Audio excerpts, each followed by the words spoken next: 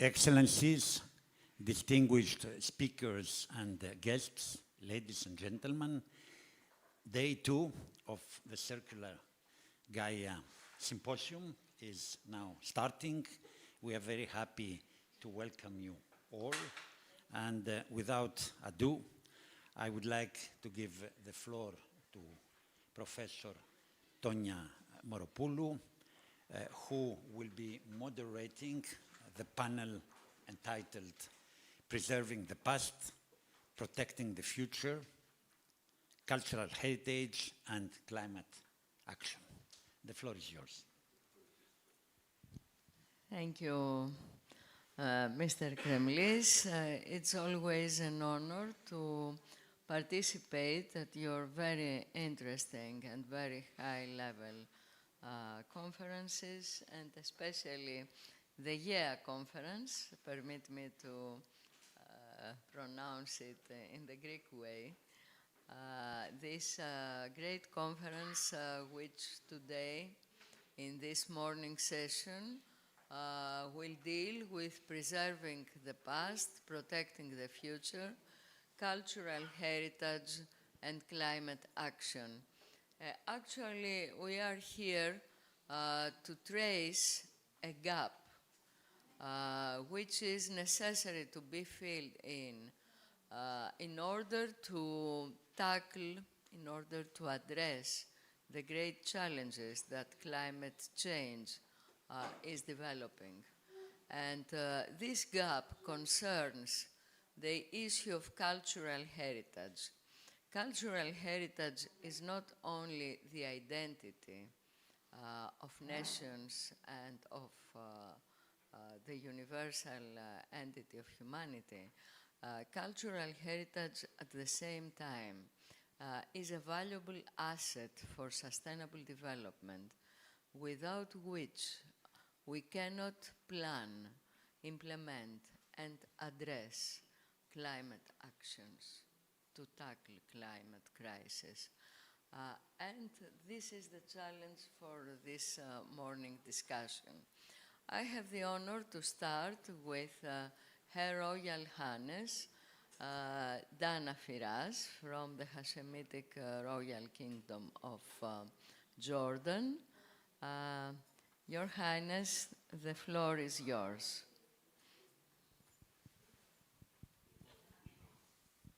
Everybody, yes. Can you hear me? Yes, right now Okay. we hear you. Please, Okay. go on. Okay, good morning. Thank you very, very much. Let me start by thanking the Institute of Circular Economy and Climate of the European Public Law Organization and Circular Gaia, and of course, my friend George Kremlis for this kind invitation and for convening this very important dialogue to place culture and heritage at the heart of our conversations about climate action. It is an honor to join you today, albeit virtually, but I'm very, very happy to be here. I started getting involved in this conversation many years ago through my good friend, Andrew Potts. We in Jordan have been facing the impacts of climate change on our cultural heritage for hundreds of years now, but with more extremes and more urgency today. The site that I have been working at for over 20 years now, Petra, has seen increasing impact of climate change, floods, extreme temperatures. We see the impact on the monuments, on the sites, sometimes with the naked eye. We see the impact on people, on agricultural practices, on the use of land, on settlements in and around the site, and on cultural, rights as people try and grapple with these massive changes without very strong and meaningful adaptation strategies. So one of the most pressing challenges before us is how to take this from these local experiences that we're all living through to the international stage, where we tackle global policy that will have profound impact on local sites and local lives. And In 2019, when the Climate Heritage Network was launched, this was my own personal start on this sort of global policy framework stage. And I have been, at it since then. I was involved in the launch of the Global Race to Resilience campaign at Glasgow, at the COP in Glasgow. And then later on, we managed to convene a ministerial level meeting in Sharm el-Sheikh at COP28, which resulted in the adoption of a very important declaration at the time by the ministers who were present. There were only 4 ministers at the time. Then in Sharm el-Sheikh and then in Dubai, this became a much more institutional journey, and we launched the Group of Friends of Culture-Based Climate Action. Both Jordan and Greece, I am very proud to say, were among the very first signatories to that, and we have been active ever since. And in the aftermath of Dubai, there were many policy frameworks that were adopted. Culture and heritage were added to the global goal on adaptation, and others. I'll speak about them a little bit. But one of the most pressing challenges before us is how to frame a compelling culture narrative within the broader climate discourse. Too often, culture is treated as peripheral to climate policy, and it's overshadowed by finance, technology, energy discussions. Yet culture is an enabling condition for meaningful transformation because it shapes the values, behaviors, and motivations that determine how societies respond to crisis. A strong cultural narrative does 3 things. 1, it reveals what is at stake, the tangible and intangible heritage that climate change threatens to erase. 2, it inspires action by connecting climate impacts to the identities and values people hold most dear. And 3, it offers solutions, reminding us that heritage is not static, it's dynamic. It's a repository of knowledge, traditions, and adaptive practices that can guide us towards resilience. And when culture is fully integrated into climate action, it broadens participation, it fosters solidarity, and it strengthens community ownership of solutions. In other words, culture helps turn commitments into action and action into lasting change. And in this regard, I just want to acknowledge very quickly the leadership of Greece in advancing the cultural heritage and climate nexus. The Greek initiative, launched in 2019, played an instrumental role in raising global awareness of this issue and ensuring that science and advocacy are brought together at the highest levels to the climate agenda. I'd heard of the absolutely impressive initiatives and advocacy that George was engaged in before I even met him from in and among the circles of policy on culture and climate. And the Greek initiative, by convening diverse partners, by fostering collaborations, by providing a platform for governments, civil society, experts, it has shown how national leadership can ripple outwards to influence international processes. And it has mobilized voices from across the Mediterranean and beyond, reminding us that cultural heritage is on the front lines of climate change, but also a powerful resource for resilience. And we've just come back from Mondiocult, and I want to say just before closing, just a little bit just to tell you a little bit about it. So at Mondiocult, we have seen incredible momentum. The Mondiocult 2025 was a leap. What was we witnessed a remarkable step forward with the adoption of the Barcelona Declaration on Culture and Climate Action at the 3rd ministerial meeting of the Group of Friends of Culture-Based Climate Action, where Minister Mendoni gave an incredibly compelling intervention on the importance of the nexus between culture and climate. This declaration was supported by governments, civil society, and cultural actors from throughout the world, affirmed the transformative capacity of culture in addressing the climate crisis. And it built on the work of the Climate Heritage Network and the years of continuous efforts to establish a clearer pathway for embedding culture within international climate frameworks. And at Mondiacult understood two critical points, really. First, that the loss of heritage due to climate change is a profound injustice, and it robs communities of their dignity and continuity. And the second thing, it affirmed that protecting heritage is inseparable from achieving climate justice. And this recognition at Mondiacult gave us new energy and legitimacy as we prepare for the next milestones on the climate calendar. It really was a moment of profound happiness for me personally when at the closing ceremony and the reading of the final outcomes of Mondiacult, culture and climate were features as central pillars of the Mondiacult outcomes. So looking ahead quickly to COP30, what do we expect at COP30? Well, COP30 is being hosted in Belém, in the Brazilian Amazon, a place that embodies both the vulnerability of our natural and cultural heritage and the hope for sustainable stewardship of our planet. And the central task at COP30 will be the adoption of indicators for the Global Goal on Adaptation, the GGA, under the UAE Belém Work Programme, which was launched in Dubai. And we must ensure that these indicators explicitly account for cultural heritage and traditional knowledge, for without them, our measurement of adaptation will remain incomplete, and we will not be able to enter the frameworks, the global frameworks of the UNFCCC without those measurements. We should also expect at COP30 renewed mobilization of non-state actors. We should see civil society, cultural voices come together in a renewed and uniting call to really demand collective action for culture to be recognized as a pillar of climate action.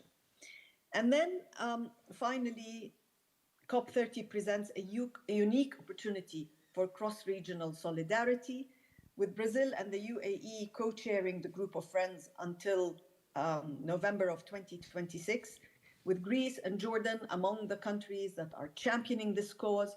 We are building an increasing global coalition. It's growing, it's more powerful, it's more vocal, and the goal must be nothing less than systematic recognition of culture and heritage within the UNFCCC process.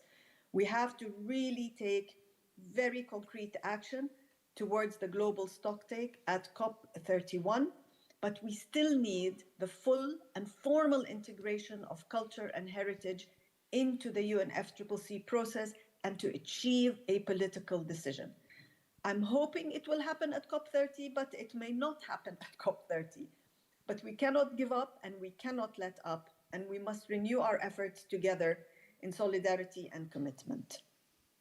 So I would like to sort of end that maybe at COP30 and beyond, we can ensure that culture is no longer the missing pillar of climate action, but the central force in building a sustainable, equitable, and resilient world for generations to come. Thank you.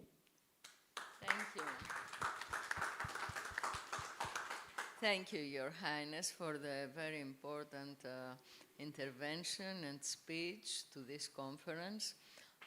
It is really great that you are referring to the need that narration will serve the inclusion of cultural heritage to climate action as well.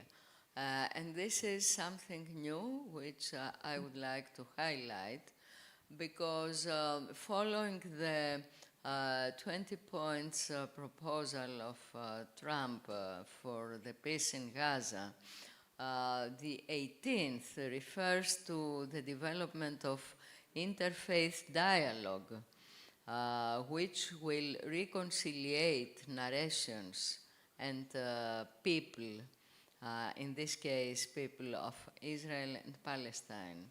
And I can give the testimony that through the rehabilitation of the Holy Edicule of the Holy Sepulchre in Jerusalem, with the historic decision of the three Christian leaders, it was this narration, common narration, and this interfaith dialogue that developed an environment, an ambience of mutual understanding and peace that permitted people in conflict, like the one you are having in your neighborhood, to develop the ground for a great work and for a greater than that monument. So you, as representative in this conference of the Hashemitic Kingdom of Jordan, which is guaranteeing the Holy Land's holy places, according to the law of 1947, are introducing this issue. And we are sure that with your persistence and our persistence as well, we can deal to include cultural heritage in climate action. Thank you very much. Thank you. Thank you. Thank you so much. Thank you. Thank you. So we can pass now to Snežka Mihajlović, the Secretary General of the Europa Nostra, a very important European organization, and not only, with whom last April we have declared in Athens, with George Kremlis as well, at the Transdisciplinary Multispectral Modeling and Cooperation for the Preservation of Cultural Heritage International Conference, along with ICOMOS and the Organization of World Heritage Cities, our will to join the program for COP in order to include the cultural heritage in climate actions.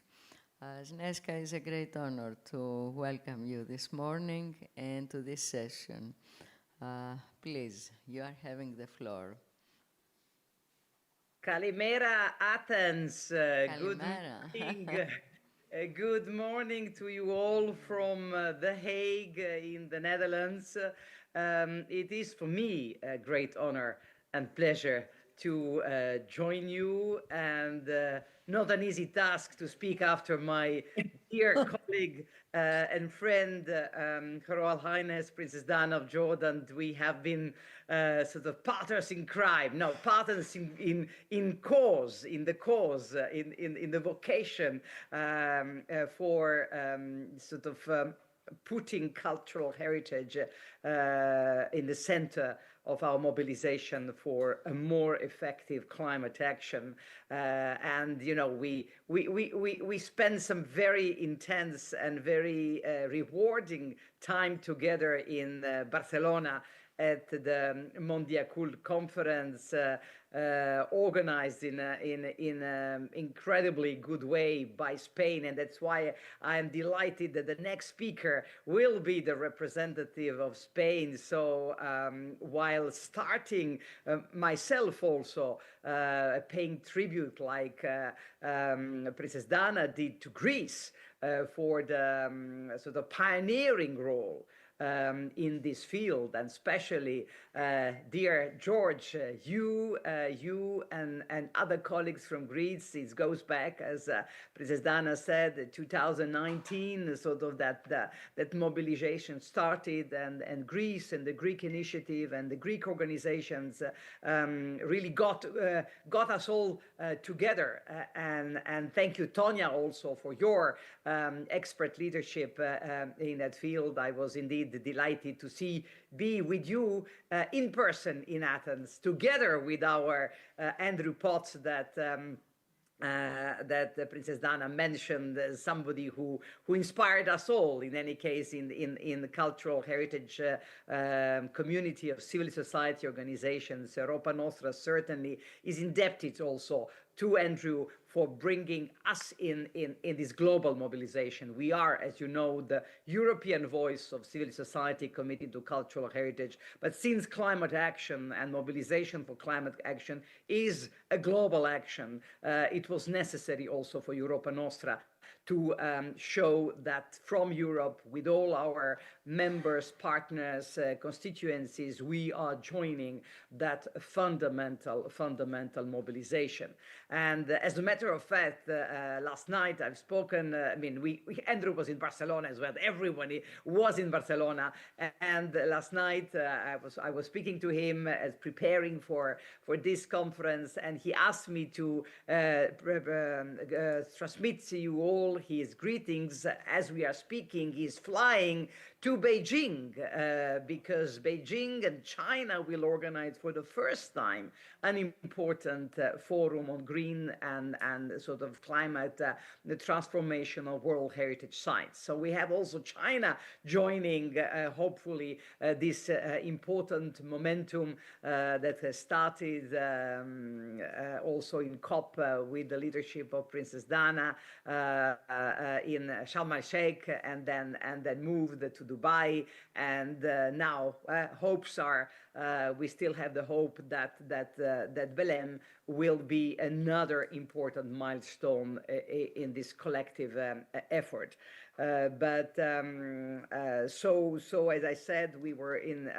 I paid tribute to Greece. I paid tribute very much to Princess Dana. She was the voice, and she was again in Barcelona, a fantastically powerful voice of civil society, because civil society has been driving this movement very much, and we're delighted that a number of countries are now taking this topic seriously and rallying other not only countries but of course important international organizations, governmental and non-governmental. I was there in the room in Barcelona when we had a high-level third high-level ministerial meeting, when she was the special envoy of the Climate Heritage Network. So Dana, we are in this together, and we will continue to move mountains with the help of countries like Greece and Spain. So really it was fantastic to see not only that we had that on the eve of the Mondia Cult, the gathering where, as Dana said, the Minister of Culture of Greece, Mrs. Lina Medoni, made a powerful statement, but we had the Minister of Culture of Spain, who really was a formidable president of the Mondia Cult Conference, and who, with the UNESCO colleagues, ensured that the messages from the group of friends was duly incorporated in the outcome document on the Mondia Cult conference. So I was pleased that when I opened the newspaper yesterday, El País, the main title on the piece on Mondia Cult was about this nexus between fundamental nexus between cultural heritage and climate action. So there we go. We are lifting up the game, and we have Greece, we have Spain, we had Latvia also very prominent, the Minister of Culture of Latvia, but we need more countries from Europe. And I feel somehow that is the homework that I'm taking back from Barcelona, that as Europa Nostra, and especially 10 days before our own European Cultural Heritage Summit that will take place in Brussels from the 12th to the 15th of October, that is our task to make sure not only that individual member states of the European Union, but the European Union as the important, strong voice committed to climate action, that they also are represented, and that they are sort of helping and joining the member states and other parts of Europe in this important effort. Commissioner for Culture, Glenn Mikalev, was in Barcelona as well, participated also very actively in the various panel discussions, and so together with Climate Heritage Network, with our European Heritage Hub project, know that this is something, a very important sort of extension of the work and the constituency of Europa Nostra, which includes a Europa Nostra Heritage Hub in Athens, based in Athens, with Elenike Taria coordinating that hub. We will do our utmost. We need more. We need all EU member states to be there very much involved. What I remember also, George, last year with very much with your help and the help of Greece and the help of Hungary, at that time chair of the European Union, we managed also to obtain an important paragraph in the conclusions of the Council of Ministers of the EU ahead of the COP 29 meeting in Baku, finally also recognizing that something is part of the mandate, in a sense, of the European Union, and something that member states will be working together. But let me also stress that Europa Nostra, our task is to bring together the civil society voices and to build that bridge with public authorities at all levels. And while I mentioned a lot the member states and member states parties to the UNFCCC convention, but also of course member states of the European Union, we believe that there is a vital role of cities. The local level, the cities are the one that we need to get very much as allies for that effort to then put all those principles that we now have on the table, to put it in practice. The cities are the ones that are closer, first of all, to citizens and communities, and then to their cultural heritage. And that's why I was also very pleased that in Barcelona, parallel to the main program, there was important Agora Civica. The civil society organizations came together, and our colleagues and partners from the UCLG, United Cities and Local Government, organized the Culture Summit on the weekend before the Mondia Cult, and I had the opportunity to participate that and to join also to sort of contribute with the voice of Europa Nostra to the mobilization for a standalone culture goal within the SDGs. So this is something which is a sort of very much a complementary campaign, a campaign for culture-based climate action, but also the campaign for finally sort of filling that horrible gap.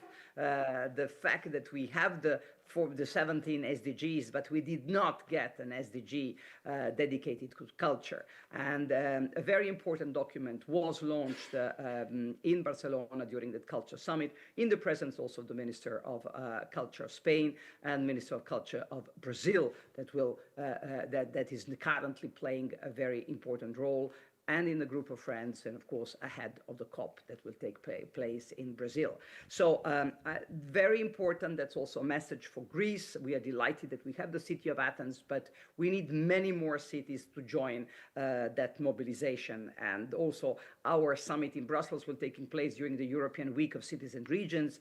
In the hub, we have Eurocities, we have EPLO, local authorities for sustainability. So this is an important message that I wanted to leave with you. And last but not least, I want to tell you that, of course, we know that we have the homework to rally the concrete sites and the concrete civil society organization, and that's why Europa Nostra is delighted to become a European partner of a campaign called Heritage Adapts.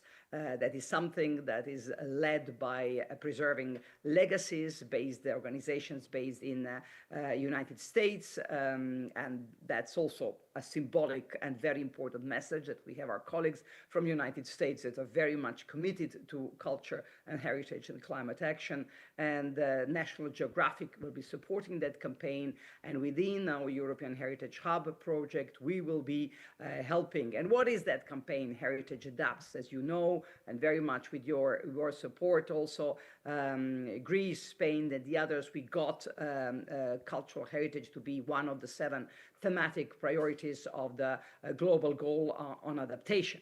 And with Heritage Adapts campaign, our aim is, it's called 3,000 by 2030. So to have 3,000 concrete heritage sites and organizations from across the globe that will commit that they will work on very concrete plans for adaptation of those sites to climate change.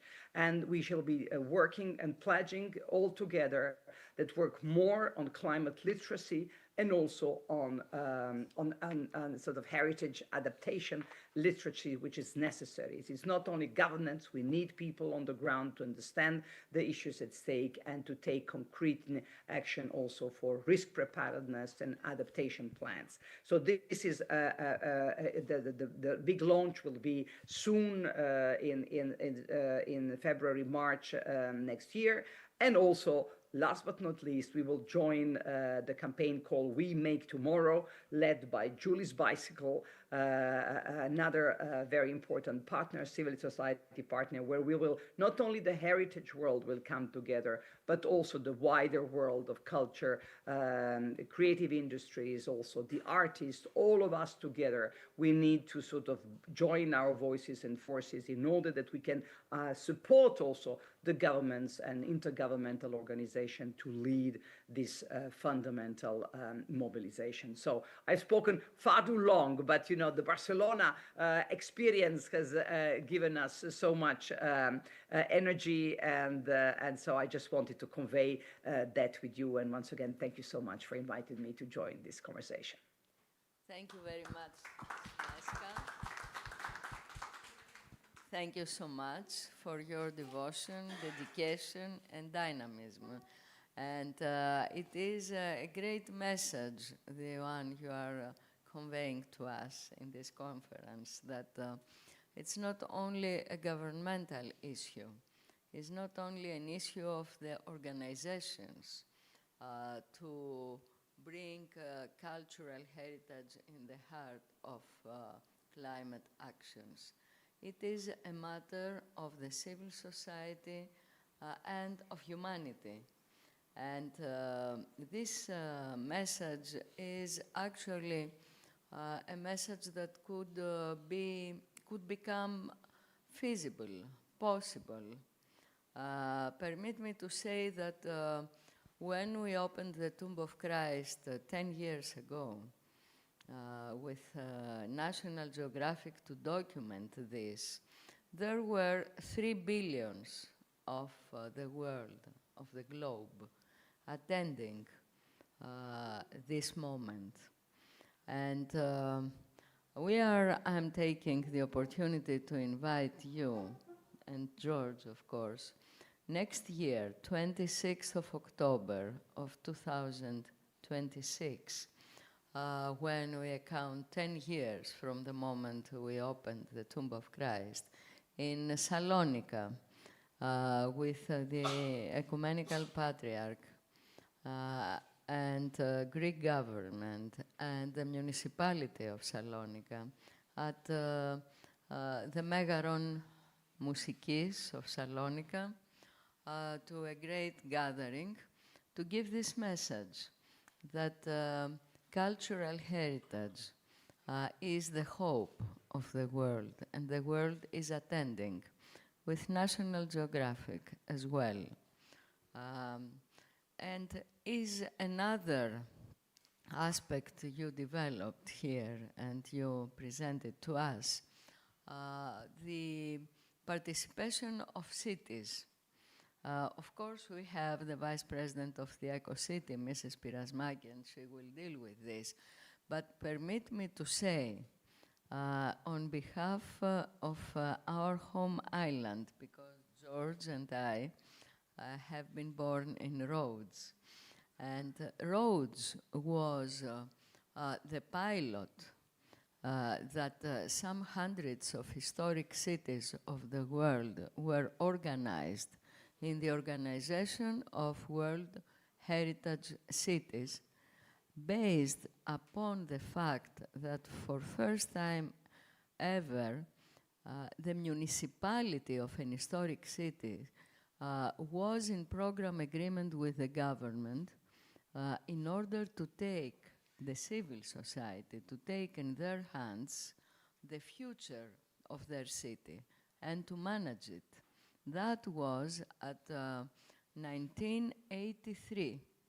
At 84, the organization was launched on that pilot, and all the historic cities demanded and took in their hands the gesture, the management of their own city.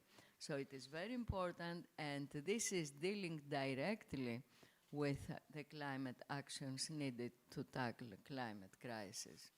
It's not by chance that you are having two audience here.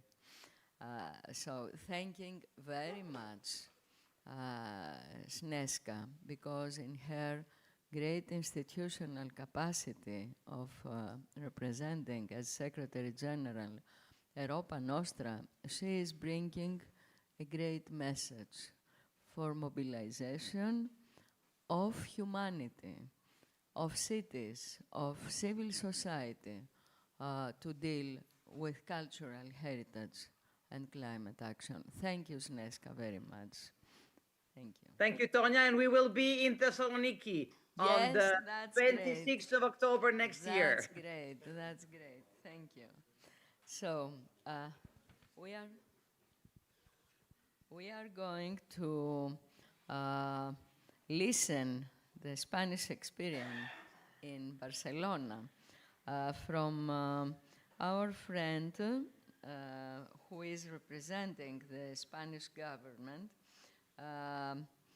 Antonio Jesus Antequera Delgado, the General Subdirectorate of Management and Coordination of Cultural Assets from the Ministry of Culture and Sports, Spain.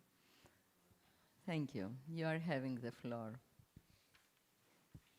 Thank you, Kalimera, to Athens. Good morning to all of you. And first of all, I wish to thank you to the organization, to thank you to the European Public Law Organization, to the Institute of Circular Economy, to my friend, Mr. George Kremlis, who always count on us, on the Ministry of Culture of Spain. We are very honored and we are very pleased to be here, and also to have the opportunity and the privilege to be with all these distinguished panelists, like Her Royal Highness Princess Dana, Sneska, and all the colleagues from the smart cities. And well, we are very pleased and we are very happy to be there once again. So I want also to thank you the inspiring words, no, from my colleagues, and especially from Sneska about the Mundial, because we are very proud, we are very happy, and I think that we are living a great momentum, and I think that we are doing a lot of efforts, and we are pushing forward the climate change and all the implications, no, about in cultural heritage. I want to say that in Mundial, in the final declaration, we have a paragraph devoted to climate action. So among the main points that we have in the final declaration, I want to highlight these two. The first one is the necessity to contribute to creating innovative and equitable climate solutions based on culture. So culture is, it's an innovative field. We can see culture as a past thing or like inactive topic or thing. Nevertheless, the cultural heritage is an active topic for us, and it's a repository of good practices, and it's also our memory, no, our collective memory, and it's a key. It's going to play a key role in this situation, The other one is the recognition, valorization, and also the safeguarding of traditional knowledge, science, and practices. I think that this is also very important too, because traditional knowledge is the base of our climate action. In the traditional knowledge, we can find out the innovative and the possibilities, no, of facing this critical situation. And we have also another point that is harnessing the potential of tangible and also the intangible cultural heritage as a resource for resilience, adaptation, and mitigation, including disaster preparedness and recovery from disasters and crises. In this point, I think that we have to face or we can detect three fields of actions. On the one hand, we must address the impacts that our heritage is already experiencing. Because, for example, in the case of Spain, this summer, we suffered from great fires of sixth generation that also have a great impact, a negative impact, unfortunately, in heritage, in World Heritage sites, like, for example, Las Médulas, that are all Roman, no Roman old mines in the area of Castilla y León. And also we have a fire in the mosque of Cordoba in this summer. It was due to an accident. But I can also mention the fire that also endangered the Roman site of Italica near of the city of Seville. So we are experiencing these events. The first one in Las Médulas was a fire of sixth generation. We had also the floods, the Valencia floods, just 1 year ago, unfortunately, and they affect not only to the people with a lot of deaths and casualties, but also to the cultural heritage too. We were also evaluating and checking all the cultural sites, and they were also very damaged by the floods, the rain. And on the other hand, we must integrate heritage into climate action in both aspects, both in mitigation and also in adaptation. I think that these are the three main issues. And if we take the words of Sneska, I think that the next steps, I totally agree with Sneska and with Her Royal Highness Princess Diana, we have to go down to the concrete. We need to develop and to specify the adaptation plans. I think that this is the next challenge that we have. We have the general framework, we can say, and we share the main ideas, and we are totally agree with all the principles and so on, but we need to go down and to go further. In this way, I can mention the experience of Greece, the adaptation plans that have been developed by Greece in the recent years. We have also a national adaptation plan, which has a paragraph devoted, a strategic line devoted to cultural heritage, and now we are updating this line. Now this line has three main projects that are first the characterization of the risks of climate change, because if we don't know the risks that we are facing, we are not going to be accurate, and we are not going to be so precise, in facing them. The other part, it's taking advantage from the traditional knowledge, and we are making a national repository also of traditional knowledge, and such as, for example, the drying stone that I can comment later on. And the last line will be the development of sustainable cultural tourism. This way has to be also developed because it has an important carbon print, in the case of Spain and also in the countries that are leading the cultural tourism. I think that it's very important to implement these measures of decarbonization also in the cultural tourism, because it's becoming more and more massive day by day. So we have also an urgency in this case that is also reflecting, or it's also being aggravated or accelerating by the climate change. Only, for finishing this first intervention, I can also refer or quote some examples, or initiatives that are being developed in Europe, and also, well, in the case of the European Commission, I can quote, mention the report of Greening Europe that have been carried out by a group of experts, in this the last 6 months, more or less. We also took part in this document. And it's very important because it's this document, the aim of this document is to highlight the good practices, in terms of decarbonization and implementing green measures in the cultural sector, not only in the cultural heritage, but also, for example, in exhibitions, concerts, and so on. Because I think that this report, it's very aligned with the initiatives and the next steps of the group of friends, for example, of COP.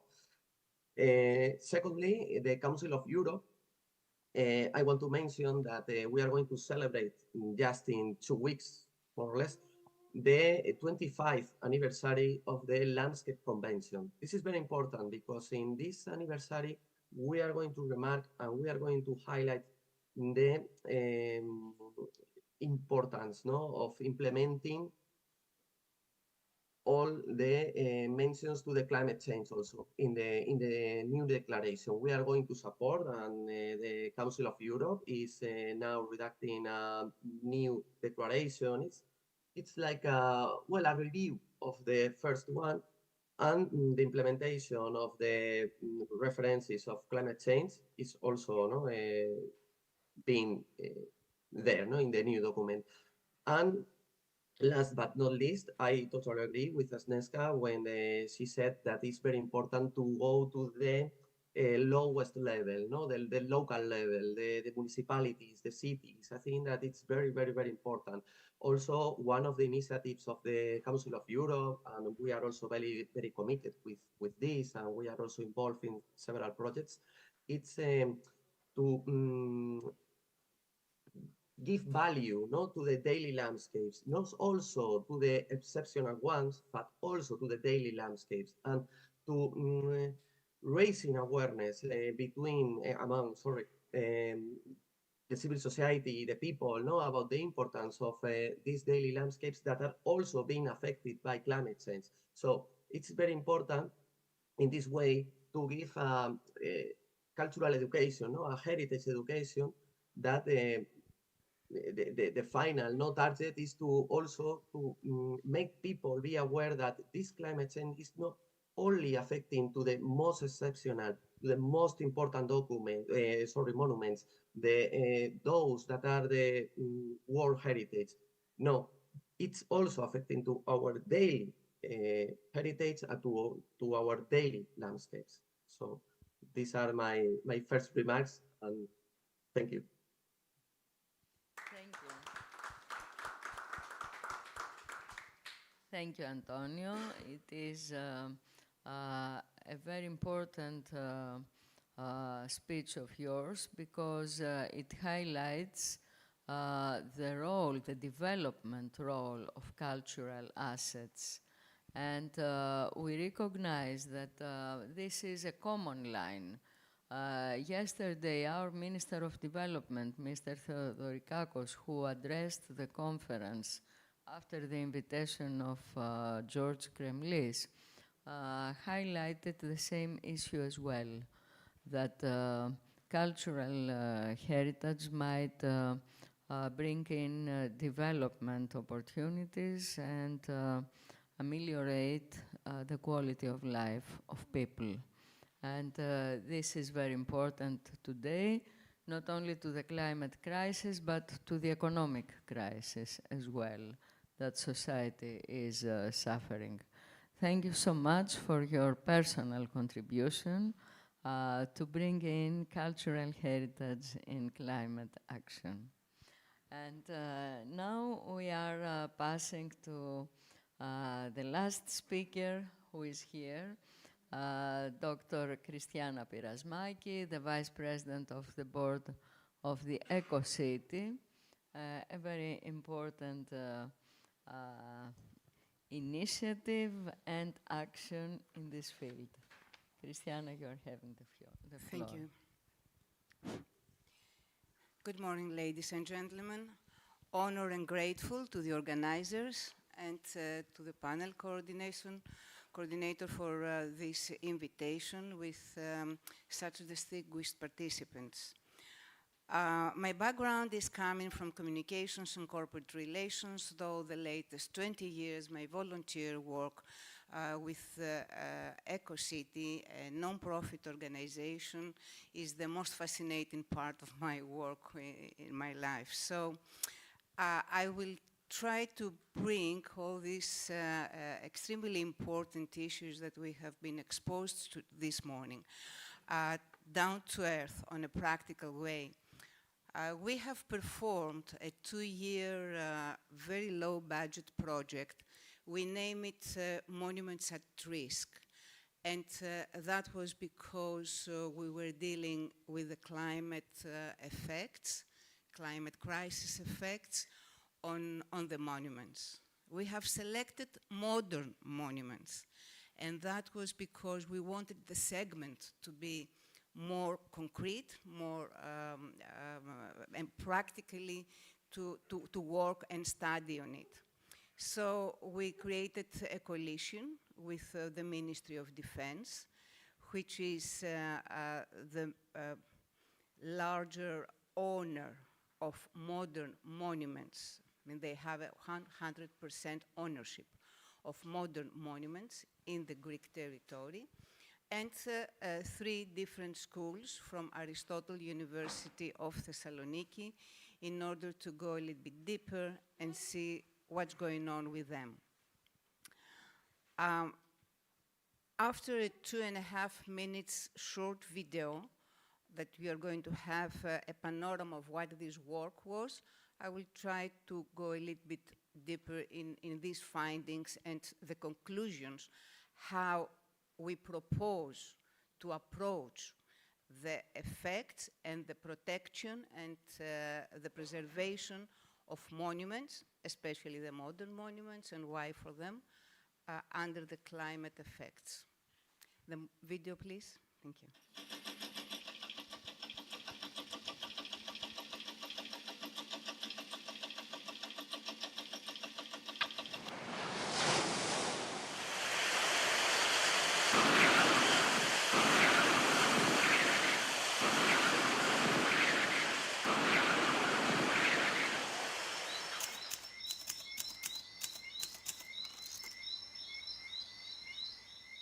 By the year 2050, many of our modern monuments may be unrecognizable due to climate change and its devastating impacts on both the resilience and aesthetics of our cultural heritage treasures. To clearly define them, Greece's modern monuments, which are owned by the armed forces, date between 1830 to 1950. Among them, numerous and diverse problems arise depending on their use, age, materials, construction techniques, and exposure to extreme weather events. Specifically concerning the category of cultural assets, such as shipwrecks, historic sites, or relics, there are ambiguities in the legislative framework governing them, gaps regarding ownership status, and overlaps in responsibilities. As a stepping stone toward their restoration and preservation, accurate documentation and study of these sites is fundamental to the process. Moreover, the refined criteria for the documentation of modern monuments will facilitate the Armed Forces' implementation of the Ministry of Defense's roadmap for the adaptation of the armed forces to climate change. The project, conducted by the relative personnel of the armed forces, studied and documented the current status of these modern monuments, specifically under the category of stone-built and other special constructions, such as lighthouses, historically cultural sites, shipwrecks and relics from military museums that are displayed outdoors. Subsequently, with the assistance of specialists from EcoCity and scientists from the Aristotle University of Thessaloniki, pilot inspections were conducted in order to form strategic proposals and development techniques for their protection and preservation. The study completion was followed by awareness event sessions, a detailed guidebook, as well as a documentary production. As a scope, the project in on itself focused on highlighting and preserving the cultural repository of the armed forces, which is part of Greece's national cultural heritage and is utilized as a foundational study for the continuation of such projects that will delve deeper into the subjects it has addressed. So the greatest enemy of the modern monuments is our perception, because chronologically they're quite close to us. We all have memories from grandmothers or grandfathers with stories and narrations that something was happening there, they were part of it. We don't perceive them as monuments. Still, most of them, they are close to a century and more. According to the Greek law, 1830 to 1950, these constructions, according to some characteristics, they might be characterized as monuments. This law frame is not unified, is not similar in all European countries. There are countries like Montenegro, for example, member state, that they have no law frame at all for the monuments. So the law frame is a barrier for the protection and the preservation of the modern monuments. The second is that they're coming from many different categories of materials, constructions, use, how they are right now used, and how they are coming in our everyday life. Underwater wrecks is a very important separate category, and it brings into the environmental conditions a bomb, we can say, because most of the underwater wrecks of this period, they're coming from First and Second World War. They're airplanes or aircrafts, and as they are synced, they were synced with their fuels and with all their weapons. And these are metal items. So the climate conditions, salinity, for example, brings the metal to a much, much more severe corrosion in their environment. So if something is happening, an environmental bomb is coming in this underwater world as well. Many different risks are coming because of different environmental phenomena that we do experience on Earth, also in underwater. And the different categories I mentioned before concerns also the lighthouses. And the law frame is very important because in Greece, for example, the lighthouses, the majority of them have been characterized as monuments. This was not the case in most of the European countries, and we see these masterpieces of art to be in bars or restaurants or being on a use of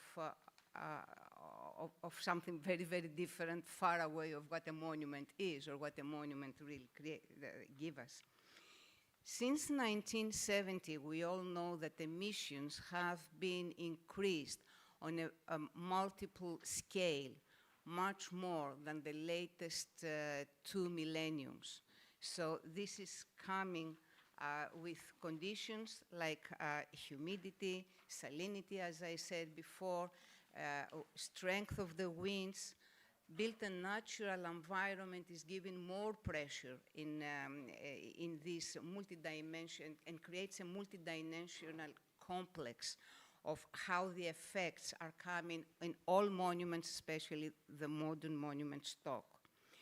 To protect the monument stock of every country, and especially on the study we have made, we ended up on a conclusion saying we need to create a collaborative space with networks and with synergies and cooperations. And this comes along countries, comes along specializations of scientists, along political policies or strategies to develop. There are 5 steps we ended up as a conclusion to see how we can protect and preserve the modern monuments. I think they may be applied to the cultural heritage as well. The first is to record the cultural stock, preferably on an online platform, preferably on a European level.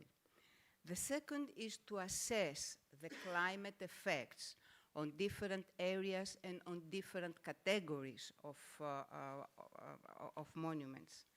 The third is to digitalize, digitalization with all available documentation that is that concerns every single monument, every single finding. These might be architectural plans, measurements, documents about the use of it, anything that is going to be a proof about this special construction, building, or monument. The fourth one is the clarity of ownership. I mentioned before that we had to deal with 100% owned monuments by the Ministry of Defense, by armed forces. Although going on tracing them, we find that this ownership situation is not very clear. Sometimes the municipalities are coming in it. Sometimes private ownerships are coming on it because the time has been over and the use was left. So this is coming on a different condition. In other European countries, also there are different situations. In Portugal, for example, the municipalities are responsible for all monuments that are in their own territory.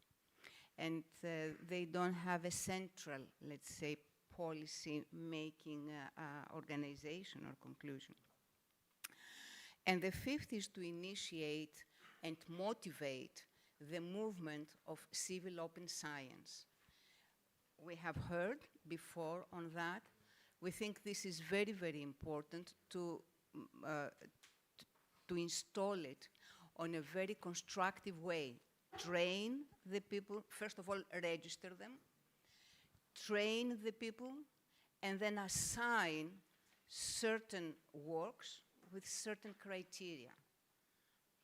Otherwise, this might be a wishful thinking and not really having any practical effect on the monuments, more or less to the modern monuments.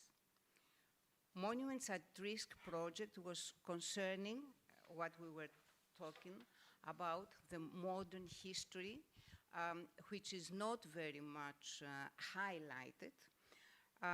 But as a matter of fact, it's closer to what we call circularity. And circularity is the answer for the preservation and the protection of the monuments. And because we are now in an environment talking about circular economy and circularity, all policies and all strategies that concern the implementation of circular economy, they are coming for the monuments as well.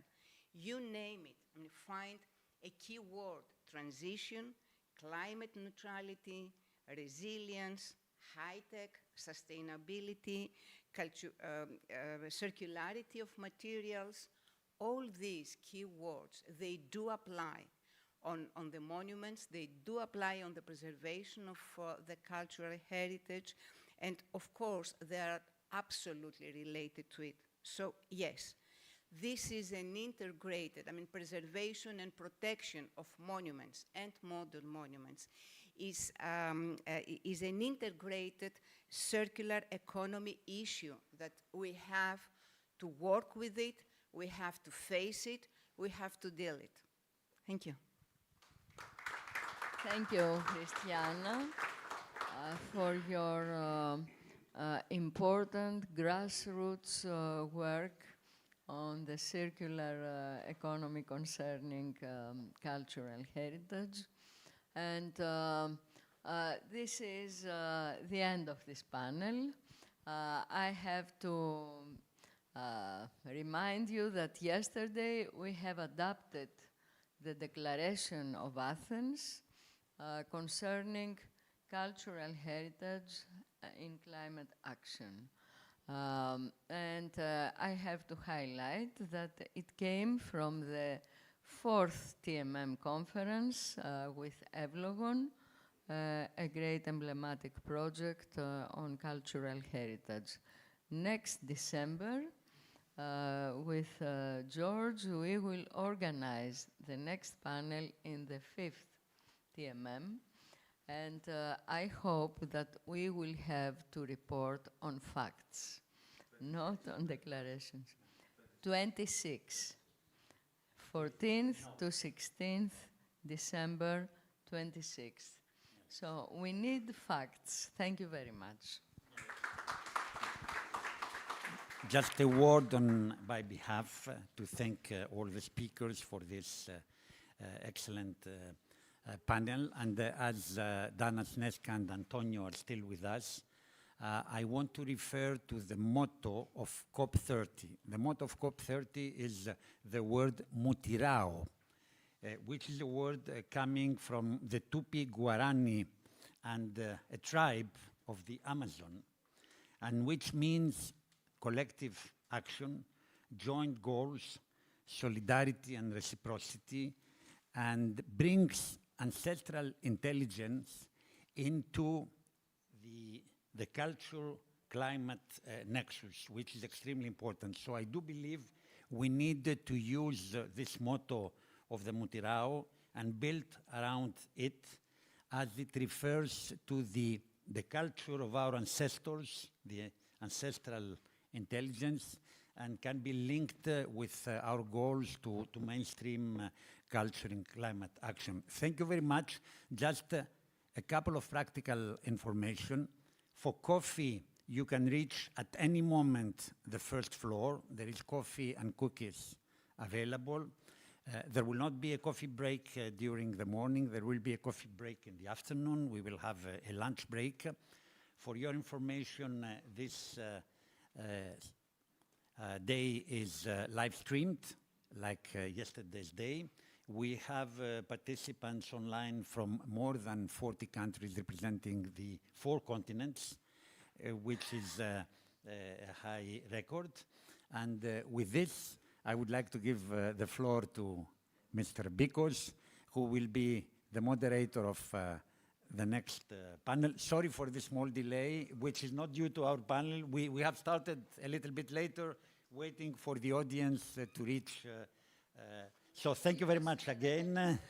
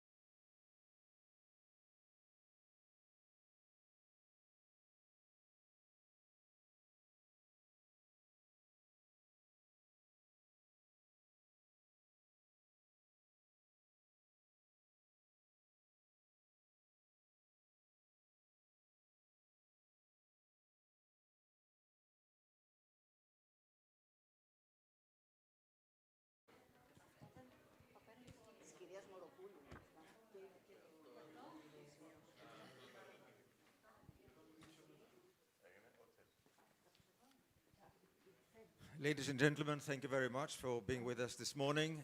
It's been a culturally challenged morning, but we're now coming to more hands-on matters. This is panel number 2.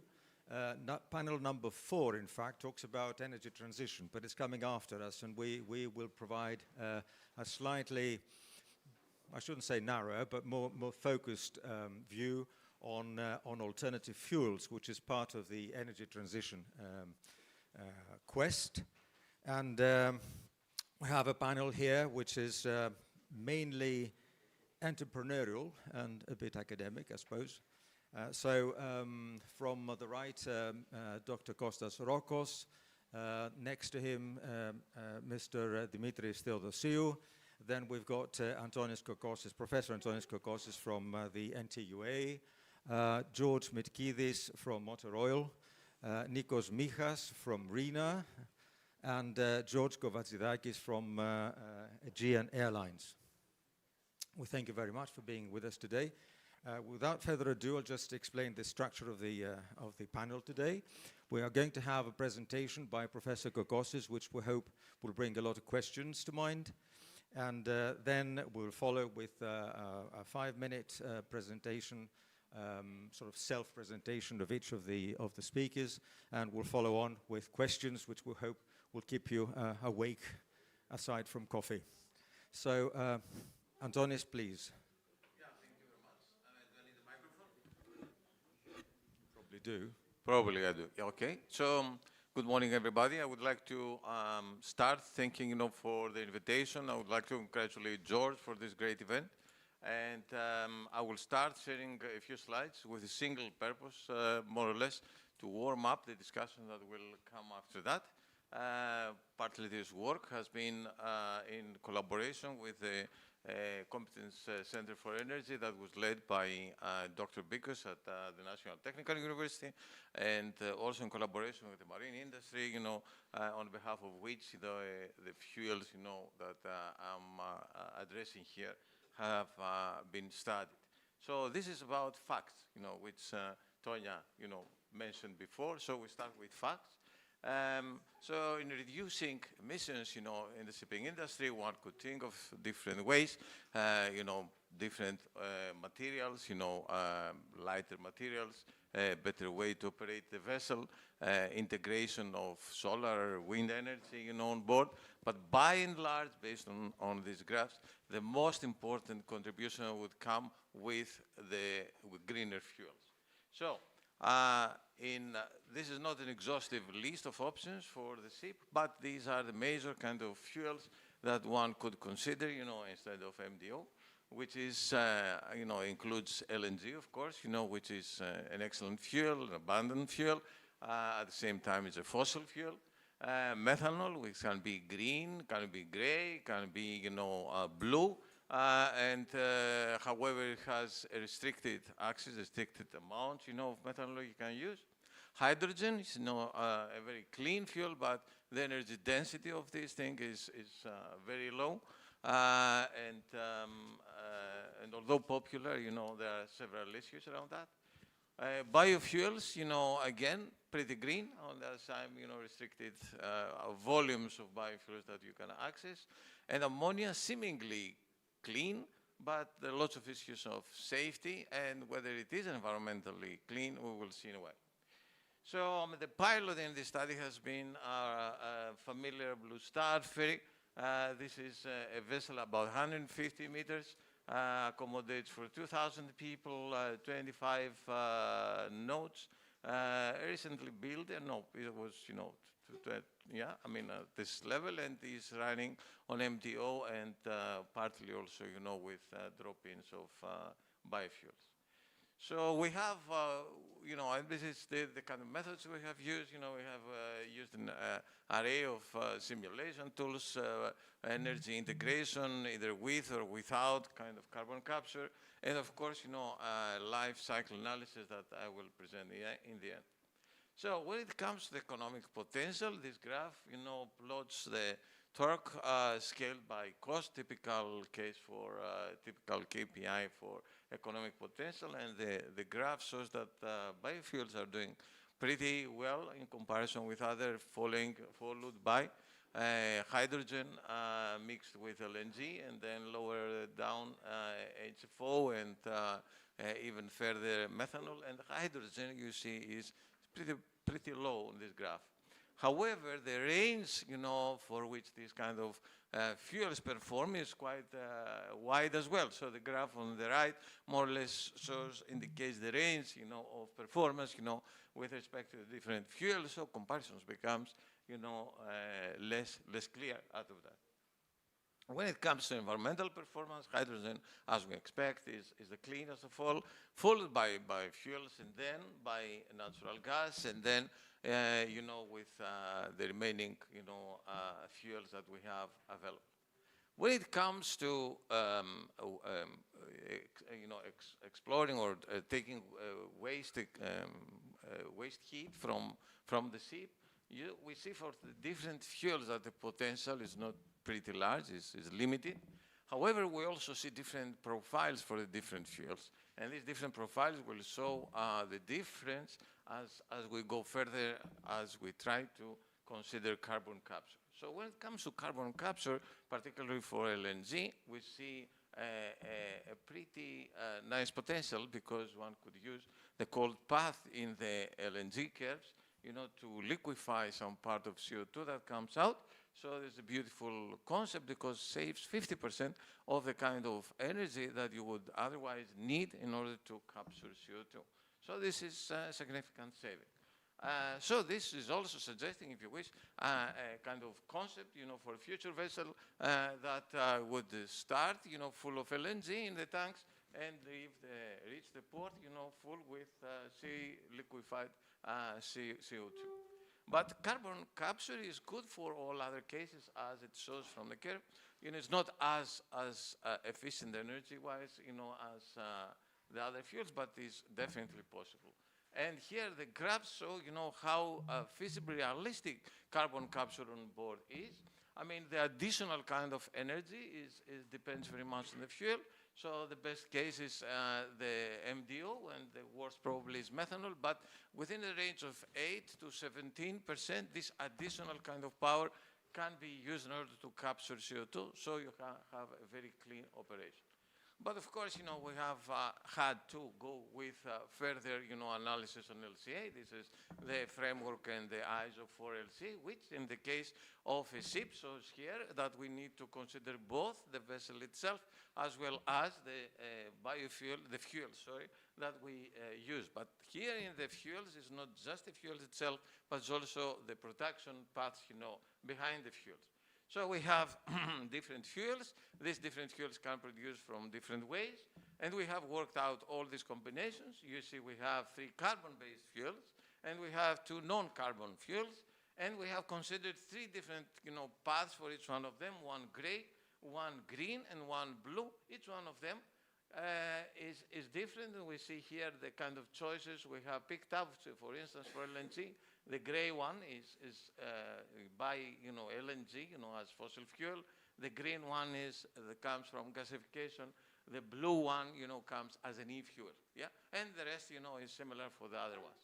Now, I mean, if I go back, so the question is, which colors are better? Which kind of fuels are better? Here is the answer, and the answer is somehow counterintuitive. No colors are better, no fuels are better, very much depends on where you are. So for instance, and some of the results are pretty counterintuitive. For instance, if you go up there in the marine diesel oil, you see that with a little bit lower loading on the engine and carbon capture on board, the gray part, existing situation is very, very similar to a green fuel. And if you go to LNG, the carbon capture in combination with a lower loading is even better than a green fuel. You see that a green methanol is better than a blue methanol. Or we see that a gray hydrogen is worse than methane with carbon capture. So these are not very straightforward. You can, as I said before, are counterintuitive. And up the right, in ammonia, we see that ammonia, which is seemingly clean because it doesn't have any carbon, yeah, it is the worst case of all because the worst part comes in the production of ammonia. So this seemingly better choice is the worst. Of course, hydrogen has the lower environmental points. However, hydrogen has all these kind of efficiency issues that I mentioned before, and when it comes to the storage, either of hydrogen or CO2, then you come up with a situation where your ship is actually carrying hydrogen than it does something else. So you have more than 50% of the ship, allocated to the storage of hydrogen, and of course, the storage of CO2 also depends on the type of fuel that you have. And I close here. More or less, we see that for different fuels we have different aspects. Biofuels appear to be quite promising. Hydrogen, requires additional thoughts, and basically there's not clear picture based on energy and LCA calculations. So the question here is, how aware are the policy makers that put all these constraints on the marine industry are aware of these implications as they encourage, the shipping industry to go one way or another, but you see here that the roadmap is pretty complex. And the other part is carbon capture itself. We see that in all cases, carbon capture makes good sense and can make the shipping industry pretty clean. And in addition to that, I haven't addressed that, but I'm pretty aware that people here in the board even, they are working on valorization, not just capture, also valorization of CO2 that could link the capture with the circular economy. So in this kind of case, there is a lot of future, not again in capture only, but in valorization as well. And the question is how much the Greek marine industry, being a leading kind of industry in Europe, is prepared to pioneer on that. Not only that, but basically on other innovations as well. I would like to stop here. I have overstepped my time. Apologies. Just for a minute. Thank you very much. Yeah. But it's a great pass to Dimitris Theodosiou, who's going to tell us exactly what the Greek shipping is probably thinking. Thank you, Stelios. First slides, please. Yeah, let's look now to reality.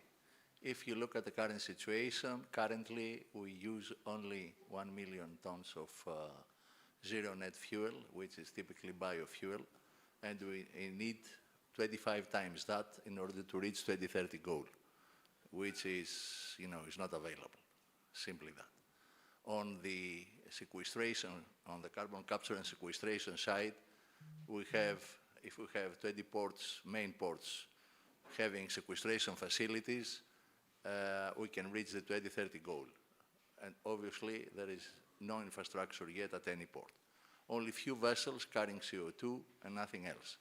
Not installations of carbon capture on board live, to my knowledge. And if we go to the next step, DNV, all this data is coming from DNV, is projecting that the majority of the emissions will be on the blue fuel, on fuels, and a percentage, as you can see on the slide to the left, to your right, is coming from carbon capture and sequestration. If you look currently, in the industry, what we apply temporary means to improve efficiency, and some people claim that you can reach 16%. And what they do, they make the propeller better, the engine better, or the hull better. But if you look at the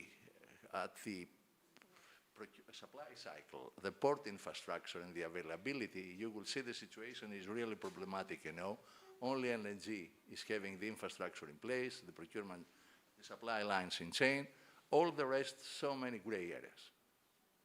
So this is the situation. And if you look at the new buildings, which is the reflection of where the industry is heading, you will see almost 1,000 vessels are built every year, are starting keel laid every year based on LNG.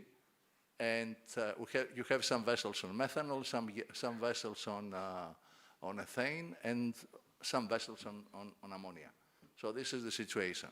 And the problem is that you see so many studies now on the internet that they claim that the LNG may be worse than coal due to the emissions during the upstream, the midstream, and the downstream, which puts all these investments in risk. And if you look at the financials, in 2050, you are going to reach a situation where the fuel prices is going to be 3 times more than the current prices. which is remarkable. Can you imagine increasing the communication cost by 3 times? Okay? And this is the various fuels. It's not my study. It's taken from Pathway of Denmark. And here, if we plotted what we have done a project called Euphoria. We presented it in COP28. And if you plot the Euphoria result, it looks like the red line at the bottom. You see there, we are very close to the current fuel oil prices. We need 3% of the energy, and this is it. And what we do, we have carbon capture and utilization. What we do, we convert the fuel to fertilizer. We absorb all the SOx, NOx, CO2, the majority of that, making the heavy fuel oil the net zero fuel for the time. Having the existing infrastructure, having everything in place. And that drives to energy security, addresses the food problems, and definitely the fertilizer makes the planet greener. But I think the most important thing is the culture and the attitude of the market. Paris MOU has been, Paris Agreement has been signed. Currently, you know, you have, we are living at the area where the climatist realism, as the oil companies call it. If you take the classes, they called it pragmatism. But I mean, it's the same thing. And everybody is concerned how the industry is going to go to decarbonization or to zero fuel, to zero emissions. And this is the biggest problem because it presents this process as a trial and error process. And you have all the stakeholders. You have the port authorities, you have the fuel makers, you have the ship owners, and you ask them to invest billions in infrastructure, in assets, for which they don't know the future. So I think this is the biggest problem that our industry is facing nowadays. Thank you. Thank you, Dimitri. So, unclear future. Let's see what Kostas Rokos has to say. Kostas is a ship owner and has long experience in all this argumentation and has spoken a lot about them. So let's hear his view. Thank you very much, Stelios. Thank you. I would like to thank the organizers. I would like to be more practical, as usual, since I assume that the audience is not so familiar with shipping, probably. And the reason of my presentation is to introduce to the audience the idea of the global shipping decarbonization. Up to today, there were several attempts in European Union with EU ETS to find a way to the final stage of decarbonization. And recently, the IMO, which is the International Maritime Organization, came up with a framework, the net zero framework, in order to regulate the transition period to decarbonization. The important thing is that this is the first binding global emission regulation for any industry in the world. So this is, shipping is the body test. I will give you very fast the idea, the framework. The framework includes, let's say, as any other system, the scope and the scope, I cannot see that very well, sorry, and the adoption. The scope is to include almost all ships, 85% of emissions, ships above 5,000 gross tonnage. Actually, these are the ships trading worldwide. And the idea is to create a system with measures, with tiers. There are 2 tiers, the basic tier, which above the cost will be assumed to be 380. I'm saying assume because not yet, let's say, approved by IMO. There is a summit 14th, 18th of October in order to approve finally the framework. And the other thing is that it would be a carbon pricing mechanism. For EU ETS, there is a carbon pricing mechanism with credits. Now it will be internationally traded, and this will be paid by the ship owners or by the charterers.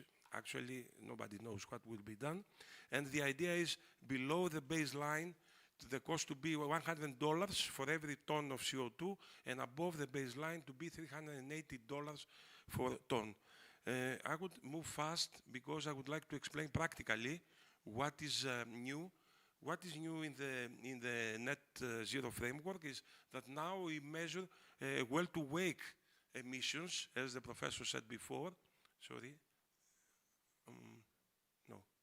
Well-to-wake emissions, which is completely different than it was up to now. Up to today, we had tank-to-wake, meaning from the ship to the atmosphere. Now we have the measurement from the source to the atmosphere, which changes a lot the value, the quality value of the fuels. And then we have the pricing mechanism, which is something new. IMO will create a fund which will collect all this money and will attribute this money to innovation. They say is not clear yet, and this is also a place for argument. And also the ambitious targets. Now, as we said before, it's 20-30% up to 2030, 40%, 70-80% to 2040, and 100% to 2050. This framework actually regulates the transition period, because in order to reach that time for any industry, needs a lot of investments, a lot of ideas in order to reach such levels. I would move fast. There are financial and operational impacts. As we said before, this will increase the operational and the investment costs, because the value of the fuels will be multiple now. These are the clean fuels will be used at the final stage. The cost will be multiple. I assume that it will be about 3 times the cost of today's fuel, and this will affect the final, of course, the ship owners, the charterers, but the final consumer.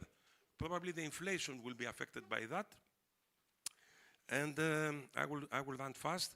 You see here the chart having the cost of the clean fuels today and the value of these fuels. You see that the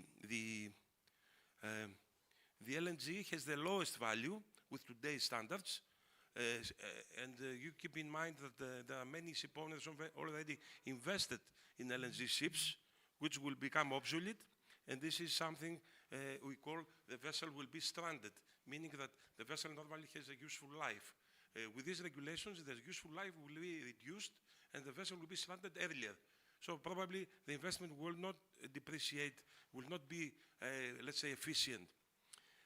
Also, the biofuels are 70%, let's say, compliance benefit they have. The ammonia has 90%, the methanol 80%, and of course the hydrogen has 100%. One thing I would like this is a roadmap, how we go up to 2050. The most important thing is that for this regulation, which will be for voting 17th of October in London, in IMO, there are supporters and opponents. In supporters is the European Union and Japan. Japan, obviously, because Japan manufactures the ships. European Union is an area which we don't know yet, because there are countries like Greece, like other countries who are opposing the idea. The most important is the opponents. The opponents is all the big countries, China, Brazil, Russia, India, and of course, United States, which means that 70% of the global trade, of the global economies, opposing the idea of such a framework. Finally, we don't know what will be done.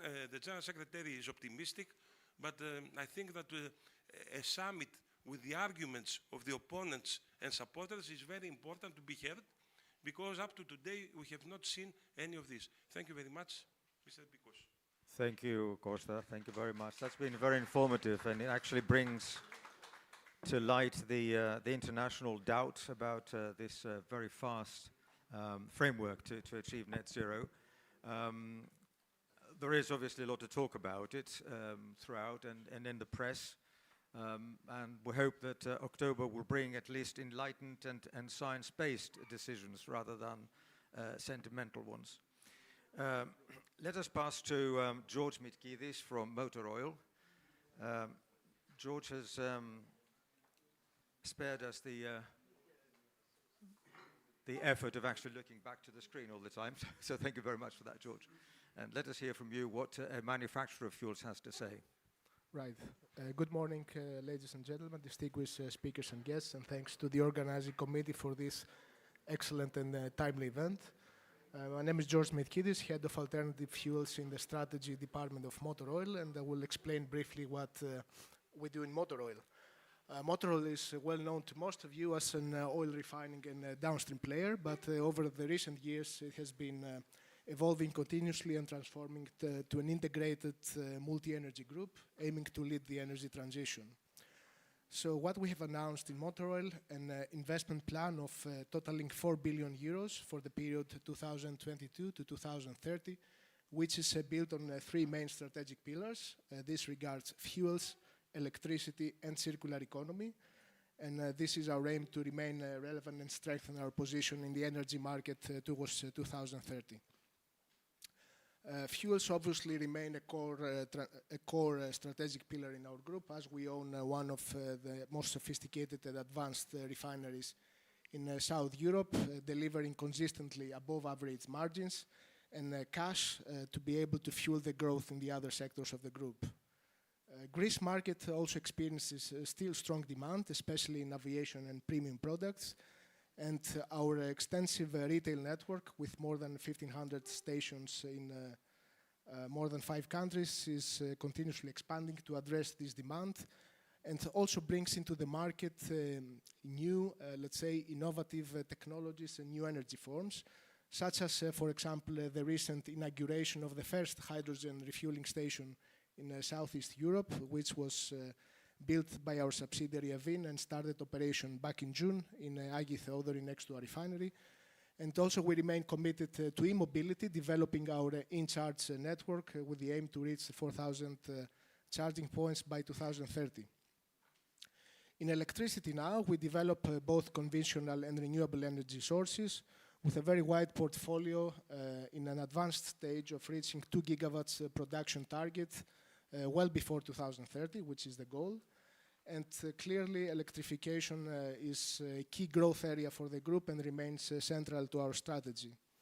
Now, when it comes to circular economy, this is obviously an emerging activity for the group.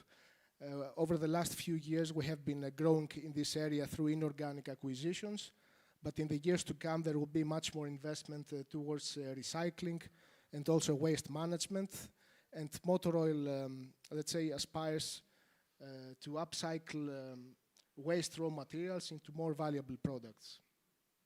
In this respect, we see circular economy also as a tool for environmental protection and sustainable development at the same time. So what motor oil has done, we have created an ecosystem of companies which are leading in key resource management sectors. For example, LPC is leading the regeneration of waste lubricants and sets a benchmark at European level for waste utilization. Back in 2022, we acquired Verd, which produces second-generation biofuels in Volos, and through its subsidiary Prasino Ladi has developed the largest networks of used cooking oil collection in Greece, and also has been transforming waste into many thousands of tons of second-generation low-carbon fuels. In 2023, we acquired Thalis, an environmental services company, which excels in waste treatment and also wastewater management. Also deploys innovative solutions to the market with a recent example where we converted urban wastewater into irrigation water in Crete. Thalis overall manages 300,000 tons of solid municipal waste, 15 million cubic meters of urban wastewater, and also with a portfolio of projects more than 200 million euros. 2024 was another landmark year with the acquisition of Helector, Helector being a key integrated waste management company in Greece, operates one of the largest biogas platforms in Greece with 32 megawatts of installed capacity, producing more than 200 gigawatt hours annually of electricity. Overall, motor oil is very well positioned to lead the waste management sector in Greece and reach European standards, aligned with European standards, which is very important. And in summary, motor oil through its subsidiaries demonstrates very well how circular economy together with energy transition, can act together to upcycle waste raw materials into valuable products, such as biogas and biofuels, while supporting at the same time the environmental protection and sustainable development goals. This is in a nutshell. Well, thank you very much. It's nice to see that somebody is taking the plunge towards new forms of energy and waste to energy and waste valorization in any case. So thank you for this, George. Let us pass to Nicholas Michas, who represents RINA. That's the, how do we call it? The Italian register, Italian classification. That's right, yes, that's right, yeah, yeah. The Italian Marine Classification Company, yeah. So we have slides. Can I here? Yeah, good. So back to shipping. Back to shipping. First of all, I need to thank you for this invitation, and this panel is really very nice. So I will continue back to our two previous maritime friends.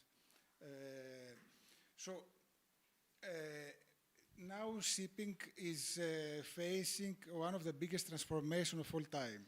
Maybe we can compare this from the time from the wind we went to steam, or from steam to fuel. Sorry, I had one issue today. Sorry for this. So it's very difficult and very challenging times. So no, shipping is transferring almost 90% of the cargo, and the emissions they emit is almost 3% of the global. So we in the shipping industry, we are saying, why you press so much the maritime industry to change?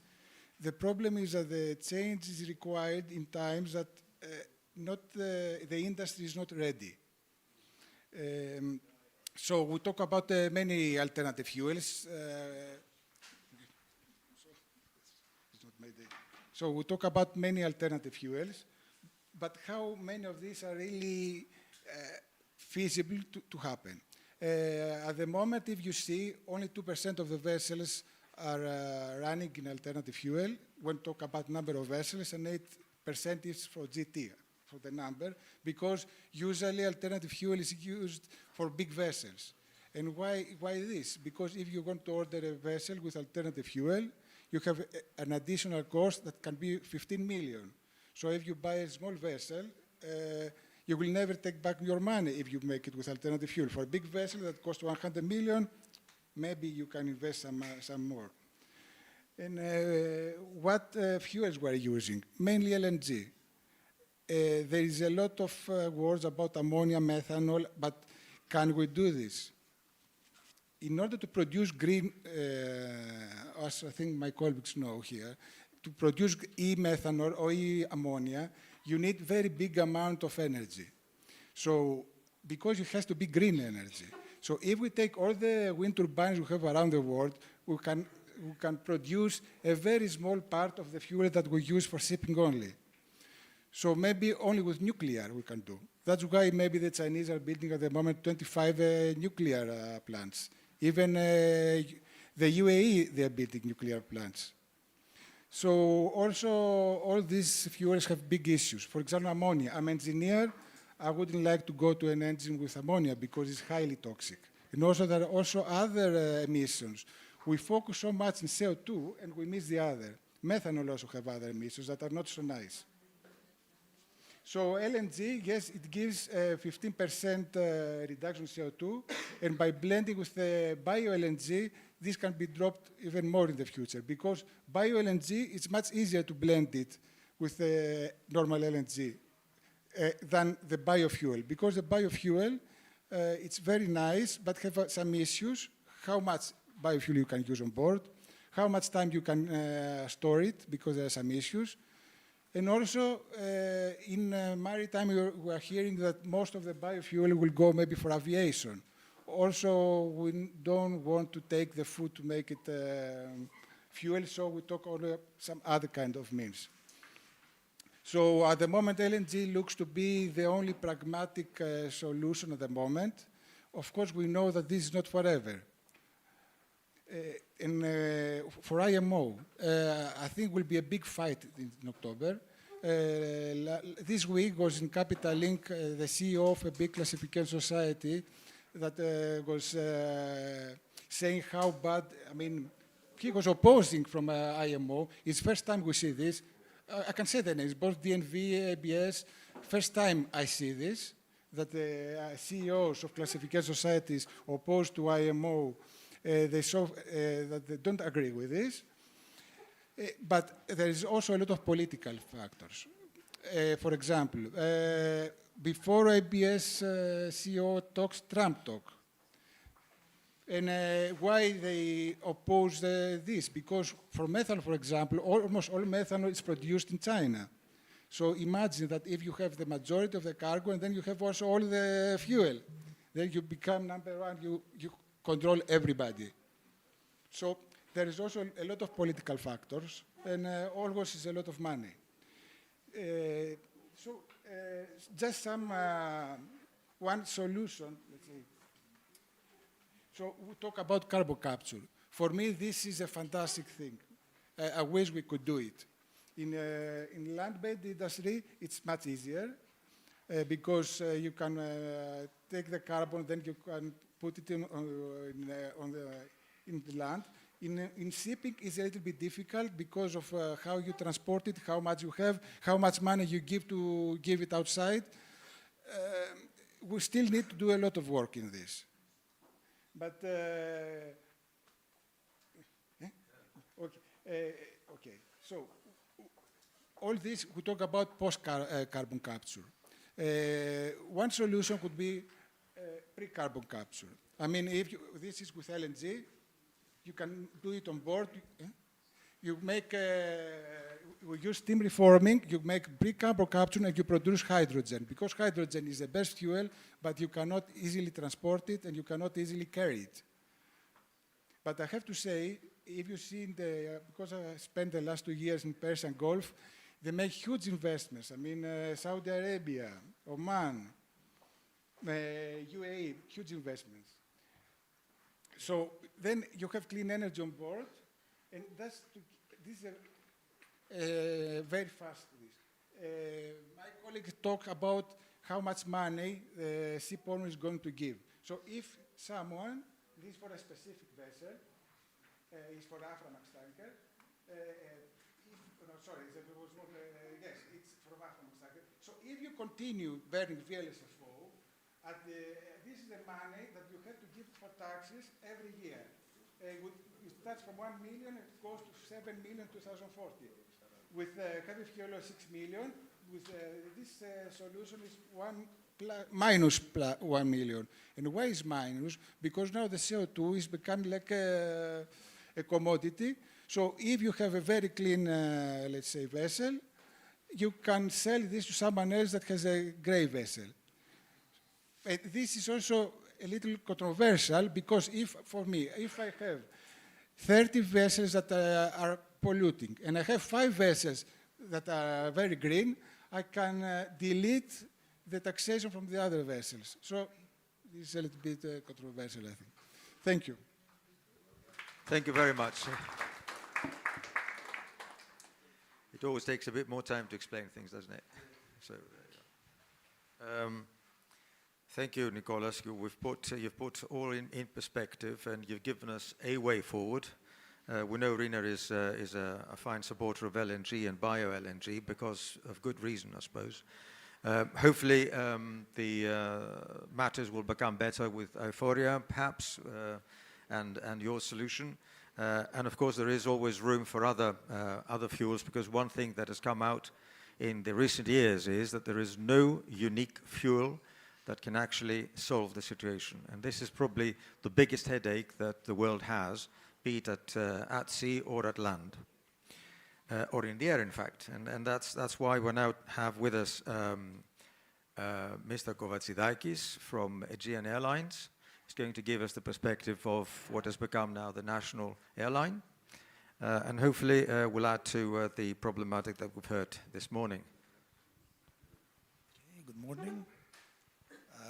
I want to thank you First of all, Mr. Bikos, for the invitation, as well as the organizing committee.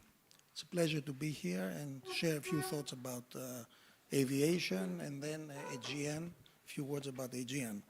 In terms of aviation, of course, I think we're all aware of the scale of the contribution of aviation to emissions. At the moment, it's roughly 3%. It's quite close to shipping. But it's becoming a concern, and the reason why we're here is because passenger traffic is increasing continuously. So we also have to do our share in terms of trying to reduce emissions. Aviation is also, as we know, a hard-to-abate sector. You transfer many people over very long distances, and it's quite difficult to pinpoint a solution for the future. As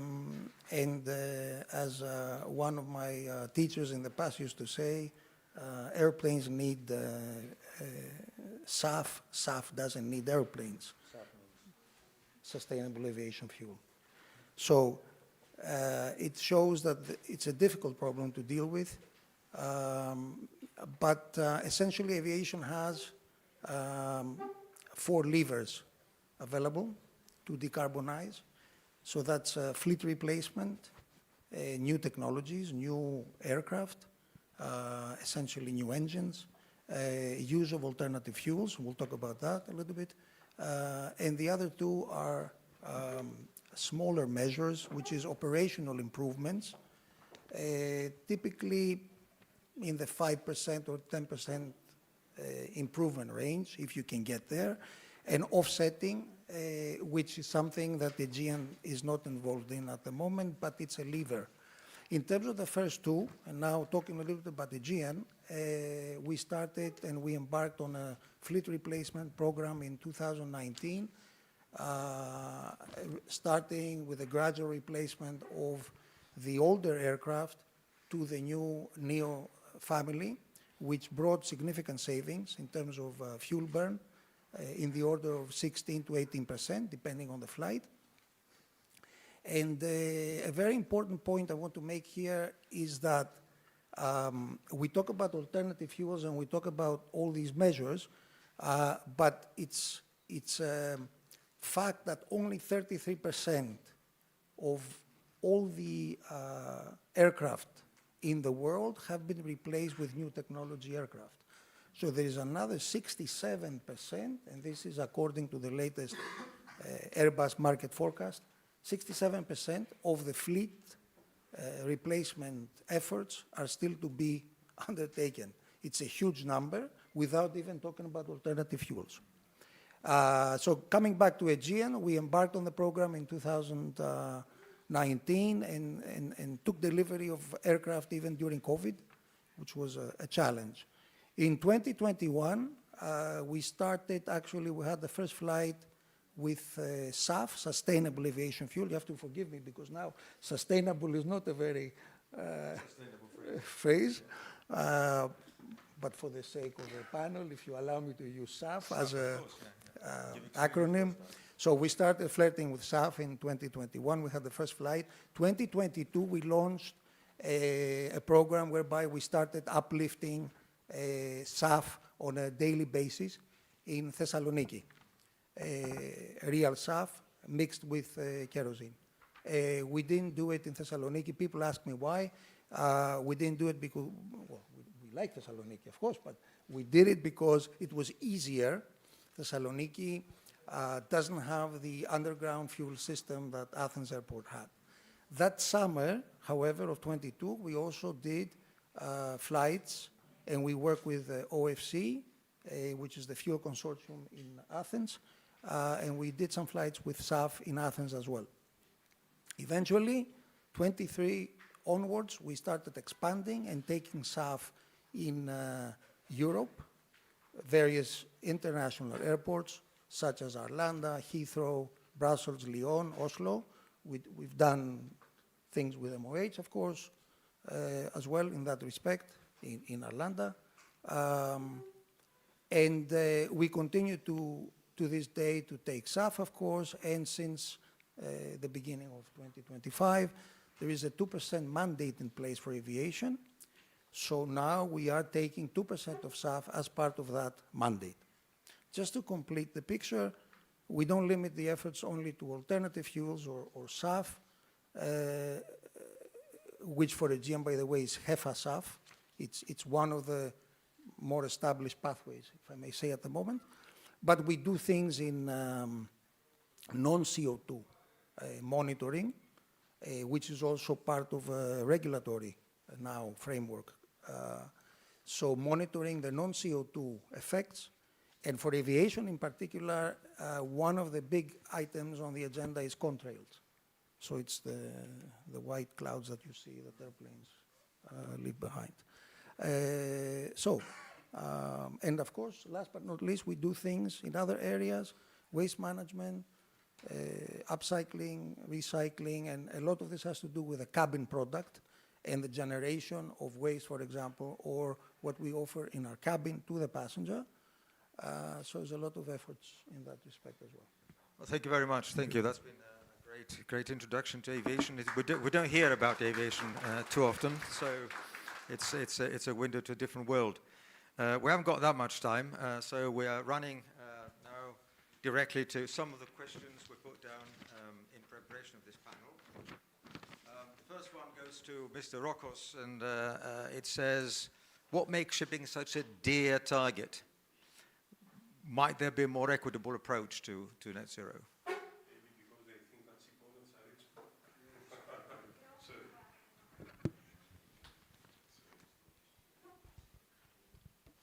Yes, okay. So I said probably they think that ship owners are rich people and they can pay. This is probably the idea. Of course, shipping was always, because it's a consolidated industry, I mean, it's an industry worldwide.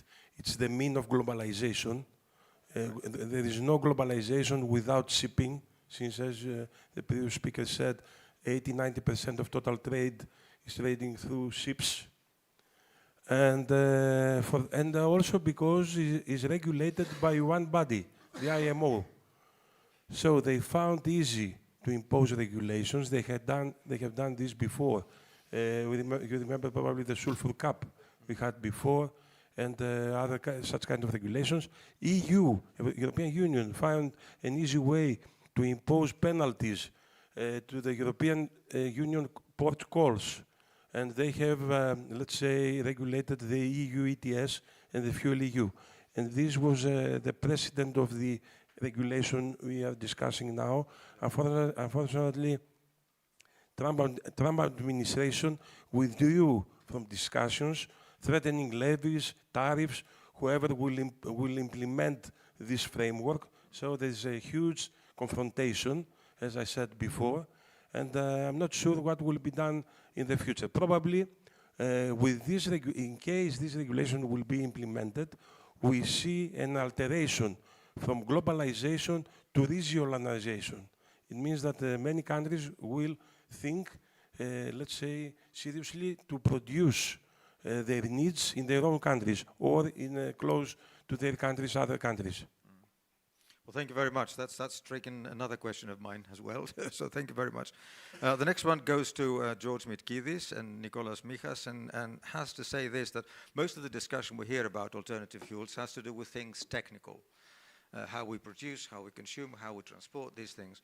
Now, there is a very valid aspect which is rarely discussed in fora like this, which is the market. What about the market structure? What's been done in terms of regulation or in terms of opening the market for these things, for alternative fuels? Much later, take a microphone. Yeah. Okay, I think it has been mentioned already that there is not enough fuel. And for sure, we need more investments in this. And we don't have enough. And something else we need to mention also is how you burn these fuels. Technically, you mean? Technically. Can we stick to the market? Okay, we'll go to to the technical market. next. Okay, the market is definitely we need more investment. It's not enough. And also we need to change people mentality, because a fuel that we didn't mention is nuclear.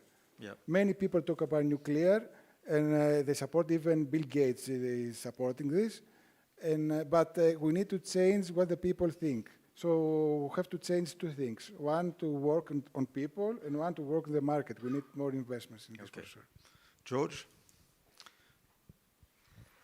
Okay, I will speak what we do in terms to meet the demand, of course, because at the end of the day, refineries, they serve the energy needs of their customers. And customers being shipping, maritime industry, and obviously airlines that require energy products to a big extent. And the market imposes to them a very rapid change. And so refineries should be able to address also the carbon footprint of their products.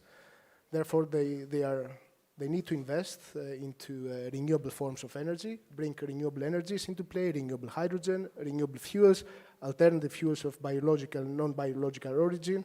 And we do see this new wave of investments coming into play over the last 5 years or more by oil refineries. In motor oil, we envision as well to establish the first low-carbon fuels hub in Southeast Europe. And we have projects, our flagship projects co-funded by European Union, IRIS, FIR and TRIRIS. They do bring renewable low-carbon hydrogen through its full supply chain for the supply and distribution to end customers to transport, but also converting to synthetic fuels like sustainable green methanol to the shipping industry. Also with VERD, we have been able to supply biofuels, second-generation biofuels to the maritime industry. Our Coral Marine subsidiary has made this first trial with B24 tankers back in May. So we have initiated the operations in Greece. And in aviation, we have started indeed blending sustainable aviation fuel, and we are evaluating more investments in the market. But of course, what we need, the challenge is very big for the industry to mature these technologies in such a short time frame. So it goes without saying that we do need financial incentives, a clear regulatory framework, and support by governments and institutions. And yeah, the fundamentals need to be right in place. For example, vast, available, cheap, affordable energy, renewable energy, which needs to be able also to be provided at favorable terms, connection terms, I mean, right. So that industrial conversions can take place in affordable manner. And therefore, we need incentives to boost the industrial conversions and not only regulate through mandates. Right. Well, thank you very much. That's another big chapter, the curtailment of power injection to the system during lunchtime. Thank you, George. May I go to Professor Kokosis again and ask about this? Now, recent well-to-wake LCA calculations were mentioned, and they changed the landscape because they changed the scope of examination. LNG, for example, suffers out of that. But LCA has been limited essentially to environmental concerns. It does never take into account costs. It does never take account economy, if you like. And I wonder to what extent the new technology, AI technology, for example, could bridge the gap or could bring the financial aspect into environmental concerns and make LCA a wider kind of tool for examination of these fuels. Yeah, thank you. I think in the presentation I presented, I started with financial issues, economic issues, efficiency issues. So LCA, or sustainable development already includes economic aspects. So sustainability is economics, is environmental, is social. So it's already included in sustainable development, but LCA, LCA is one aspect of that, I agree, yes. But it assumes also, viability, and economic terms, to support that. So as far as this is concerned, I think it's self-evident that economic aspects are and should be included, in the calculations. I think what it is important here is, and this is probably a question for other people in the panel, is that since, and we all agree that the alternative fuels are not clearly showing benefits in the different directions, yeah? I mean, this is a picture which is not clear enough. So if I were in their position, I should try to defend, the industry presenting the kind of knowledge and explaining how unclear this picture is. So when policymakers make decisions, I mean, they have to also respond to that. How are you going to put this and that targets if you don't know whether these kind of fuels, are possible to implement, or they have environmental benefits, or they have this and that. And I'm surprised that the marine industry, I'm surprised even for the Greek marine industry being in this kind of leading role, not to take leadership for that. Not to take leadership, in presenting the scientific knowledge to defend themselves, I mean, and this would be difficult for them then, the policymakers, to argue otherwise. I am also expecting the marine industry, being so important for the country, to also take initiatives, because most of the other people agree that carbon capture, as you said, is a very promising technology. How much we innovate as a country for carbon capture? Is it not expected, with the importance, presumed importance of marine industry for Greece, that we innovate there, that we do something for our ships? But we don't do anything. We shouldn't expect the Danish people or Hungarian people to come and give us solutions for the shipping industry. We have some responsibility. Well, maybe the IMO October session will have some of that evidence. Yeah, the October session, but whatever the session may say, more or less, sooner or later, this kind of issues will come up again. As it will come up, we expect it to see how they will define how the LCA will be, calculated. But it is obvious, if your upstream kind of environmental kind of burden is so negative, as it has happened with ammonia, or as it happens with many other fuels. Okay. I mean, you should expect sooner or later that this will come, to the fore. So, okay, after 4 years, after 5 years, regulation, legislation will be adjusted to that. So you shouldn't expect for that. You shouldn't wait for that. You should expect for that and take some action. Thank you very much, Antonis. Thank you. So, last week, the biggest Greek owners, together with Mr. Fredrickson, who is the king of tankers, they make a letter opposing to this regulation. Yes, we saw so that. First it was the news was good thing. Good. Sorry. No dialogue. We haven't got that much time. I'm sorry about that. Just one question for everyone. That's right. Mr. Kremlis is putting me to time. Kostas first. What's the next step? Where do we go from here? The next step, and the big question is, in case this framework will be implemented, like EU ETS, who is going to pay the bill?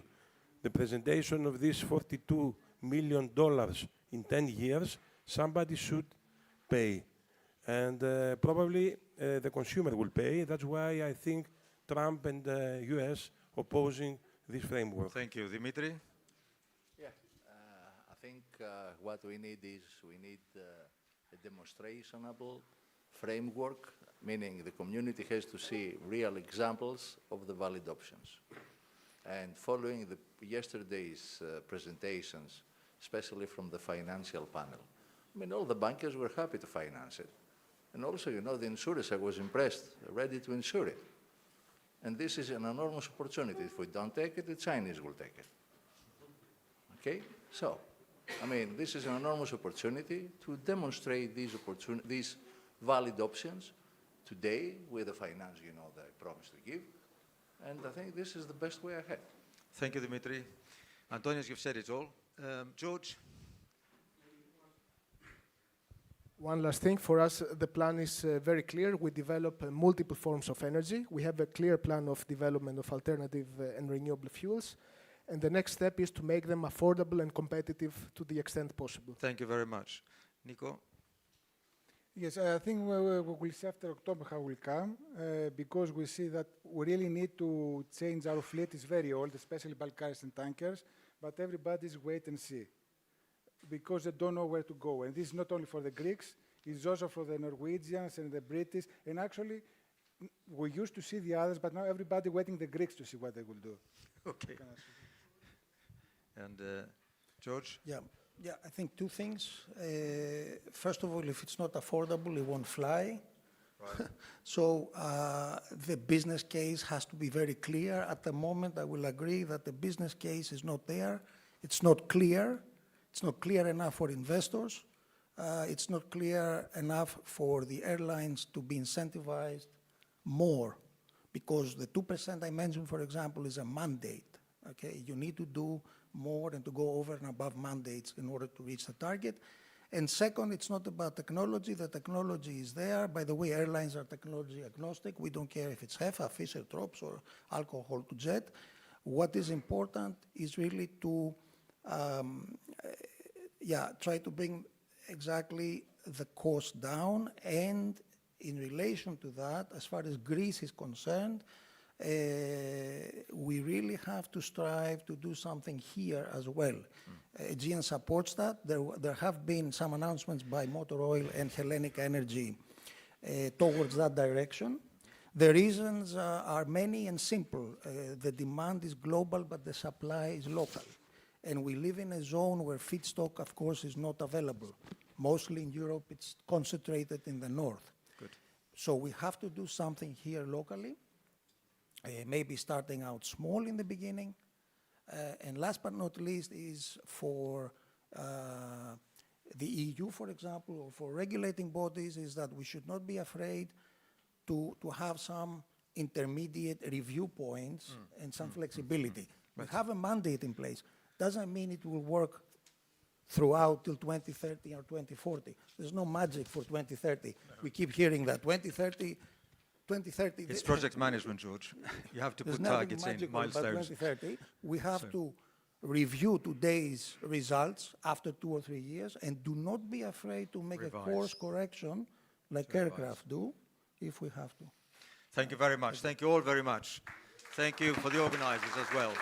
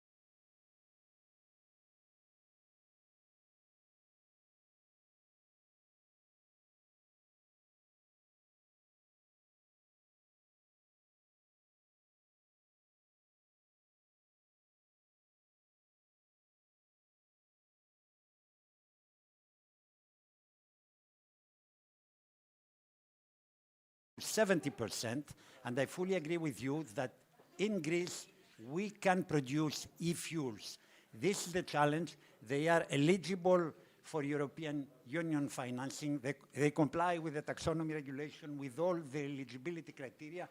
So, πεδίων δόξης λαμπρών για όλους σας to promote these fuels. Thank you very much to you all, and keep walking like Johnny Walker. Blue.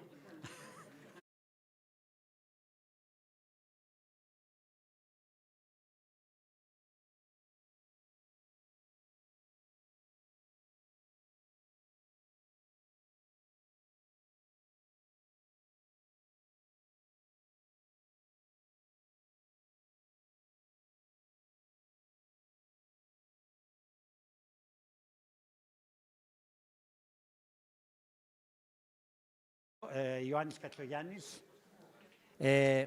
Dr. Dimitris Kolias, Dr. Veselin Todorov, and the others will connect. Κάτσε κοντά μου, Γιάννη, κάτσε εδώ. And the others will connect online. Please.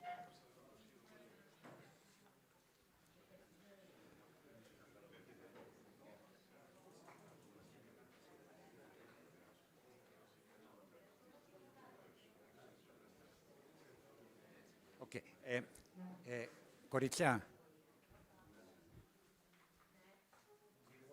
λίγο τα νερά. Λοιπόν, Without ado, as we are already a little bit late, I would like to start with the presentation.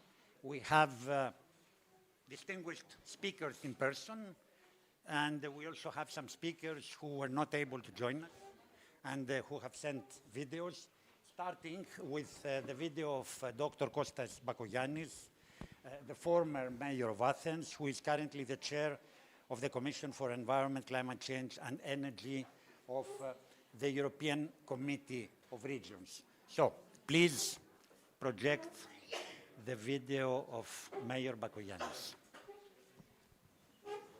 Ladies and gentlemen, it is a great honor to address the Circle Gaia Symposium, and warm congratulations to Yorgos Kremlis and his team for making it possible. I deeply regret that I cannot be with you in person today in Athens, but I am indeed grateful for the opportunity to share some insights with all of you. I wish I could begin on an optimistic note, but the truth is that climate is under political siege. Across Europe and beyond, voices grow louder, questioning not only our policies, but even the very science of climate change. This is not merely a debate of opinions. It is a fundamental test of reason and responsibility. For decades, our Europe has been at the forefront of the global climate agenda. From Kyoto to Paris to the European Green Deal, our continent has always led by example. We cannot forsake our efforts now. On the contrary, we must strengthen them and build upon them, even when optimism is hard to find. At the same time, we must do more, much more, not only to defend what has been achieved, but also to innovate. Citizens are not only asking for declarations, they demand practical solutions that improve their lives, and energy is at the heart of this. Affordable, clean energy is not a luxury. It is essential for social justice, economic stability, and democratic resilience. When families feel that the green transition drives their bill higher, we lose their trust. But when they see that renewables can actually lower costs, that efficiency can bring comfort, that local generation can build resilience, then they embrace the transition as an opportunity, not as a burden. This is where the circular economy becomes important. By rethinking how we produce, consume, and reuse, it's not only possible for us to cut emissions, but also to create new sources of growth and resilience. From waste to energy projects in cities, to sustainable tourism in our islands, to industrial symbiosis in our regions, circular practices prove that climate action can deliver fairness, jobs, and competitiveness. Local and regional governments are at the core of this effort. Think global, act local is not just a slogan. It's how we deliver real change. Cities and regions are where innovation is tested and where citizens can see results. From the Mediterranean to the Black Sea and the Red Sea, local leaders are showing that resilience, renewable energy, and sustainable growth can indeed be achieved bottom-up. The European Committee of the Regions ensures that local voices are heard in Brussels and that European ambition flows back to our neighborhoods. This is how circle diplomacy works, building bridges across borders and seas, exchanging best practices, and shaping solutions that reach from the local square to the European stage. Yes, the climate is indeed under siege, but make no mistake, so too is democracy, if we cannot show that it delivers fairness and opportunity. This is why our fight for climate action must also be a fight for inclusion, affordability, and trust. As chair of the Commission on Environment, Climate Change and Energy, I believe our mandate is clear. Defend the science, uphold our commitments, and innovate for solutions that empower citizens.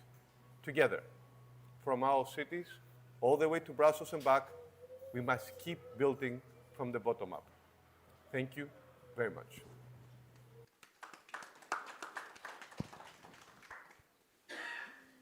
Kostas Bakoyannis, as the mayor of Athens, has promoted the circular diplomacy of the cities, to which he has referred, as the cities are key actors in circular diplomacy.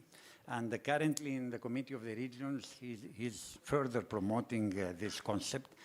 I should have started by saying, but time is pressing me, that this panel is very important because it covers cities, islands, and tourism.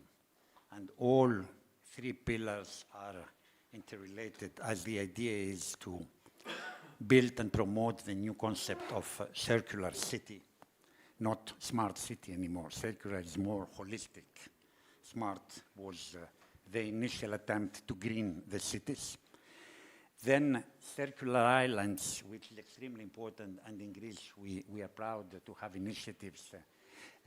Mr. Kollias will say more about that, on circular islands, and there are more and more. Yesterday we have heard also about Amorgos, where the fishermen now are becoming circular fishermen. And then circular tourism. Circular tourism, as Greece is a destination, a tourism destination.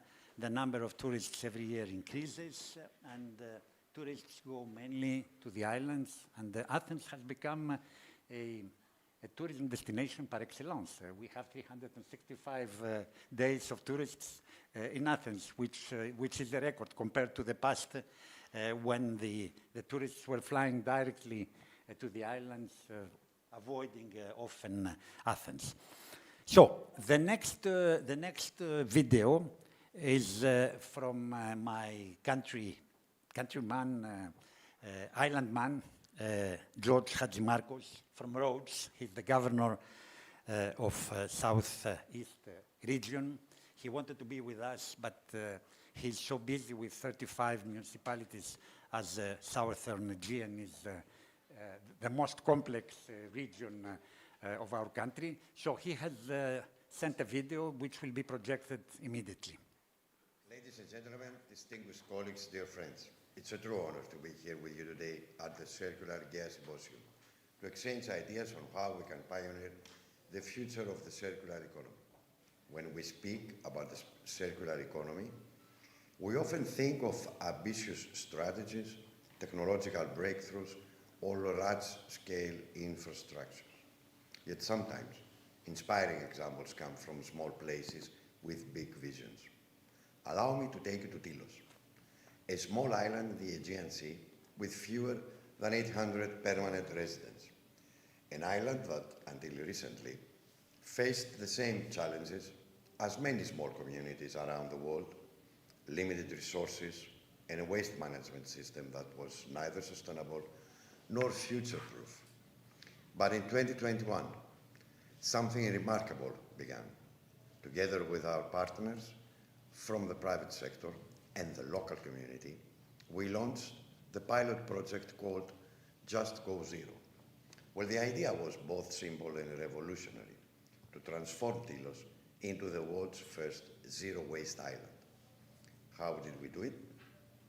Not through imposing rules from above, but by engaging every household, every business, every school in a common mission. We introduced door-to-door waste collection with full separation at source. We set up facilities for recycling, composting, and upcycling.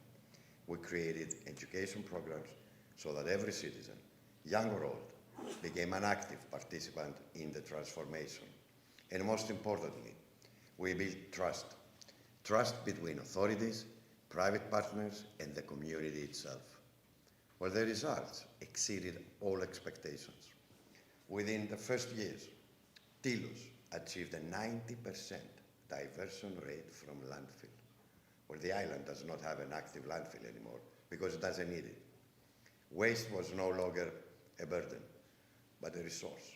And beyond the numbers, something deeper happened. The island discovered a new sense of pride, of identity, of being a pioneer. Well, Tilos today is not only a beautiful island in the Aegean, it is a living laboratory, a global reference point that proves that even the smallest communities can be leaders in the Greek transition. But our vision does not stop there, because success in one place only matters if it can be replicated elsewhere. So the next chapter is about scaling up, taking the knowledge, the systems, and the community-driven approach of Tilos and applying it to other small islands of Greece. Why islands? Because they are microcosms of the challenges we all face: isolation, limited land, fragile ecosystems, but also because they can move faster, innovate more boldly, and inspire larger regions. I am proud to share with you today that this is no longer just a local initiative. Thanks to the leadership of Prime Minister Kyriakos Mitsotakis, the Greek government has now adopted the goal of extending the zero-waste island model to many, many more islands across our country. This is a decisive moment. It means that what started as a pilot project in a remote corner of the Aegean is now becoming part of a national policy. It is a recognition that circularity is not a luxury, but a necessity. And it's also a signal to Europe and the world that islands can be champions of sustainability and not victims of vulnerability. Of course, challenges remain. Scaling requires investment, training, and continuous innovation. It requires cooperation between local authorities, private companies, civil societies, and above all, citizens. But the experience of Tilos has given us something inviolable: confidence. Confidence that the circular economy is not only possible, it is achievable, it is tangible, and beneficial for all. And let me conclude with this thought. The story of Tilos reminds us that the future of the circular economy will not be written only in capitals, or in boardrooms, or in laboratories. It will also be written in the daily habits of small communities, in the commitment of citizens, in the courage to do things differently. If a tiny island in the Aegean Sea can become the world's first zero-waste island, then what excuse do we have in larger cities not to follow? The circular future is not a distant dream, it is here, it is real, and it is our responsibility to make it universal. Thank you very much. Tilos is a best practice. Probably Mr. Kollias will say more, but as I am from the Dodecanese, Tilos is part of the Dodecanese complex of islands. I was there. It is not only an island which has a renewable source of energy, wind powered, but a plant where there is a sorting of the waste with 34 separate collection streams. So can you imagine they collect 34 different types of waste, from batteries to plastics to, I mean, whatever wood, whatever you can imagine, and food waste, of course. And in that respect, they have established a good practice. Of course, the population of the island is very limited. It's not a very touristic island. Therefore, the project is manageable. But nevertheless, this good practice is there and has already been established. So I would like to thank the governor. Mr. Kollias will say more later on. And now we will connect online with Gianni Chianetta. Gianni is the founder and the chair of the Greening the Islands Foundation. As I name him the ambassador of the islands worldwide. As for Gianni, the islands have no borders, and he is covering the islands of the whole world. And thanks to Gianni, I realized, because here in Greece, in the European Union, we are champions in terms of islands, but I realized that at the global scale, The Philippines have 10,000 islands. So you can see the difference of scale, and in that respect, Gianni is promoting the concept of green islands worldwide, both in terms of renewable energy sources, but also in terms of good practice and holistic approaches to promote the greening of islands with the view to transforming them to circular islands, because this is also the aim of our symposium. So, Gianni, the floor is yours. In which exotic country are you? Because I see behind you an exotic island. Is it, the Maldives or?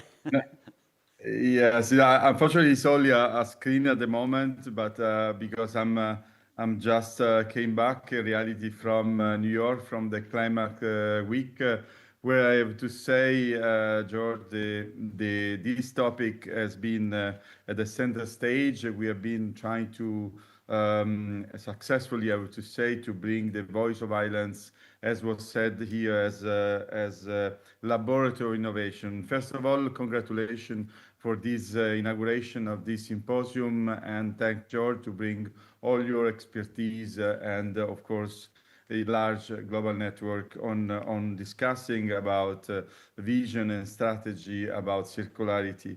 I have to say that, and I'd like to connect with what you said before, cities are leading diplomacy, also islands are leading diplomacy on climate change because really they are frontline, they are living more than anyone the effect of climate change, despite someone in New York tried to say that climate change is an invention of a few scientists, and crazy scientists, which is anyway why we are living climate change also in the Mediterranean with a huge increase of temperature. I like the title very much of this session because connect island with cities and with tourism. Indeed, first of all, as you know, George, we are promoting islands as the island model to be replicated everywhere, starting from the cities. We need to build self-sufficient communities and sustainable communities where really the island can be a model, a replicable model. And nowadays, with all the we need resilience, we need self-sufficiency, even more due to the geopolitical conflict and etc., etc. But now we are talking about the stress of tourism. Indeed, in islands, the tourism create enormous stress, and of course the management of the waste, and with a huge impact on the life of a people, of the citizens, and etc., etc. But fortunately, there are a lot of innovative solutions. Innovation was mentioned by the previous speaker very much, that go also in the dimension of a small scale, on different kind. No, we have now a small scale system on energy, on water desalination. We have also solution at the level of a single hotel. We have a small scale solution for, of course, composting, or even we have been discussing, you mentioned before the battery, George, we were discussing with the association Eurobat, which is one of the members of our observatory, about the opportunity maybe to of circularity of batteries in the island, with opportunity of manufacturing and of recycle the batteries in an island of a certain dimension, where you can utilize for the electricity grid, but also for the mobility, e-mobility. I'd like to bring on the table two experience that the islands is living about innovation. One project is called Reboot, which is involving Aeolian Island. It's very interesting because there's in a project that involves the community and also the local tourism industry. And the goal is to bring with a boat a small-scale treatment plant, fully circular with solar panels and water treatment as well, and to treat in the place of the island the material, and training the tourism industry, artisans, etc., to utilize the material for the sustainable tourism, for gadgets, for anyway, any furniture, etc., in the tourism industry, etc., etc. This is very interesting. The only islands are involved, and this is one example. Another example is so-called Ecomed Island, just started. It is an interreg on waste prevention, because first of all, we need to remember that we need to reduce the waste difficult to treat that we bring in the island. And these involve some sensor to monitor the waste collection, and also understand of course the waste that are arrived to the island, using the island, and with the goal of reducing indeed certain kind of product to arrive in the island at the beginning. And again, here this project is led also by the University of Western Macedonia, and there is involvement of the island of Mykonos as a key pilot. So it's also very, very interesting in that regard. So with that said, of course, I just conclude this first opening intervention, saying that indeed the islands can be laboratory innovation. Are, as you said, we as Greedy Island, we are trying to join island voice and best practices all over the world, from small island developing states to also indeed and subnational islands. And George, you have also been involved in our event happening 1 month from now in Malta, and where we will also discuss about island sustainability, all these topics. Thank you very much for the moment. Thank you very much, Gianni, for sharing with us your ideas.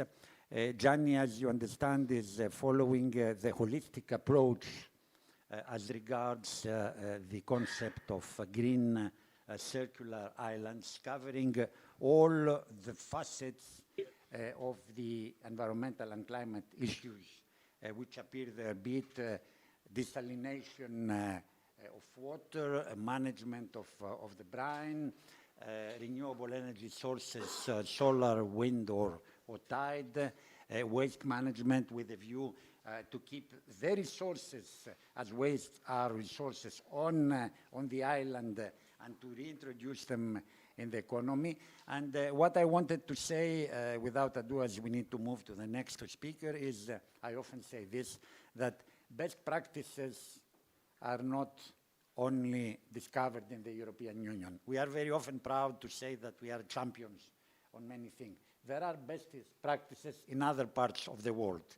And Gianni contributes in developing such best practices in islands and the places where the legal and the policy environment is more favorable, contrary to the bureaucratic environment which sometimes prevail within the European Union member states. And we are grateful to you as we are sharing best practice from the EU to other parts, to other islands of the world, and from other islands of the world to the European Union islands. And a last point I was mentioning yesterday to the Cypriot ambassador, and we had a lot of Cypriot, and we do have a lot of Cypriot participants. Maria Dodou, who is the head of the sustainability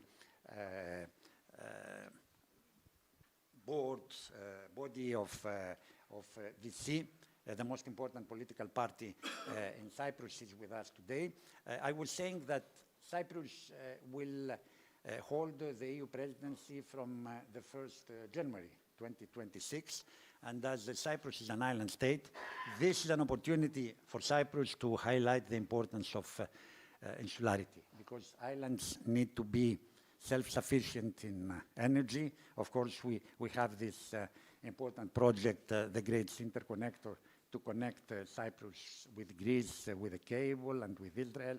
Important projects for the future, but pending the initiation of those projects, we needed to ensure, let's say, self-sufficiency. And probably a last point, as Todorov Veselin, who is also here, will speak about renewables, solar and batteries, which is important.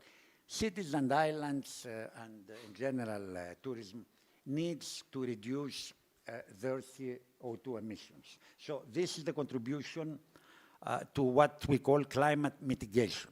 But the big challenge for the islands, for the coastal areas, and for all of us is to build resilience. Because mitigation is a long-term target, 2030, 2040, 2050, while resilience is now.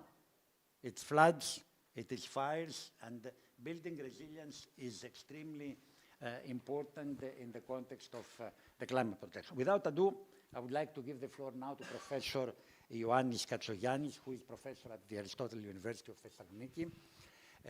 Professor Katsogiannis is also a colleague of mine in the EPLO in the sense that he is the director of another institute, extremely important, the Water Institute, Water Resources. He will say a few words about that.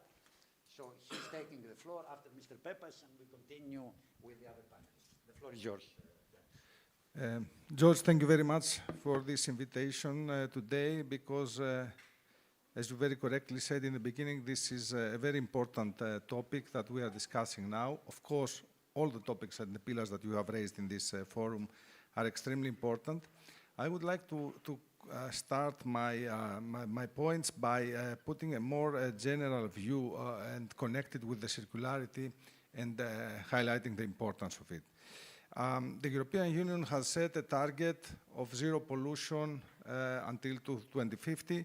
And by the way, I have the privilege to represent the European Chemical Society to this stakeholders platform, which takes place 3 times per year in Brussels.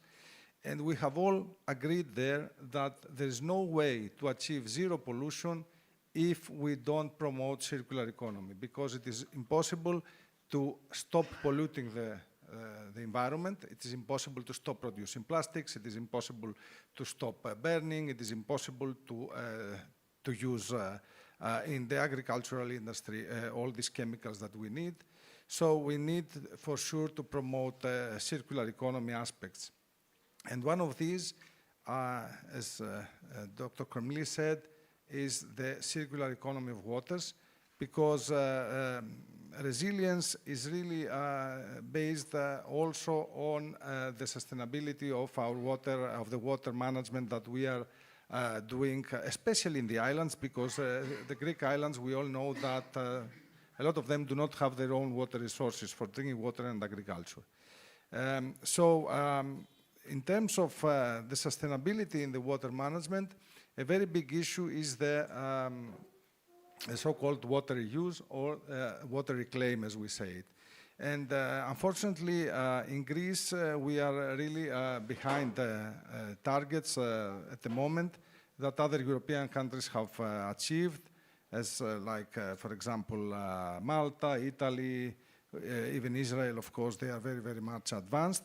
And this is one of the things that I believe that the next year should be the Greek government and the authorities and the municipalities and the prefectures in the islands should really look on it in order to enable, on the one side, fast creation of infrastructures that will enable the safe water use, but at the same time, really a focus on raising awareness on the population of the islands and of the whole country as well, because there is a very big gap on what people really know about the circular economy of waters. What I mean is that I remember 1 month ago, it was the International Fair of Thessaloniki, where I was in a panel together with the CEO of EIATH, which is the water supply company of Thessaloniki, and he said that although they are producing good water quality after the treatment of their wastewaters, the farmers do not want it. And they do not want it because, on one reason, they might not be aware of what they can do with it. On the other reason, of course, is the the fact that they can take as much water as they want from the rivers for free. So if they can take for free the water, why should they take reclaimed wastewater to use it? But, and I will close my first statement with this, but especially for the islands, the time that we will not have enough water is already here. And a lot of efforts have been done and are being done at the moment in some islands.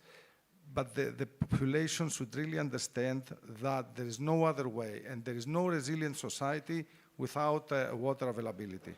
So the point that I make is that we have to look also the water as a part of the circular economy. And closing, just to say that through the recycling of water, we can really do resource recovery from the sludge of wastewater treatment plants, especially phosphate and nitrate, which are two of the major pollution problems, especially nitrate in the European Union. And very slow progress is being recorded in terms of reducing this kind of pollution. There are also other pollution issues like pharmaceuticals, antimicrobial resistance, and so on. But all this, we can put it together, let's say, in the circularity of water. Thank you very much. Thank you very much, Yannis, for this initial statement. I do believe that we need to build social acceptance for the gray water, I mean the recycled water, because we have more and more problems of social acceptance. It started with waste management installations. Now it moved to renewable energy sources. Not in my backyard. We don't want solar. We don't want wind. And now the agriculturers, apparently, they are reluctant. Although there is a regulation of the European Union which foresees prescriptions for the reuse of this treated water, as the water resources are limited, and there is indeed water scarcity, and we know very well, and I finish with this, that the agriculture absorbs the highest quantities of water. More than 70%. More than 70% in Greece. Because we don't have industry. Yes. Yeah. Huge. Yeah, industry is the champion there. Okay. May I make only a small additional comment, because George said it in the beginning. I had the privilege to lead the Institute of Sustainable Water Management and Water Law of the EPLO. And through this institute, and in cooperation with the Institute of Dr. Kremlis, we are running several projects to address all these aspects.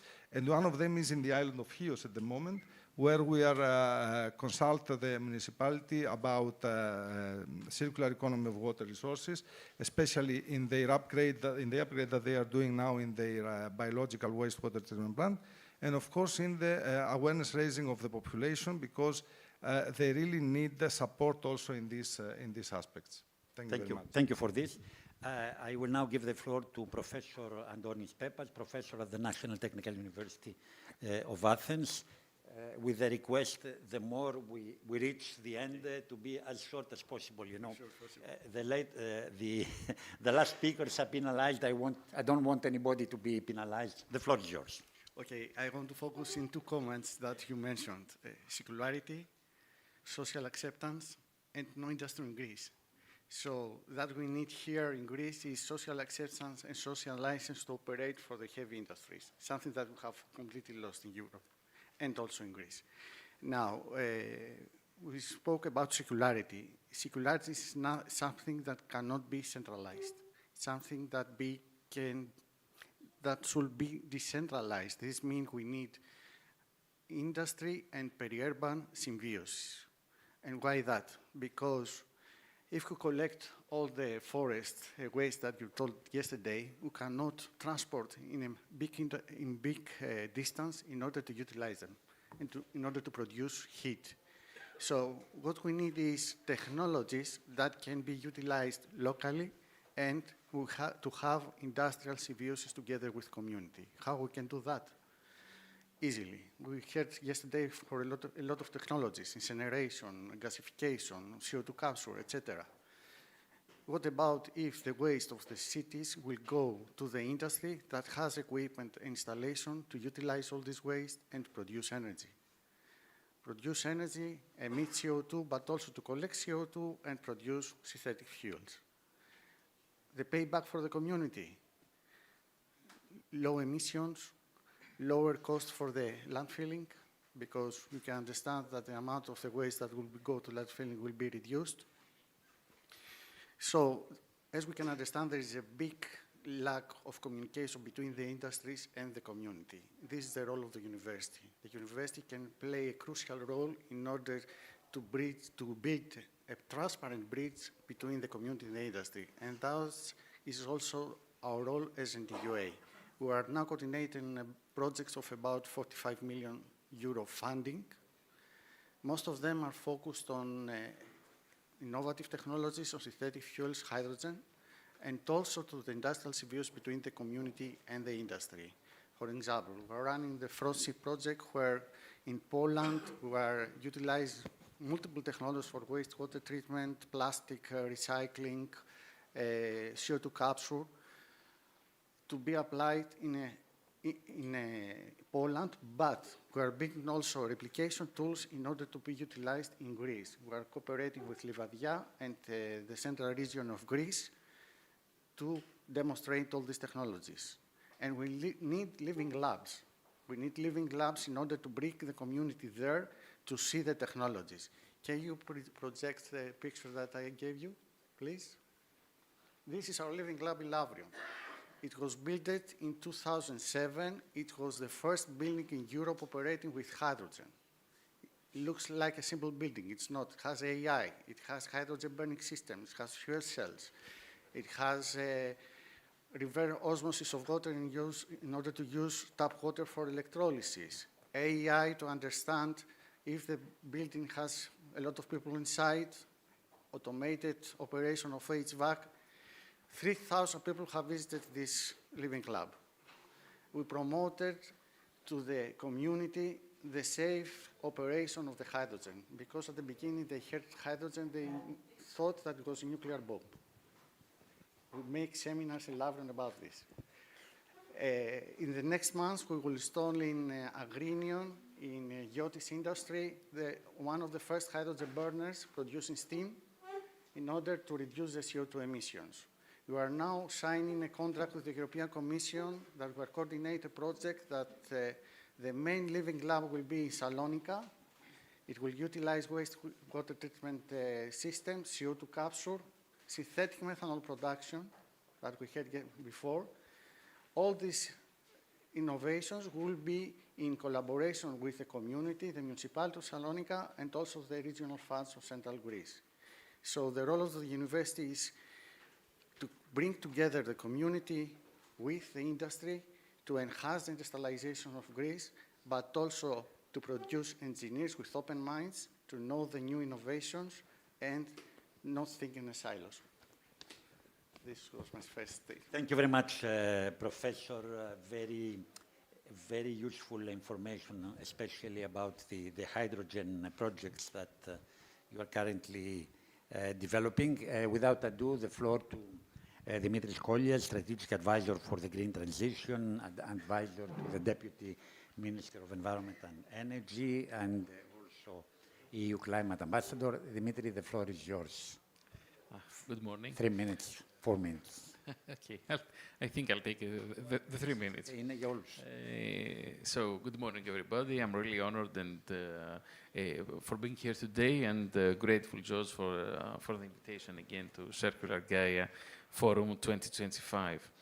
I love hearing George from Rhodes. He was not the mayor. He was the governor. Because I'm not. Yes, I'm not from the Deccanese, but I'm really proud that 2 of the model islands of circular economy that we already have in Athens, in Greece, we don't have many. Of course, we have 4 or 5 up to now. 2 of them are in the Deccanese. One is Tilos, as you have heard already, and the other one is Halki. I could talk to you about Tilos and Halki, I think, for the entire day and not finishing, so I'll end it up here also. I always really love listening to the data provided by scientists from the universities, because they give us good solutions, good ideas, good proposals that we can turn to scalable solutions. Talking about Ireland, it reminds us of tourism. Tourism is responsible today for almost 8% of the global greenhouse gas emissions. But this is only the tip of the iceberg. Our entire linear model, take, make, dispose, is no longer fit for purpose. It strains our cities, it exposes the fragility of our islands, and it pushes natural systems beyond their limits. And this is why we're here today, to talk about circular economy, not as a theory, but as a practice, as a roadmap for resilience, as a way to create prosperity without destroying the foundations of life itself. Cities are at the front line. They consume most of the world's energy and materials, and they generate most of the waste. But they are also where solutions can scale up. Circular construction, materials, waste-to-energy plants, industrial symbiosis between businesses, smart grids that balance flows of power and resources. These are not future ideas. They are happening today, and with the right governance, they can become the norm rather than the exception. Islands reminds us of urgency. With limited space, scarce resources, and heavily resilience or reliance on imports, islands can afford the luxury of waste. Yet, that they are very vulnerable makes them perfect testbeds for innovation. Through initiatives like the GR Islands, you have heard already the projects of Tilos and Halki, we have seen how renewable energy microgrids, closed loops water systems, and food recovery programs can be designed, tested, and scaled quickly. On an island, circularity is not just sustainable, it is about survival. At the heart of all this lies the energy transition. Renewable power, energy storage, and efficiency are not just climate strategies, they are the backbone of circular systems. Solar power can run desalination plants with zero liquid discharge. Biogas from organic waste can heat and power communities. Smart grids can reduce dependence on fossil fuels while keeping resources on local loops. Without clean energy, circularity is fragile. With it, circularity becomes unstoppable. This is a few things just as a first comment. Thank you very much, Dimitri. I would like now to move to the next speaker sitting next to me, a good friend of mine from Bulgaria, as I am the ambassador of the EPLO to Bulgaria. And I do have many, and one of the best is Veselin Todorov. He's the chief executive, the CEO of VVT Engineering. He will speak to us about solar, about renewable energy sources, about storage. The floor is yours. Hello, everybody. Thank you for the invitation, George. And the first thought when you invite me to participate in this panel was that circular economy, it's actually an issue of people. And actually, it's not a society, it's a million of people, and people with various of nationalities, various of ages, various of cultures. So this issue and its behavioral pattern of the modern human being, and actually circular economy is to make these people aware about that, and that is the future, and make them available to work, live in this way, to think about that we doing circular economy, we actually save our nature, we save our lives, and we save our environment. Because whatever we make a policies, whatever we do a technological or industrial way, it will be not going to work if the people doesn't want to do it. So my point is we need to start to make children, school children in particular, aware for the importance of the circular economy. and to make and to explain them that this material world needs to be not polluted with waste, and we need to consume every kind of waste and make it back to our economy. So we need to deliver to the young people, I can say it's circular habitat, because young people of Europe should be taught that about social, economic, and strategic significance of the circular economy. Another thing is that management of circular economy could not be taken only from industry, or it could be taken from the municipalities with the regulatories and different policies. It should be united from the industry interests, people's interest, and also municipalities, national and international interest on this topic. It's quite important this to be understood from the people, so we can think in that way together, because this is the only way we can afford that circular economy in our days. The aspect of the European circularity is only possible under balanced and well-governed cooperation between European authorities and all level of the European citizens.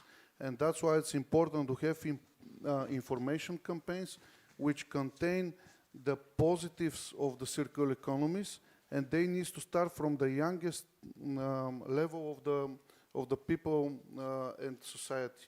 In the kindergarten schools, then going through the universities, and then going through the industry, because people which are grow up with that mind of think, they will be doing the circular economy. Above of that, I would like to share an idea that circular economy from the policy perspective will be not come by itself. We need to think about making a single market of the circular economy products, because we saw what's happened with the raw materials in the past few years. We saw how the Europe is dependent from the raw materials and our industry, and that's why circular economy is one of the solutions of these raw materials, where and how they can come, so we can develop our innovations in Europe. And thinking and creating of the single market of the wasted, circular economy products produced from the waste is actually one of the ideas which can help us to develop much more this circular economy.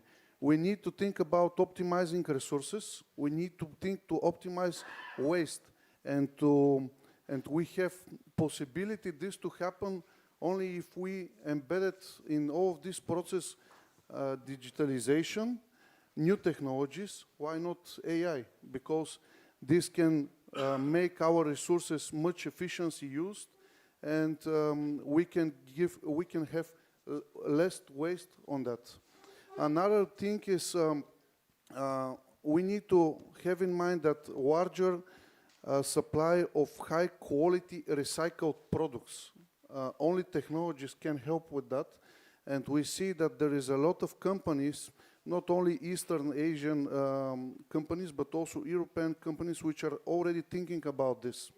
And I would like also to add that something which is a problem at the moment, this circular economy to be much more developed. This is that the current state is a fear of disheartening of the waste at the moment.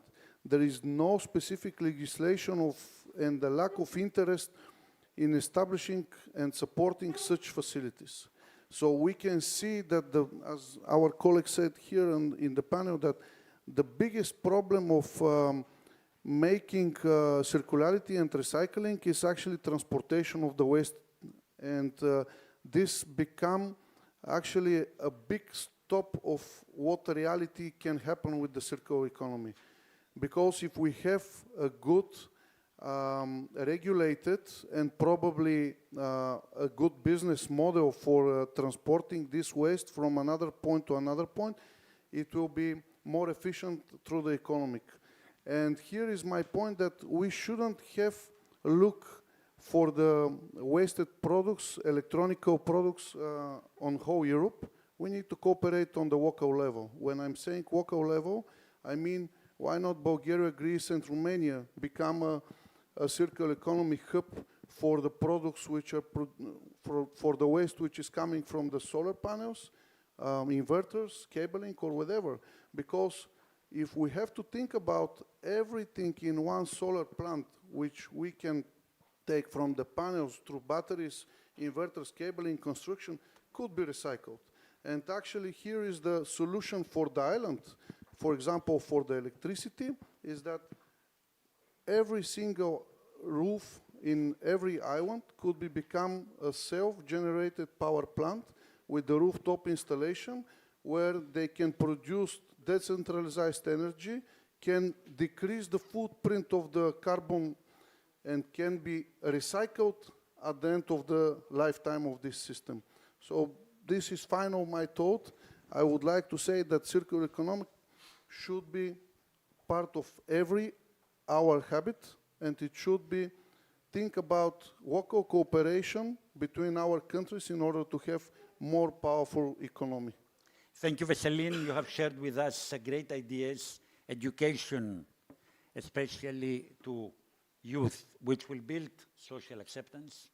Your idea about having solar panels on the roofs everywhere, and now there are new design solar panels which fit with the cultural environment, and all the other ideas to which you have referred. I like very much the idea about the hub and also the recycling of the old solar panels, because there are a lot of old generation solar panels. Now there are new generation panels that we need to have.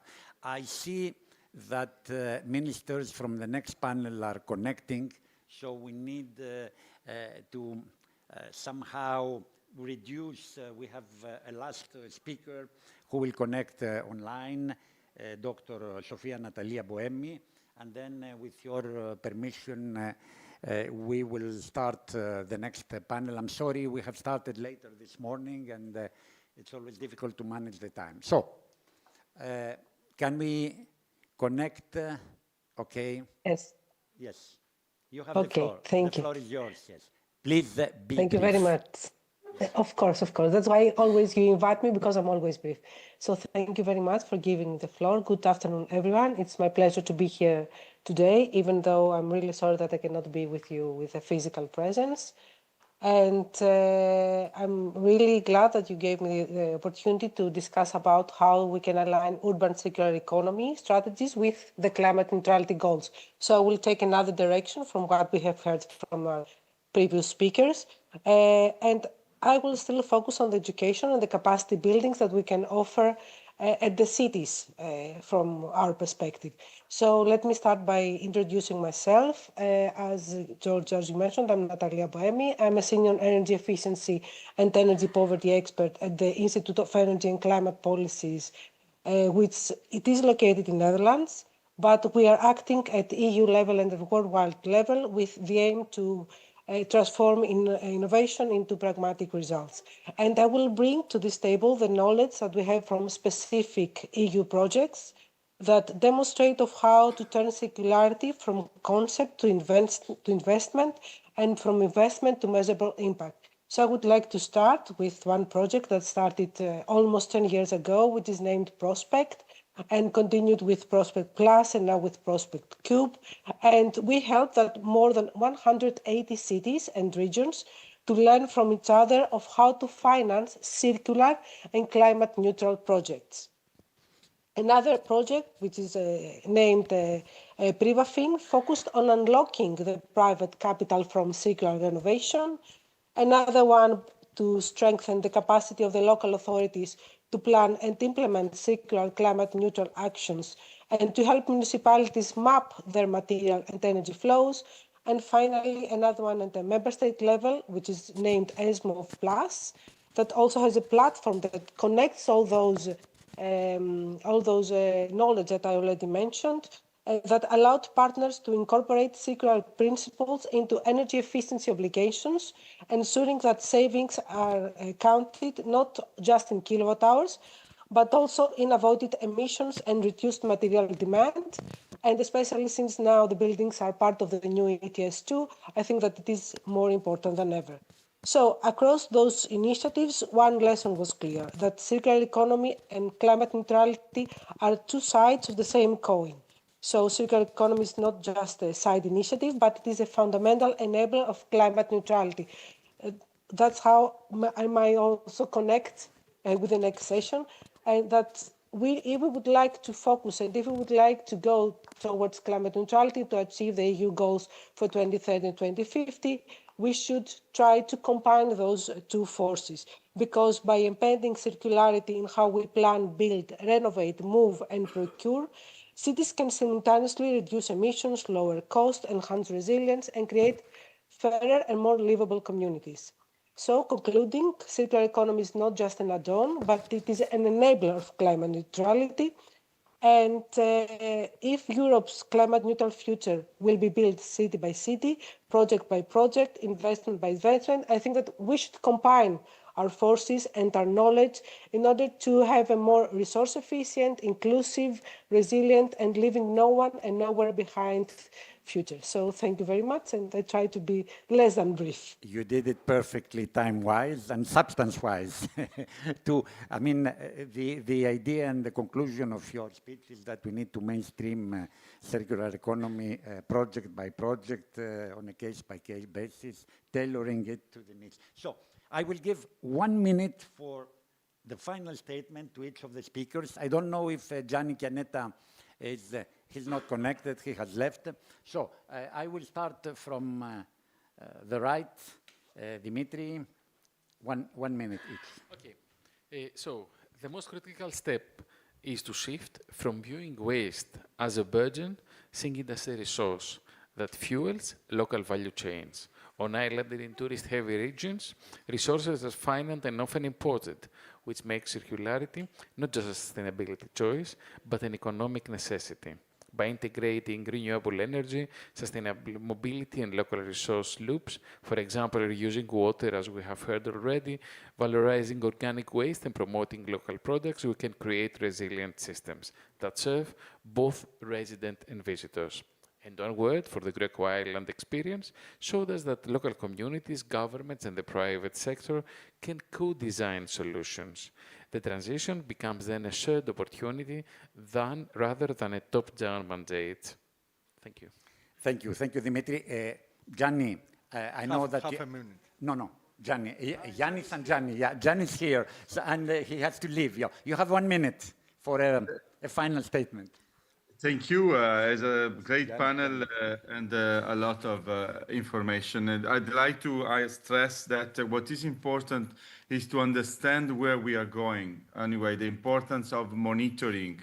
We have developed the Green Islands Sustainable Index for islands to monitor the progress also on energy, water, mobility, waste, and environment in general. It's very important to track where we are going, because this will help us to understand where we are and what is needed to improve our score, let me say. So, and also I did like the exchange from the university as well, innovation. We are also behind a so-called network of Sustainable Tourism Observatory with the Dialogue for Tourism project, and it's very important to exchange innovation between the university, observatory, etc. This is very important anyway.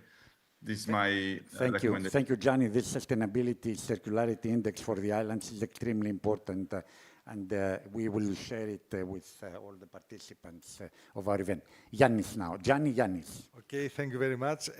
Just have a moment to continue on these arguments and to connect what we are discussing now, that especially for Greece, circular economy is the only way to sustain tourism for the Greek islands, which is a very big part of our economy, because as we all know, tourists are consuming much more when they are coming. For example, in terms of water, they are consuming 5 to 10 times more water than the locals. So only with circular economy, I believe that we can have the tourism, growing tourism over the next years. That is very important for the Greek economy. Thank you very much. And we need in the greening, the hotels campaigns to speak not only about the towels, but don't make so many showers. Celine. I will come back to my state that circular economy should be united our nations, especially Bulgaria, Greece, and Romania, in order to become more effective through recycling the electronic waste in our case, because with circular economy we can define more innovation, we can find solution on the problems which are existing at the moment, like energy transition, and we can get raw materials as free. Yes, we can be the champions in our region, and we have the know-how, and we can influence also the Western Balkans in the future. Professor. Educate, innovate, demonstrate, and build alliance between the community and the industry. We need the industry at the European level. And ladies last this time. Sorry, you should be first. Natalia. No worries. So I would like to conclude that we should combine all that knowledge gained from all of us and to combine all that forces in order to make everything into practice, to have it as part of the planning process, to have as part of the multi-level governance, because the cities that lead tomorrow will be those that close the loops for today. Thank you very much. Thank you very much, ladies and gentlemen. I would like to thank all the panelists. I hope we could have had more time. Thank you. Thank you. This was an interactive panel. And without ado, I would like to give the floor to President Stanishev, who is the moderator of the next panel. We will take a family photo first, and then, as usual, so please, but, you know, I shouldn't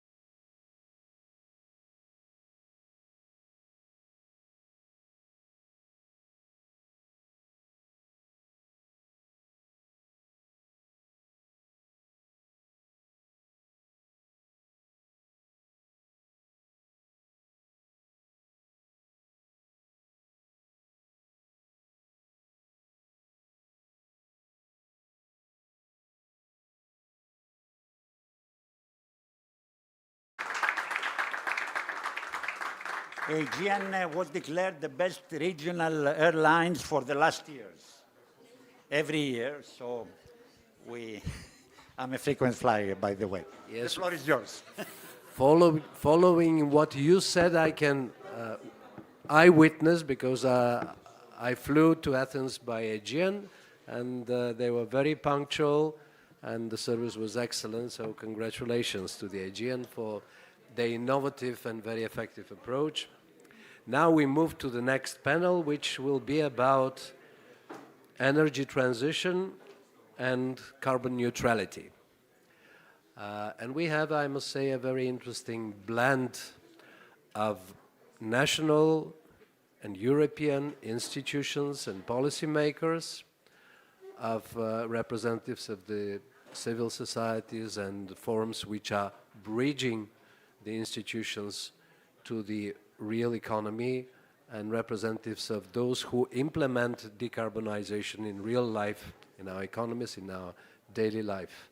So I'm very happy to moderate this panel, but before this, I would like to share that there is a lot of symbolism in this symposium. Yesterday we had our venue in the Zappeion Hall, which is a symbolic building for Athens in the city gardens, and that is the place where the accession treaty of Greece to the, at that time, European Community was signed.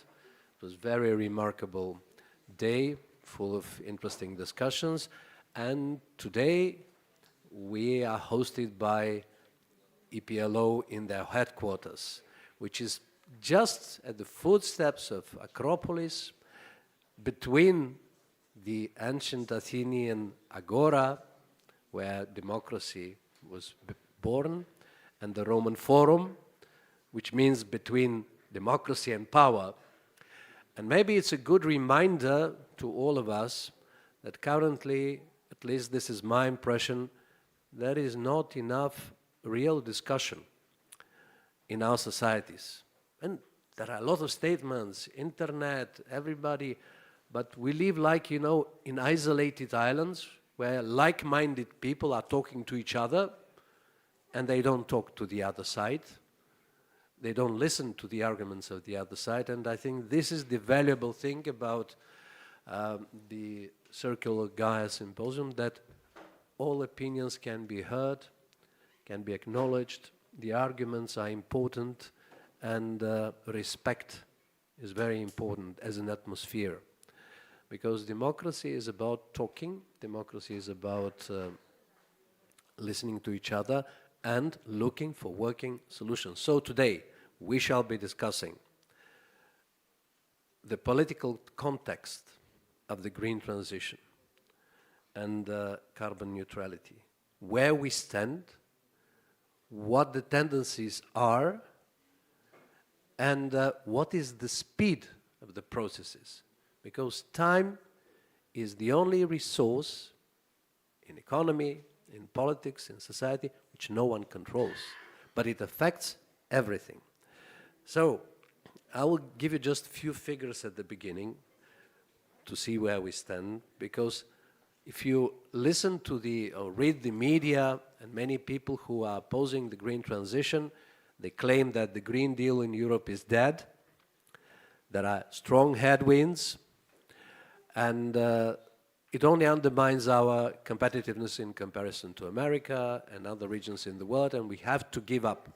But the realities are confronting these arguments, because if you look at the tendencies, the electricity generation in the European Union last year was 47% produced by renewables, which is more than double in comparison to 2010.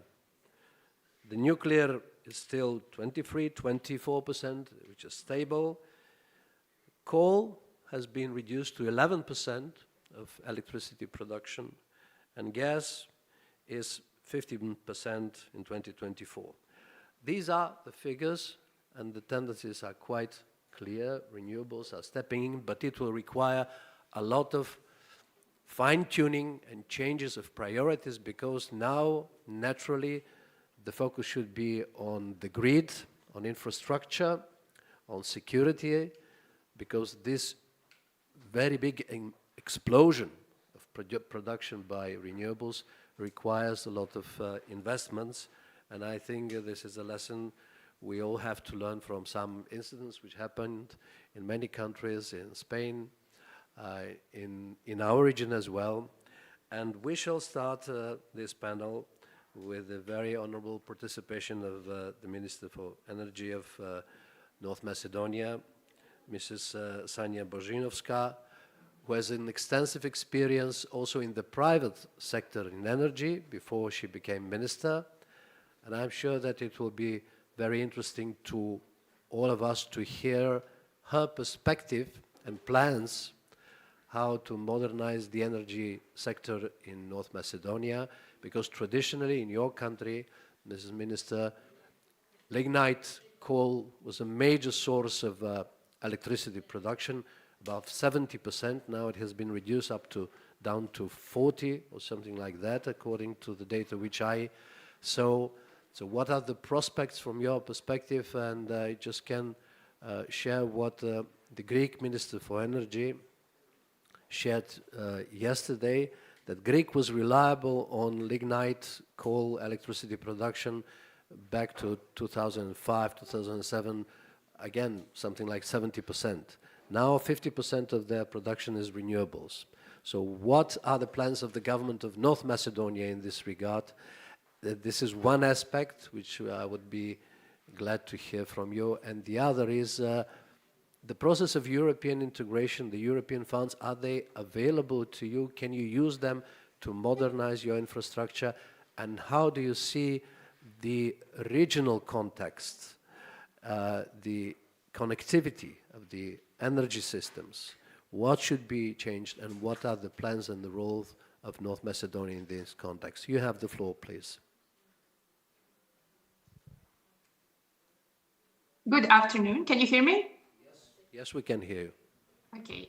Distinguished ministers, dear colleagues, organizers, and participants, first of all, thank you for the invitation and the opportunity to speak at this important event. And I think the topic is excellent, and I welcome the chance and this meeting and conference, because it is very important to hear all the countries. And this forum is a chance to highlight not only what each country is doing individually, but also what we can achieve together through regional energy interconnection and joint action. So the moment of integration, innovation, and common responses to climate challenges requires concrete policies, also ambitious investments and strong regional cooperation. The Republic of North Macedonia has clearly defined its strategy. We have a goal to become carbon neutral economy by 2050, in line with the European targets and global commitments. And our transition is not only an energy process, it's also economic, social, and civilization project. So we see it as a process that unites sustainability, security, and competitiveness. So the energy security means infrastructure that will enable diversification of transmission and supply. As you said already, shift to renewables, and you are right, North Macedonia, mostly of the power was coming from our big plant in Bitola, which is lignite. And last year, according to the official data, first time we have energy coming 40% from renewables. We are also part of the just transition that was announced on COP28 a couple of years ago. And it was evaluated that 3 billion euros is needed, and North Macedonia is a small country. So this is the amount needed for us to have the green transition. And of course, this is the big challenge for us. And we already started with the legislation. The ministry is brand new, first time that exists in North Macedonia from last June. So first we delivered the energy law, which is very important, and we did it with EU. So there are a lot of acquis transposed from the European Union. So we are working both on investments. We are now having a lot of investments in the country. For example, we are closely working with EBRD, with World Bank, with KfW, with the French National Bank.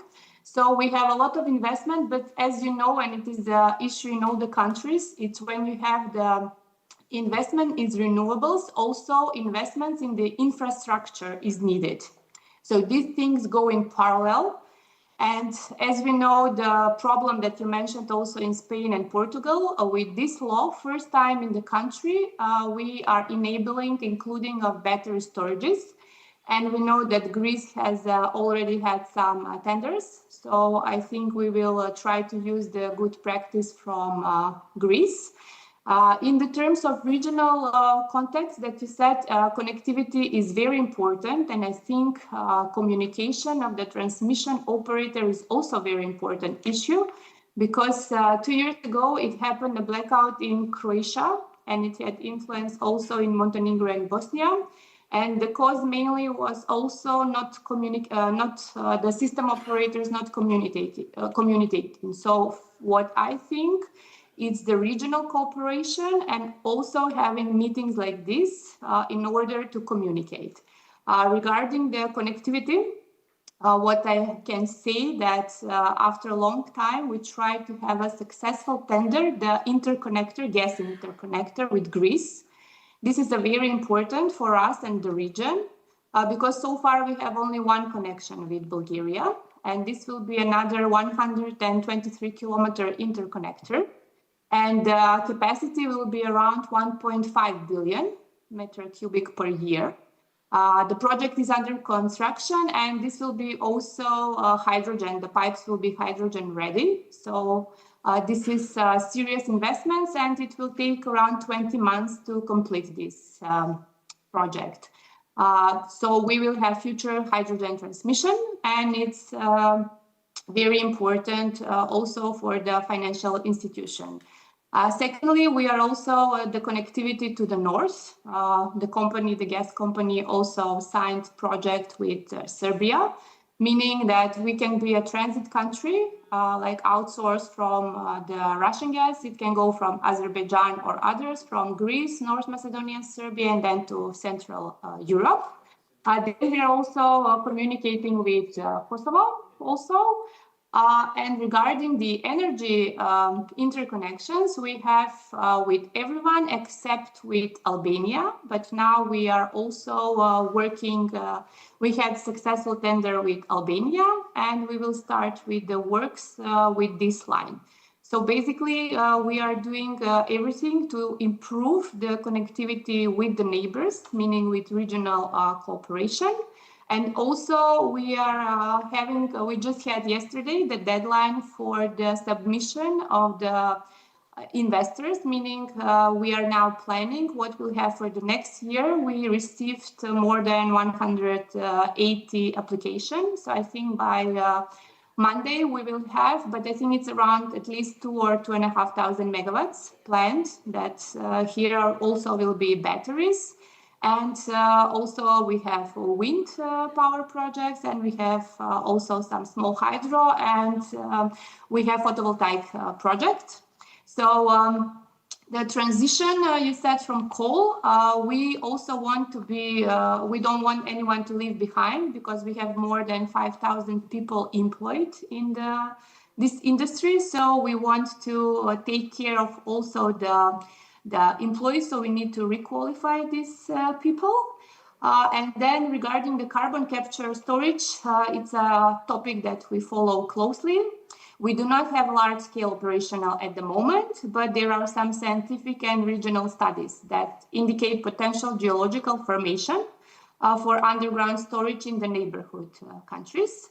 So I think this is a short overview of what North Macedonia is doing. The last year we already visited, we went also to Brussels we have excellent communication with the energy community in Vienna. So we are following the latest legislation. And also we are having a lot of investments. We have one wind project, more than 400 megawatts that is already under construction.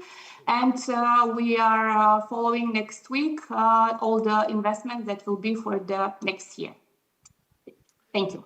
Thank you very much, Madam Minister. It sounds like a very impressive presentation and work plan.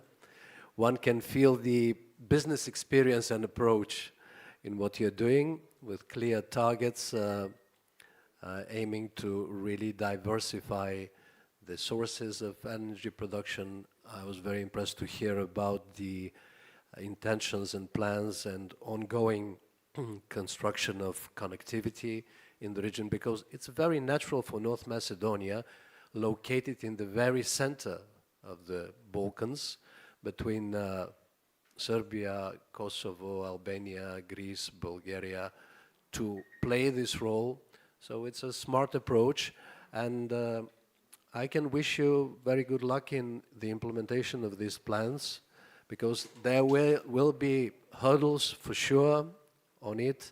One of them, as you mentioned, will inevitably be if you reduce the production of electricity from lignites, from the coal mines, the social aspect. Because, and here, I think you should direct also the European Union for support, because since the green transition is a priority for the European Union, you know that there is a Just Transition Fund in EU, but also the European Union should be supporting countries who are candidate countries in this process, because green transition will only happen if people are on board, if they see opportunities, if there will be political support, and creating alternative jobs, qualification for people in this region which potentially will suffer from it, is a very important political priority. So I can wish you every success in this process. And now we are moving towards Brussels, towards the heart of the European Union decision-making process. We should have online joining us Director Lukasz Kalinski, who is responsible. Good afternoon. Can you hear? Yes. Are you online? Yeah. Yes. Yes. He is responsible for the green transition and energy system integration in the European Commission, which is a very important element for our region and for our panel. So I already spoke at the beginning about the moment in which this green transition is now, because there is some controversy, I would say. On the one hand, in the past legislation of the European Commission and the European Parliament and the Council, we have all legislative acts for the Green Deal adopted. And they are working. The requirements, the targets are there. On the other hand, we are having a difficult and different political context and situation, which requires adjustment and combination between the ambitious climate goals and policies of the European Union with economic realities and with the political context.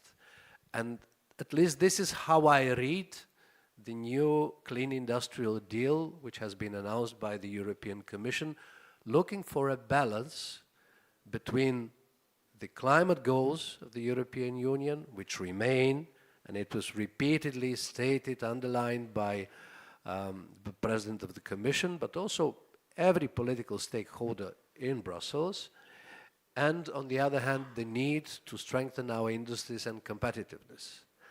But there are two elements on which, of course, I would like to hear your reading and the plans and the actions of the Commission. The Clean Industrial Deal is focusing on competitiveness of the European industries. They cannot address all the climate and green requirements for decarbonization without public support, including financial support, including supporting the speed of investments. support them different regulations to simplify them. And at the same time, the timing, as I mentioned already, is very important because we had the competitiveness compass announced by the Commission, we had the clean industrial deal, we have the commitment to work and for a plan for affordable energy, which is a major problem, both for the business now, the prices for electricity, for energy, and for the households. So how does the Commission addresses all of them, and what is the state of implementation? Because it has to be as soon as possible. Please, you have the floor, Mr. Kolinsky. Thank you very much, President Stanishev. Thank you very much for inviting me to this conference. And I would start by saying I fully agree with you that there has been a review of priorities, but those who say, you know, Green Deal is dead, the ship has been abandoned, are wrong. Not at all. So the Clean Industrial Deal is the reflection of this shift in priorities of this adaptation to the new situation internationally, but also within the Union, and putting forward the competitiveness of industry, affordability of energy for households as well, and the security, which is an obvious priority in the geopolitical situation that we find ourselves. Maybe just a few words on this Clean Industrial Deal. You know, it attacks this issue of competitiveness through a number of pillars, because clearly the problem of competitiveness of European industry is multifaceted. And you have the pillar related to investments, you have the pillar related to lead markets, and for example, renewable low carbon hydrogen is very much present there. You have the pillar related to skills and innovation, because on all these accounts, one needs to move ahead in order to address sustainably the competitiveness of the European industry. But very clearly, one of the key aspects of this plan, of this deal, is energy. And this is because when you look at our competitors and the European Union, you see that this divergence between the energy prices in the US, in China, and in the EU has increased. It's always been there, and there has been a silver lining to it, which is that European industry has always been much more energy efficient, for example, than the industries in other parts of the world, in order to kind of decrease this gap. But now we see that the gap has gone up, and therefore, as Commission, we put forward this affordable energy action plan, where you have a number of measures aimed at making electricity, but not only electricity, more affordable. And you asked about, you know, the implementation. What are the actions there? Well, there are short-term actions and there are kind of more long-term actions there. For the short term, so the first thing that the Commission has done is kind of looking at the bills that we pay for energy, for electricity. And what do we see there? We see the energy component on our bills, and you are absolutely right that this energy component, in time, in countries, in member states where you have more and more renewables, it goes down. It goes down. So you have the impact of renewables on this part of the bill, and it's a positive impact. In fact, year on year, we see record number of very low or negative price hours across the EU. At places, at times, the renewable energy is so abundant that the prices that you are being paid for using for using electricity. That, of course, shows the inefficiencies of the system, but it also shows this power of cheap, clean energy. Then you have the other part, which is related to networks, the network charges. And that part, I would say, with time, we have to prepare ourselves for the fact that it will grow. Why?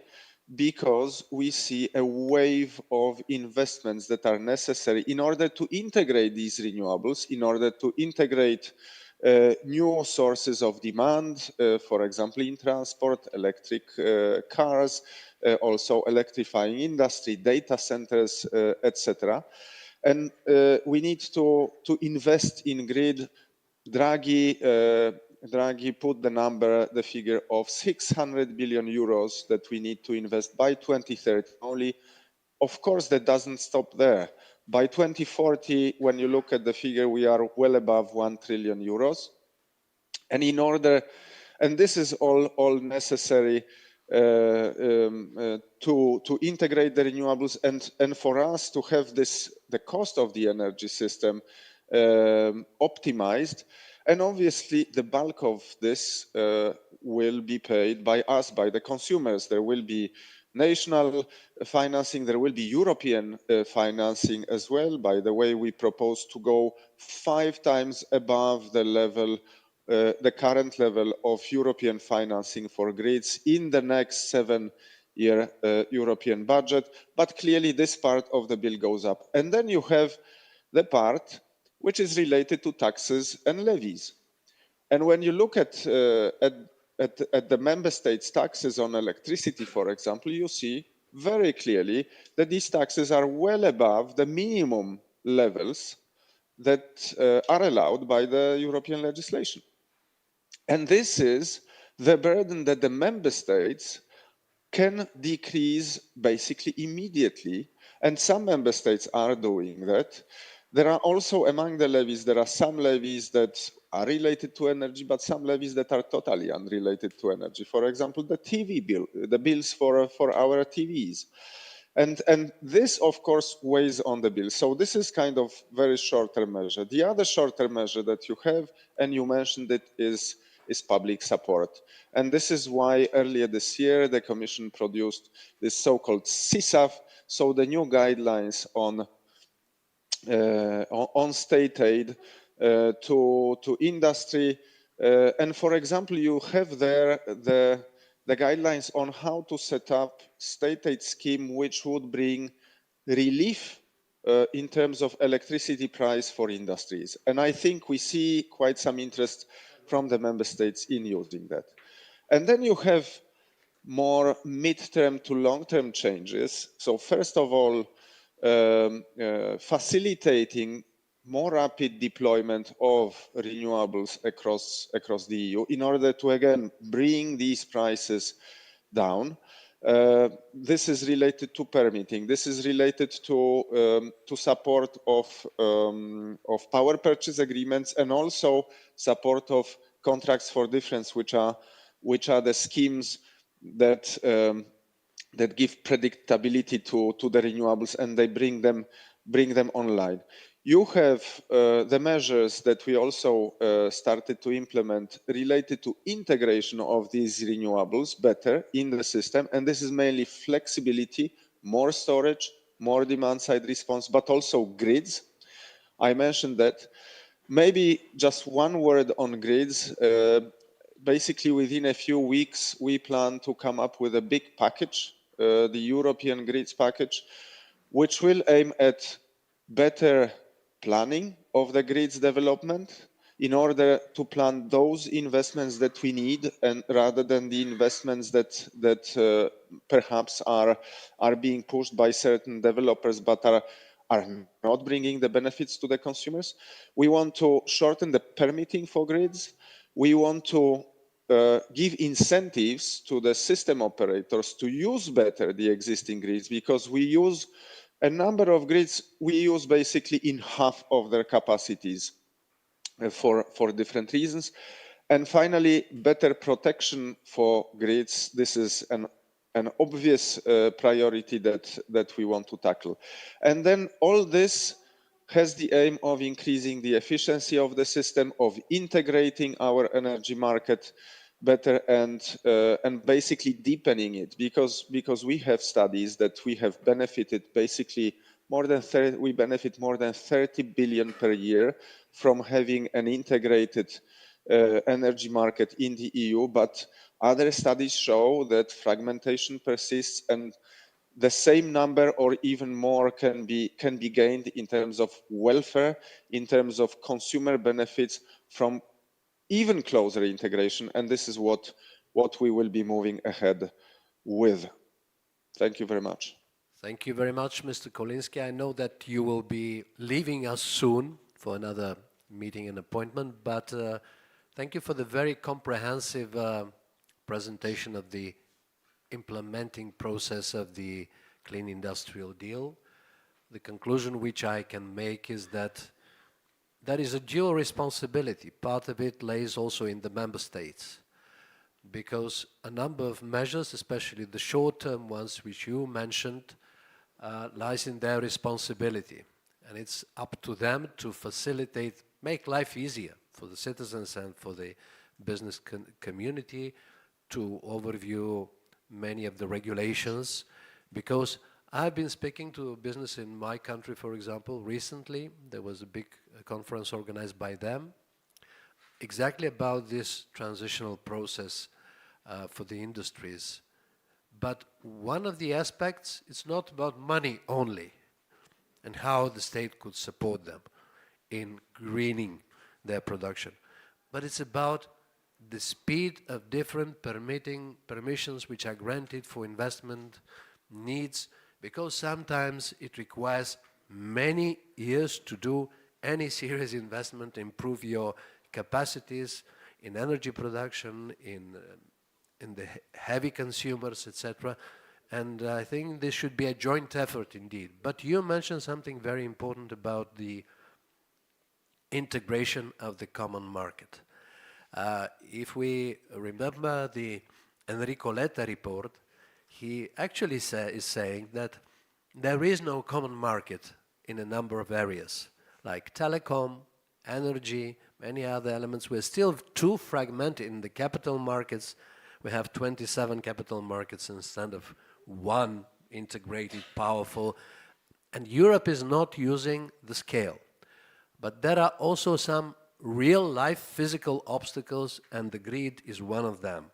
So my question as a person from this region would be the following regarding the energy isolation of Southeastern Europe. You are very well aware that the ministers of energy and the governments generally of Greece, Bulgaria and Romania addressed the European Commission for a task force to address the grid problem and the connectivity of the region with the rest of Europe. Because last year especially, but it's a permanently coming back issue.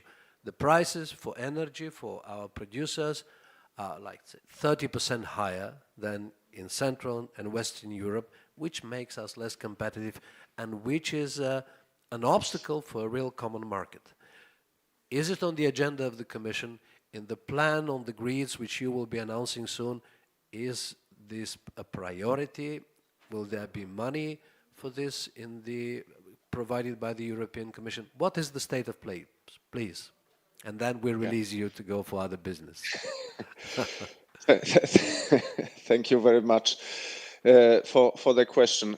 Obviously, this the issue of imperfect integration of Southeast Europe in the internal European market has been very high on our agenda. In particular, in 24, more or less a year ago, we have seen very high price spikes in the region, going up to 900 euros per megawatt hour. And this, when did that happen? Well, that happened when the sun went down and solar stopped producing, and there was little wind, and it was still hot enough to switch on the air conditioning, so increase the the demand for electricity in the countries. And I can tell you that since then, we have talked not only to Bulgarian authorities, but also to Romanian authorities, to Greek authorities, and to authorities of other countries that, let's say, don't belong to the region, but are the neighbors. And we've been talking about what actions can be taken, and actions have been taken on flexibility, also on instruments that could be activated if such price spikes happen again, such as, for example, demand peak shaving instruments. But we also created this task force that you mentioned, and the task force has already met twice, and in a kind of plenary format, but there was also, I think in July, a meeting of this task force among the countries of the region and again, the neighboring countries. What are the main kind of work streams there? The first one is improvement of flexibility of electricity system in the region. And I know that since 24, a lot of work has gone into improving flexibility of the system in the countries that I mentioned. And the reflection of this is also, I think, one factor. I think this is also one factor behind the fact that in 2025, you didn't have these price spikes like in 2024. So flexibility is one.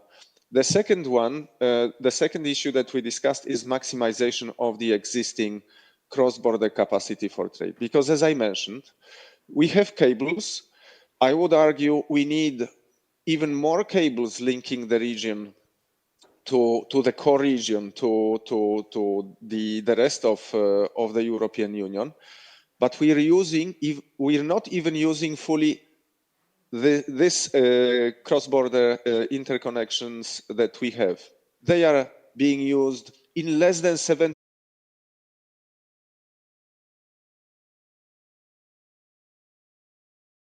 I think the best photo will be when the lady will connect, so she will be on screen.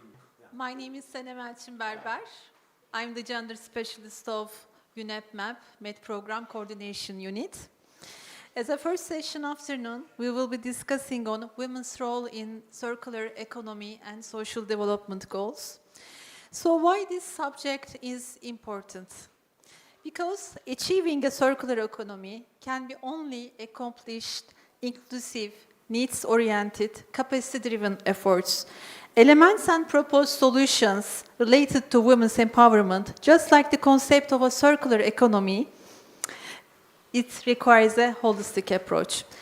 In today's session, we will be identifying the existing roles and conditions of women, looking best practices for replication and promoting regional dialogue and relevant initiatives by highlighting Mediterranean Strategy for Sustainable Development flagship initiative, Women Leadership for Environment and Sustainable Development in the Mediterranean.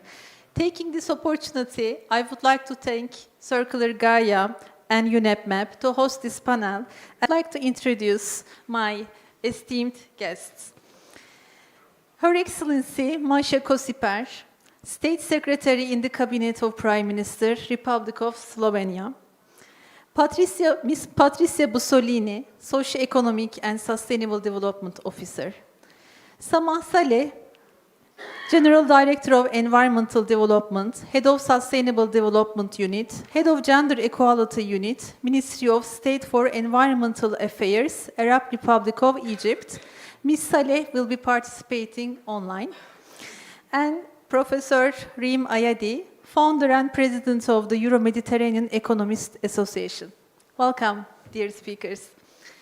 Involvement of women and men in circular economy is different because their needs, their problems, and coping strategies are different. The different requires a sensitive and in-depth approach of resource mobilization and management, and in this sense, efficient baseline information is a must for decision makers and key actors in circular economy sector. In this framework, my first question is for Her Excellency. and dear Ms. Saleh, could you elaborate the role of women in the circular economy at national level? Thank you. Thank you, and thank you for inviting. Sorry. So thank you very much for inviting me to this very interesting event. I'm happy to be here in beautiful Athens and talk about two of my favorite subjects, women equality and environmental protection, or in this case, circular economy. I'm happy to see women on this panel, more and more women on panels. On the first one, alternative fuels, there were no women. So good progress now.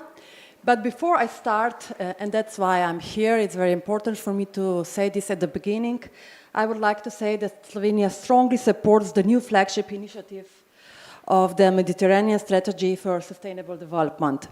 We see it as a powerful accelerator, not only in the circular blue economy transition, but only in all the fields in the region. And we, Slovenia, will contribute our good practices and whatever is needed to have success with this initiative.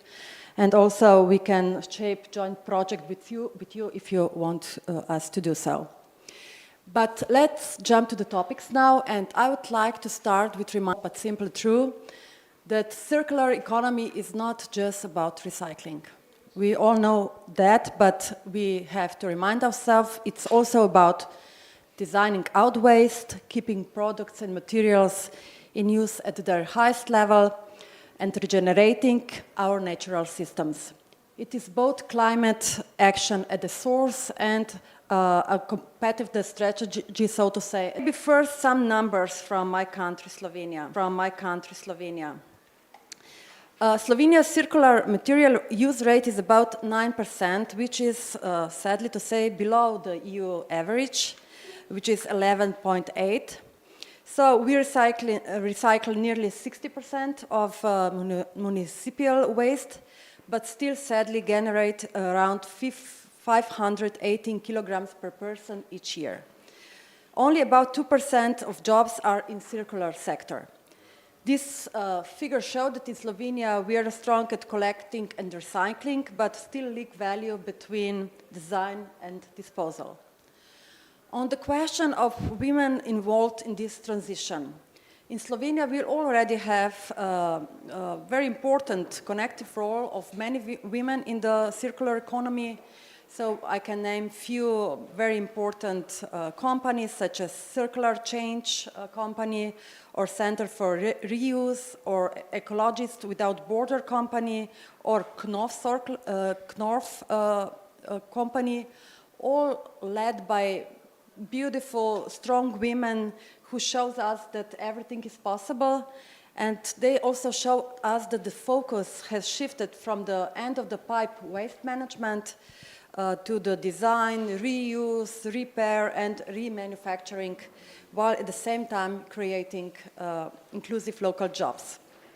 So these examples show that when women lead, the circular economy becomes not only greener, but also very social. It creates jobs that are local, skilled, and for them, that do them very meaningful. So it connects also government, business, and citizens. On the issue of leadership, there is in Slovenia progress, but also clear gaps.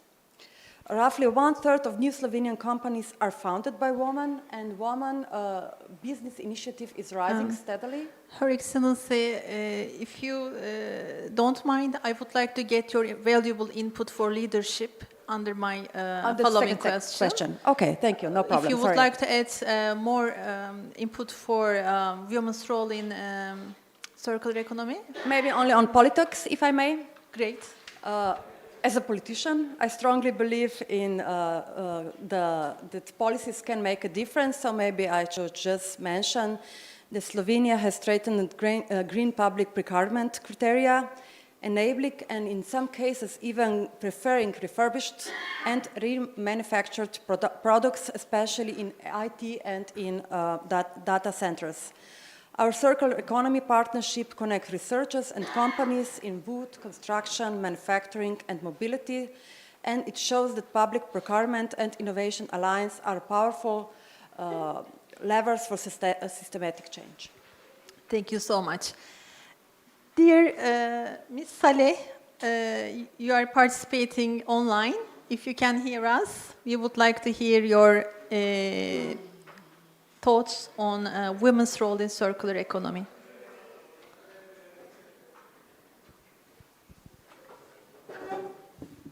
So happy to joining you in this important session. The women role in circular economy in Egypt, and I think all the MENA and the Mediterranean region is very important, especially that the most successful sectors in recycling and the historical one like agriculture sector and rural areas, the women playing a main role.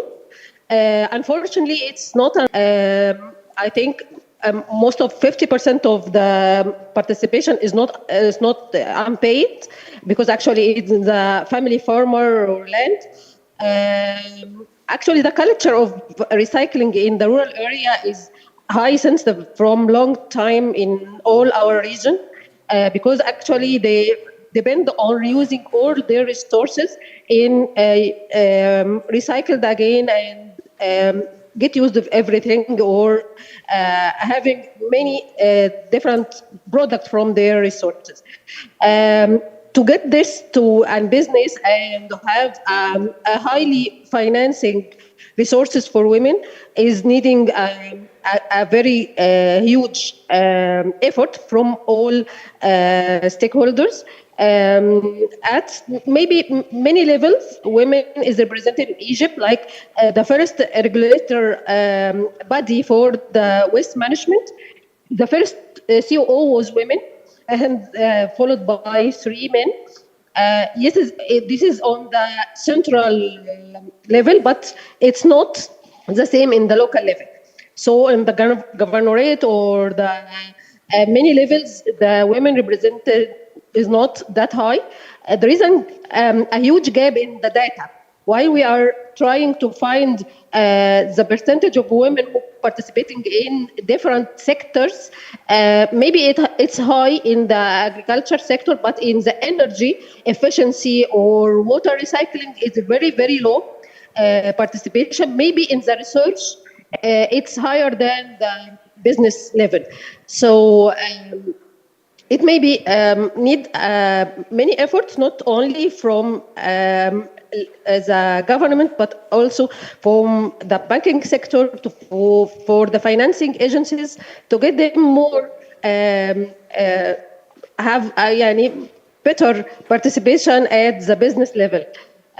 So I think for now, our new law, which having in 2020, it's paving the way for the participation of all the NGOs and the private sector, but still need more focusing from the financing agencies to help women to be engaged, more engaged in the private sector in these different sectors, maybe in the tourism and the ecotourism and recycling, and having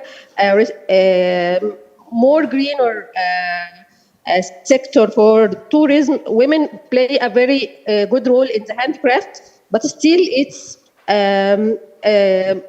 benefit or income coming from this is not very high, because as I'm saying before, maybe it's not formal, the needing for more designing, modern designing, or modern packaging or access to the market, maybe help the women to have more benefit from engaging in this sector. Thank you very much. It seems that there are many ways to achieve gender equality and women empowerment in many areas. Women faces limitation accessing resources, knowledge and technology, and this make women left behind in labor, in workforce.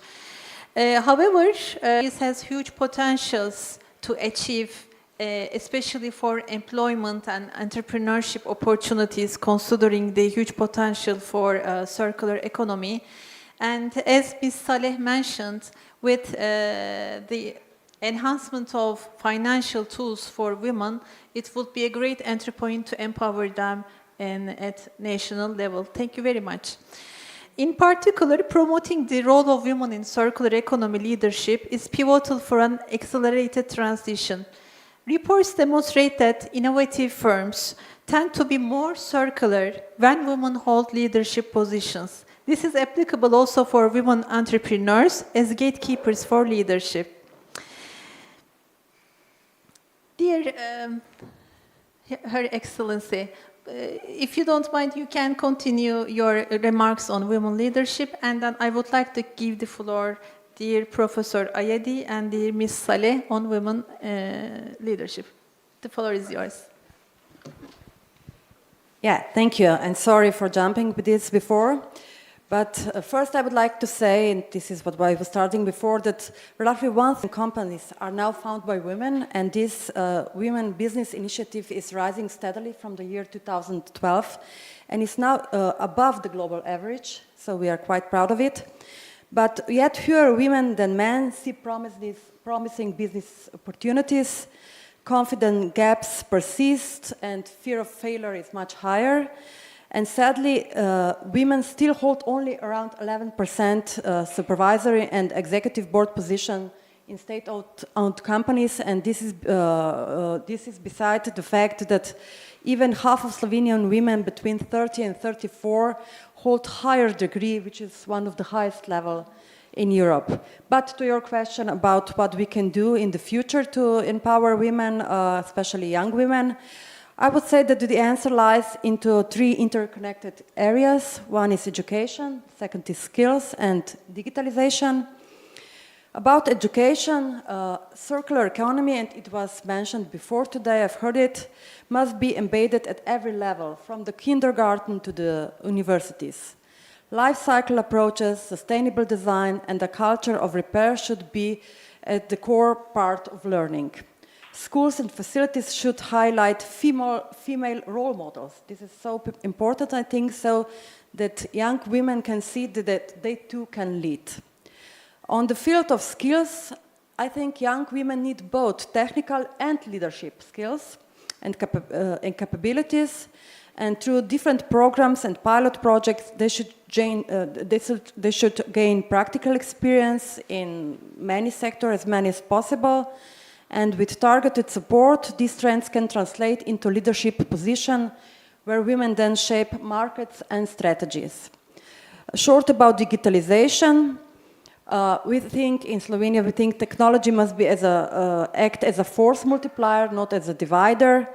Young women must have equal access to technical and digital skills and projects so that they have not only participate but also lead the transition.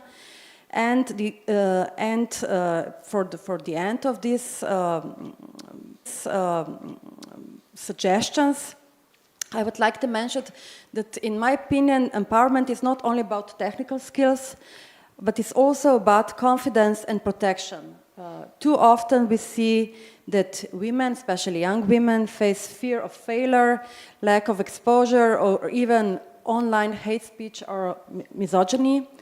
And this undermines their self-respect and their willingness to step forward. Therefore, empowering young women also means providing safe spaces, mentoring, networks, and digital environment that encourage risk-taking, creativity, and leadership. And if I just may conclude, I write such a nice conclusion, I have to read it.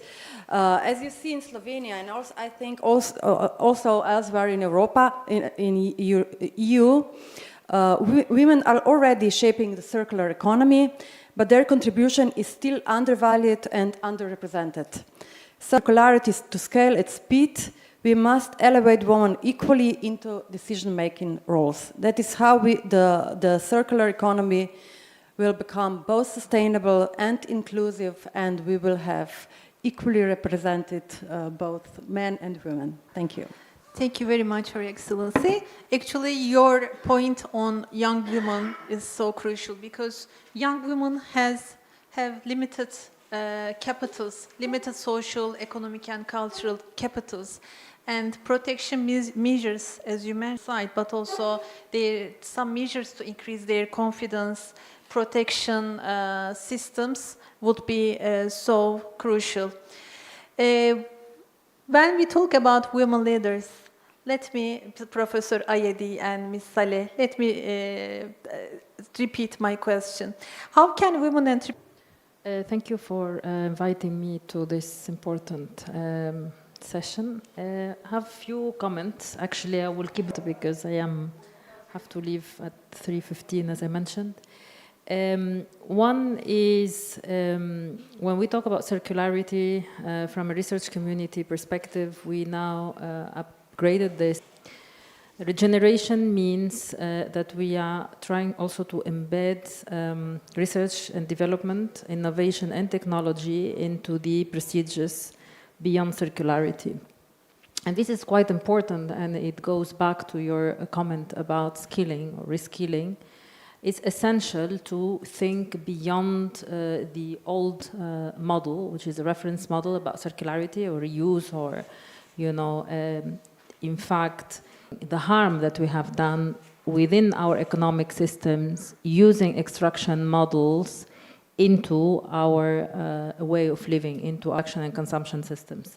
So really, we have to go beyond this philosophy and then think in a complete different way, which is trying really to embed regenerative principles into our economic systems. And these regenerative principles are anchored into research, development, and eventually need to extract from the planet. We need to regenerate it 1 or 2 or 3 times. And I think we have the capacity nowadays to do it via technology, but also via artificial intelligence. So this is on the onset. Now, going a bit deeper, and you mentioned on leadership, for me, it's not only about, okay, I can talk about access to market, access to finance, access to infrastructure, access to anybody more than what you already know, what we need. I think we just need to think about what I call, and my colleagues yesterday, Harris Ayer, with whom we are working, on the brain economy. Okay, brain economy, and particularly for green brain for women. This is what we have to develop. For us, brain economy is embedded into brain capital, which is a definition between brain health and brain skills. So brain skills is what you mentioned rightly, in all this reskilling, and of course the technical skills you mentioned is not enough. We need to develop other type of skills like resilience, adaptability, flexibility, and then beyond this, going beyond the fears. You mentioned fears, the society in a way, I don't know, I think they give, I don't know, I want to be diplomatic here, so the society forward, okay? And we need to finish with this approach and then go beyond the fears, because the fear, it's normal, it's a human. I mean, when we are afraid of something, we just, you know, we don't know what to do. And of course, when you have all the avalanche of policies, tax, banking situations, an entrepreneur becomes quite afraid. How do I deal with all of this? In circular, of course, circular economy, you need to have knowledge about the regenerative and circular economy. And I think we need to go beyond the technical skills and really embed in all our, I would say, of course, women more, because especially in women in the Mediterranean countries with social systems that are a bit within patriarchal societies. And this is also, we need to go beyond it. You know, they need a bit of a more push in terms of brain skills. We need to be going beyond the labor market, beyond entrepreneurship. So it's really is the way to live in symbiosis with the planet. Means that every unit that we need to regenerate.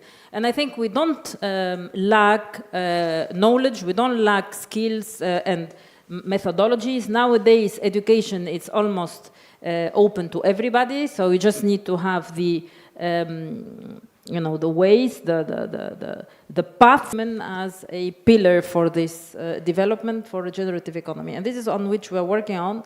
And of course, finance will follow, policies will follow, regulatory frameworks will follow, and also the SDGs will have to follow. We have practically written a paper trying to embed the post-SDGs 230 into a brain economy and within the regenerative principles. So this is my comment, and this is how we really would, if you like, to empower, we need to change our economic models toward regeneration.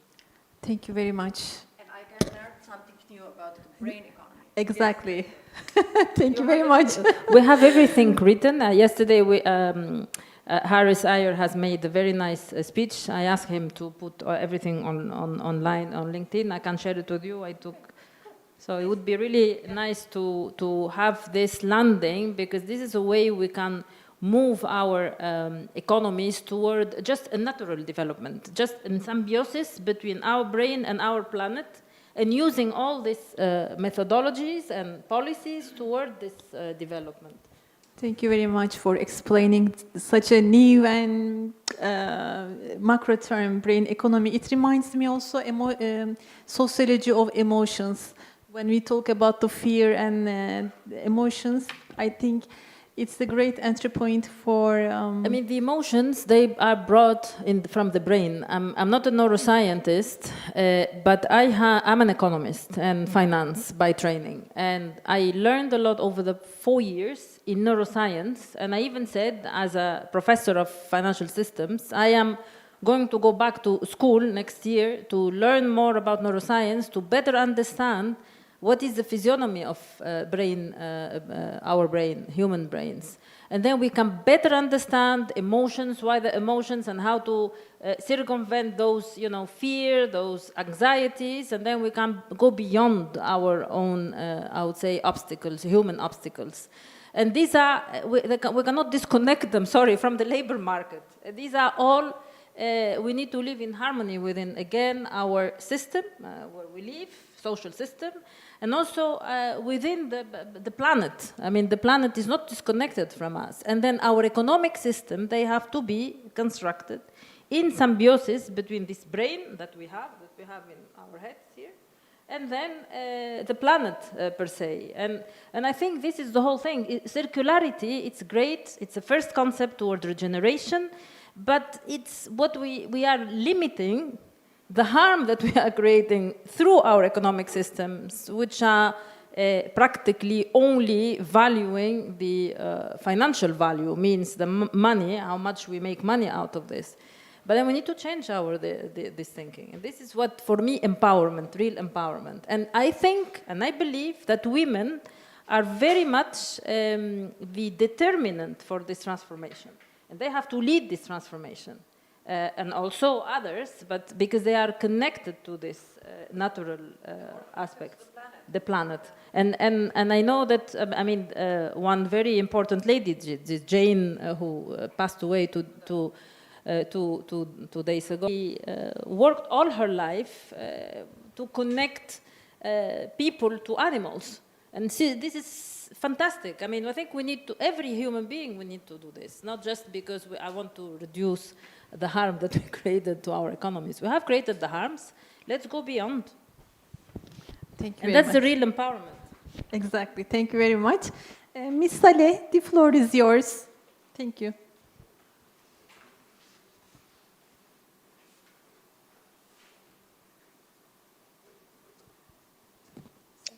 Thank you a lot. I think it was a very fruitful intervention from Her Excellency. Yes, the women fear, it's real, and it's coming from a true evidence around them, because actually many of them are taking loan and they can't. The business is not working that well, and after many cases of them, they go to the prison. So it's a matter, and this fear is not just in their mind; it's around them. So it's real. I think to be optimistic, and solution find that the role of the non-governmental bodies to get the risk instead of women, and this is the model was working in our country this time. And the NGOs maybe having mix of the non-governmental work and some business models around this. And worker, not business leader, but the income and the intervention of women more valuable than if she's working individual or just in a big business with a very low income. So I think what we are in Egypt working these days to giving a space and many type of financing for the NGOs and the small entrepreneur who can lead and giving a model for the women. Yes, we have a very successful stories. I'm trying to collect them now to give a model for women to encourage them and giving a real model from the challenge to the success and how they can get rid of the challenges in different way. But still then, I think the role who work does by the NGOs is very fruitful, and he is actually with getting us the real success from, and the women more trust in the circularity project and knowing more about how it can working and how have giving a good income from the circularity and using unused materials. Yeah, I think it's giving us and the leadership coming from the women who can lead or can or men who can lead engaging the women in different type of circularity, especially that we are finding the women, especially in education, in engineering, they getting back because they didn't feel that they have a good opportunity like youth and men in these sectors.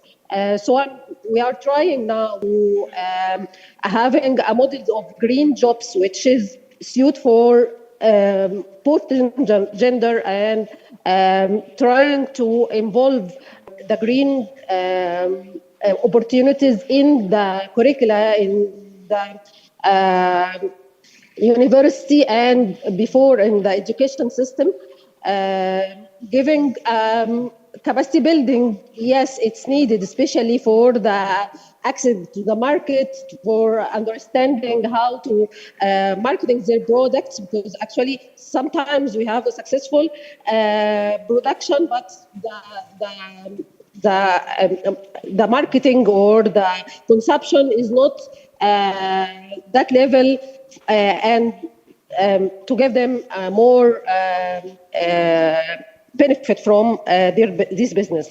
So I think to having entities collecting women to have their business together, maybe in some business, small enterprises, some NGOs, this kind of entities, which has many facilitation from the country or even the region. It's maybe giving the women more trust in their work and giving more space for them and increasing the number of women participation in business related to the circular economy.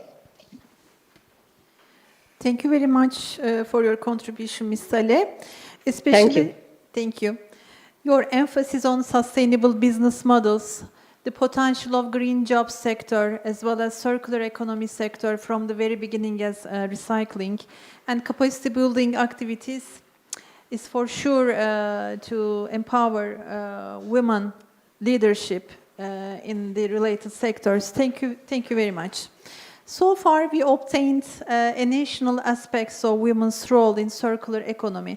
By the way, advancing this discussion, I would like to focus on the link between national situation and regional aspects, which is also a core agenda of UNEP MAP. Dear Ms. Bussolini and Professor Ayedi, my question is, how the regional dimension can complement national efforts to support women's role towards circular economy, also through initiatives as the Mediterranean Strategy for Sustainable Development, Women Leadership for SDGs. The floor is yours. Okay. Thank you very much. Good afternoon to everybody. Allow me also to thank EPLO for co-organizing this important panel with UNEP MAP, and also to excuse the coordinator of UNEP MAP, Mrs. Tatiana Ema, who was supposed to be present at this panel, so I will speak on her behalf, but unfortunately she was busy with an important commitment, last moment commitment. Thank you very much for the question. I think this comes in at a very nice moment, because we have heard the national experiences, national input, comments, and so forth. So what I would like to mention, it is that indeed that women leadership and involvement towards circularity, environment protection, and so forth is really at the heart of the work of the contracting parties to the Barcelona Convention.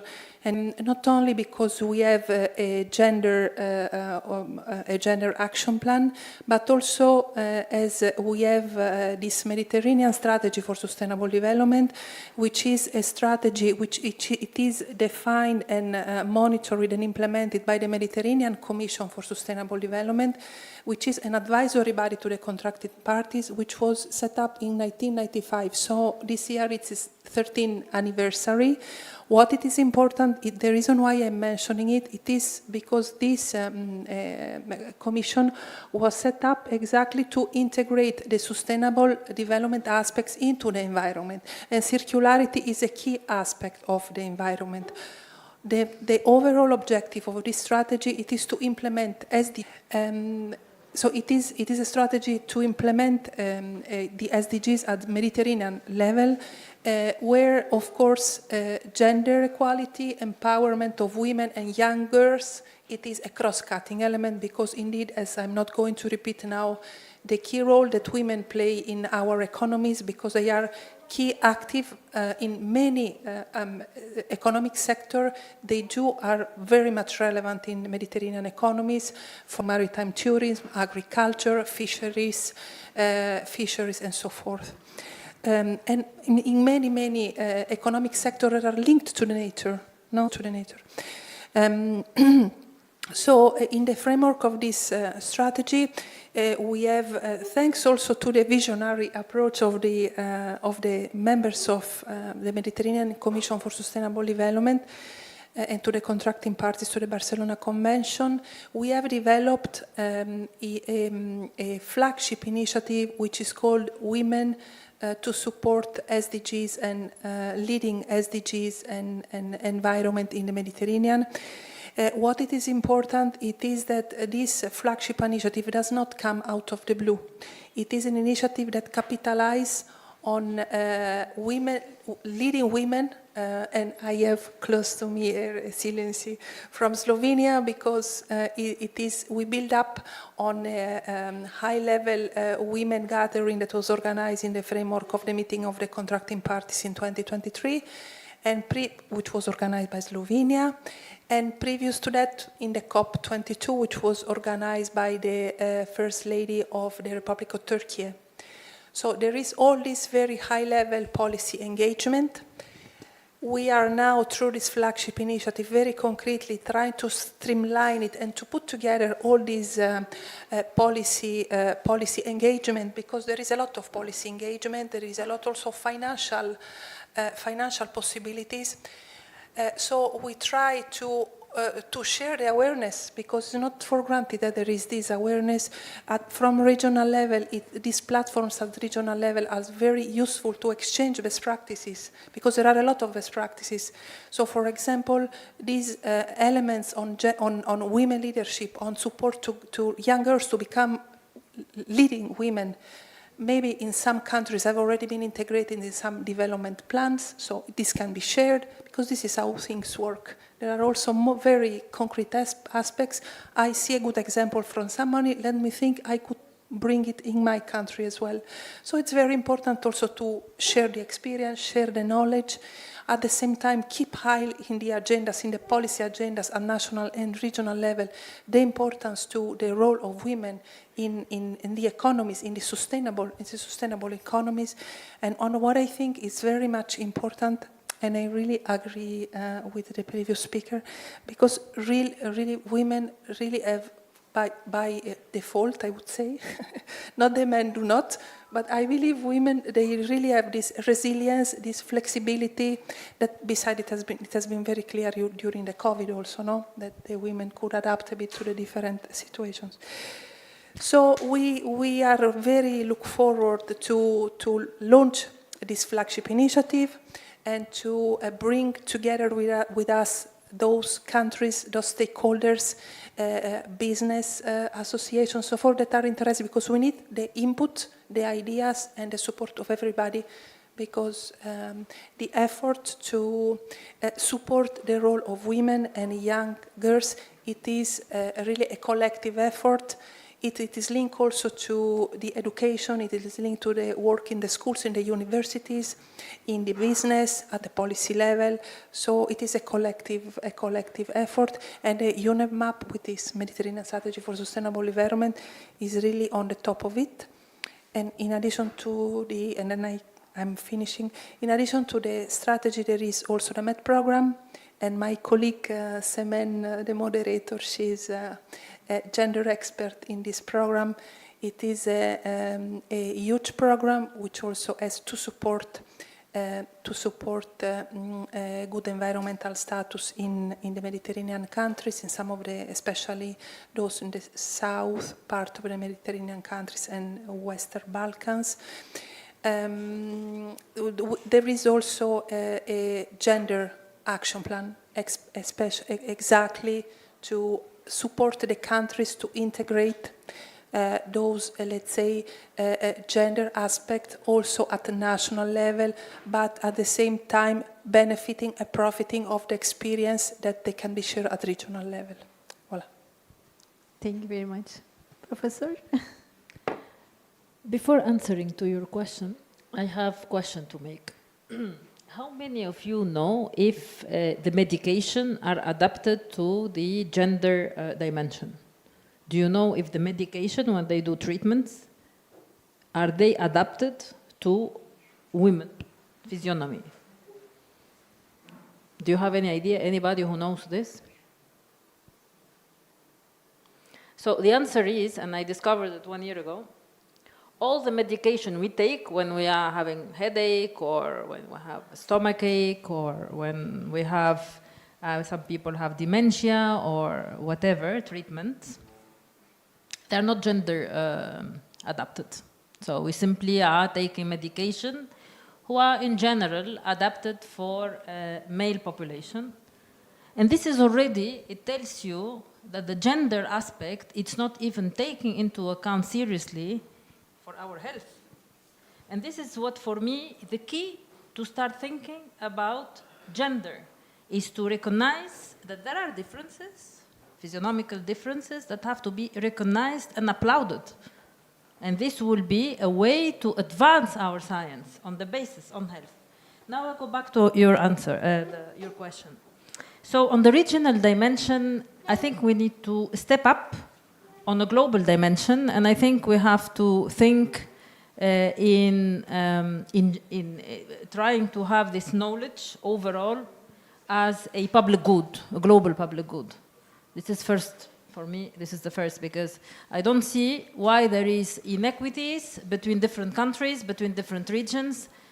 It doesn't make sense. We are not living in different planets. We are working in one planet, and we are coordinated. This is what they say to us, UN and others, I think. That's what we, at least the rhetoric, what it says. Now, in terms of what I call, I go back to my brain story, because now I am very excited about the brain story, because I think our brain, we take it for granted. It's the motor of our societies, of our economies. If we don't have brain, I don't think we can live and we can think. So the idea is we need to create first the brain-positive ecosystems. We are not in brain-positive ecosystems. We are, unfortunately, in brain. It means that we have huge potential that is not being used, and we need to recognize that we need to move from negative to positive. So this is why, for me, it's a global effort that needs to be done. And I go back to the SDGs, to have to move from negative brain ecosystems to positive brain ecosystem. This is number one. And number two, nurturing the women green brain capital is shared. It has to be a shared asset. It has to be a shared asset as a global level. So, because at the end of the day, if we recognize the brain, women brain capital from health and skills, the two, right? So health and skills, then we are able to move our economies into what I call the regenerative economies. And of course, sustainable circularity, which is the first step, and so on and so forth. So we can move into different type of... So for me, capacity building, first recognition, this is number one, because we need to recognize and act upon it, not to recognize and leave it behind our back, but then recognize it and act upon it. And two, capacity building at a scale. I mean, at a scale, not at a regional scale or at a national scale, at a global scale. It has to be a global scale, so there is no discrepancies between countries' knowledge and applications. This is essential. And two, and three, sorry, we need to embed this into the SDGs.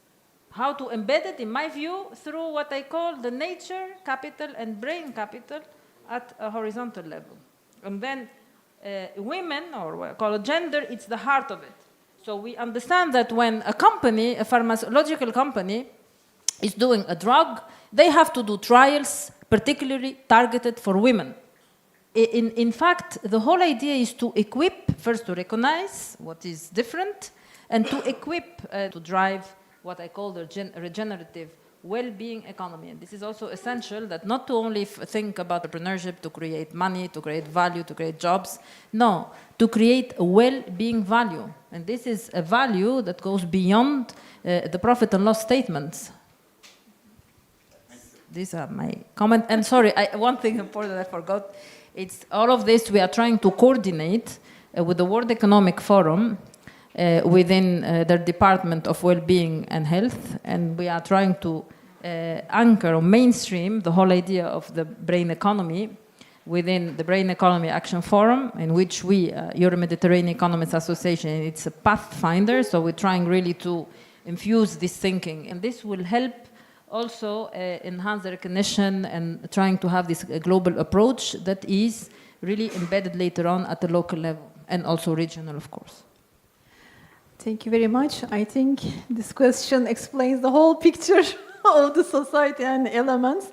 From UNEP MAP side, of course, the UNEP MAP is working for Mediterranean region, as you may all know, and this region includes many socio-economic diversities. So as Ms. Bussolini mentioned, collective efforts will be so crucial, not only for policy side, but also project implementation at country level. Also, again, we can go back to our new term, brain economy.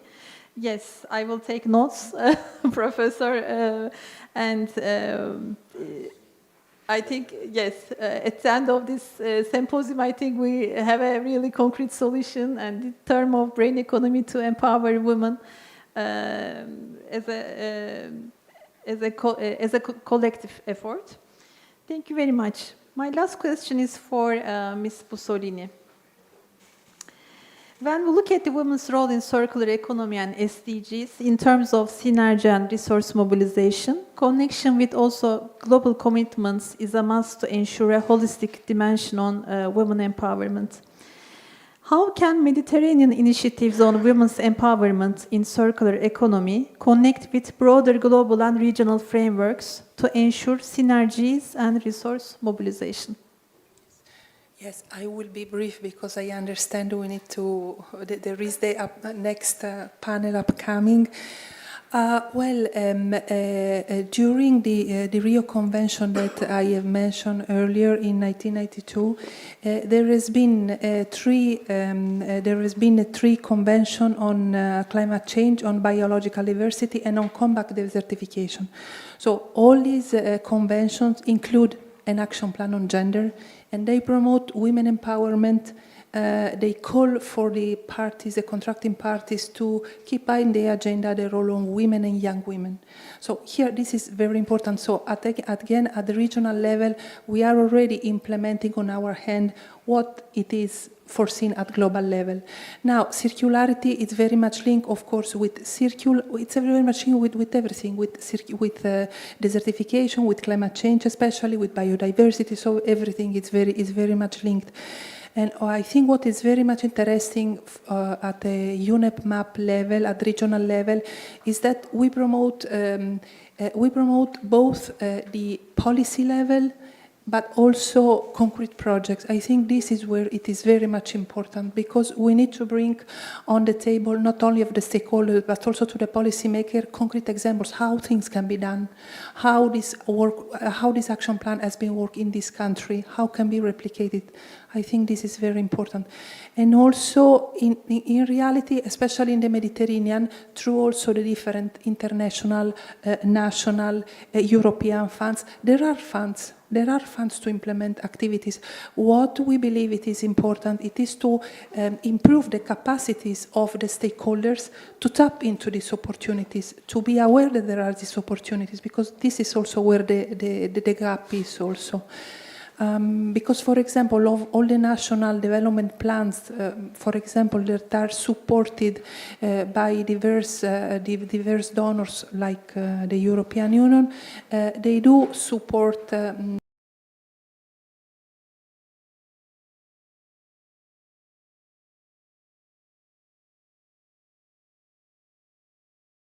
more aware, build the capacities of the stakeholder, of the institutions to tap into these financial opportunities. Thank you.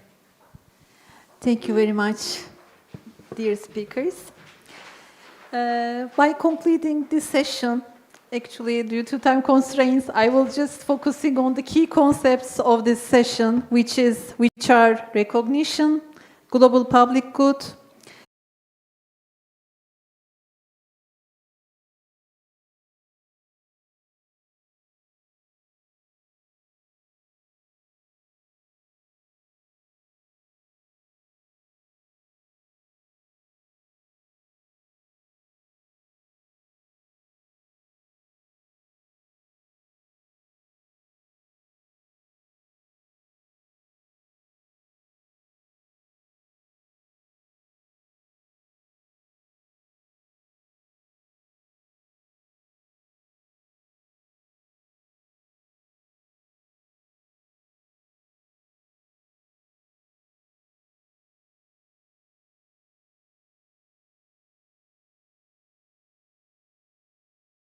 participants in person.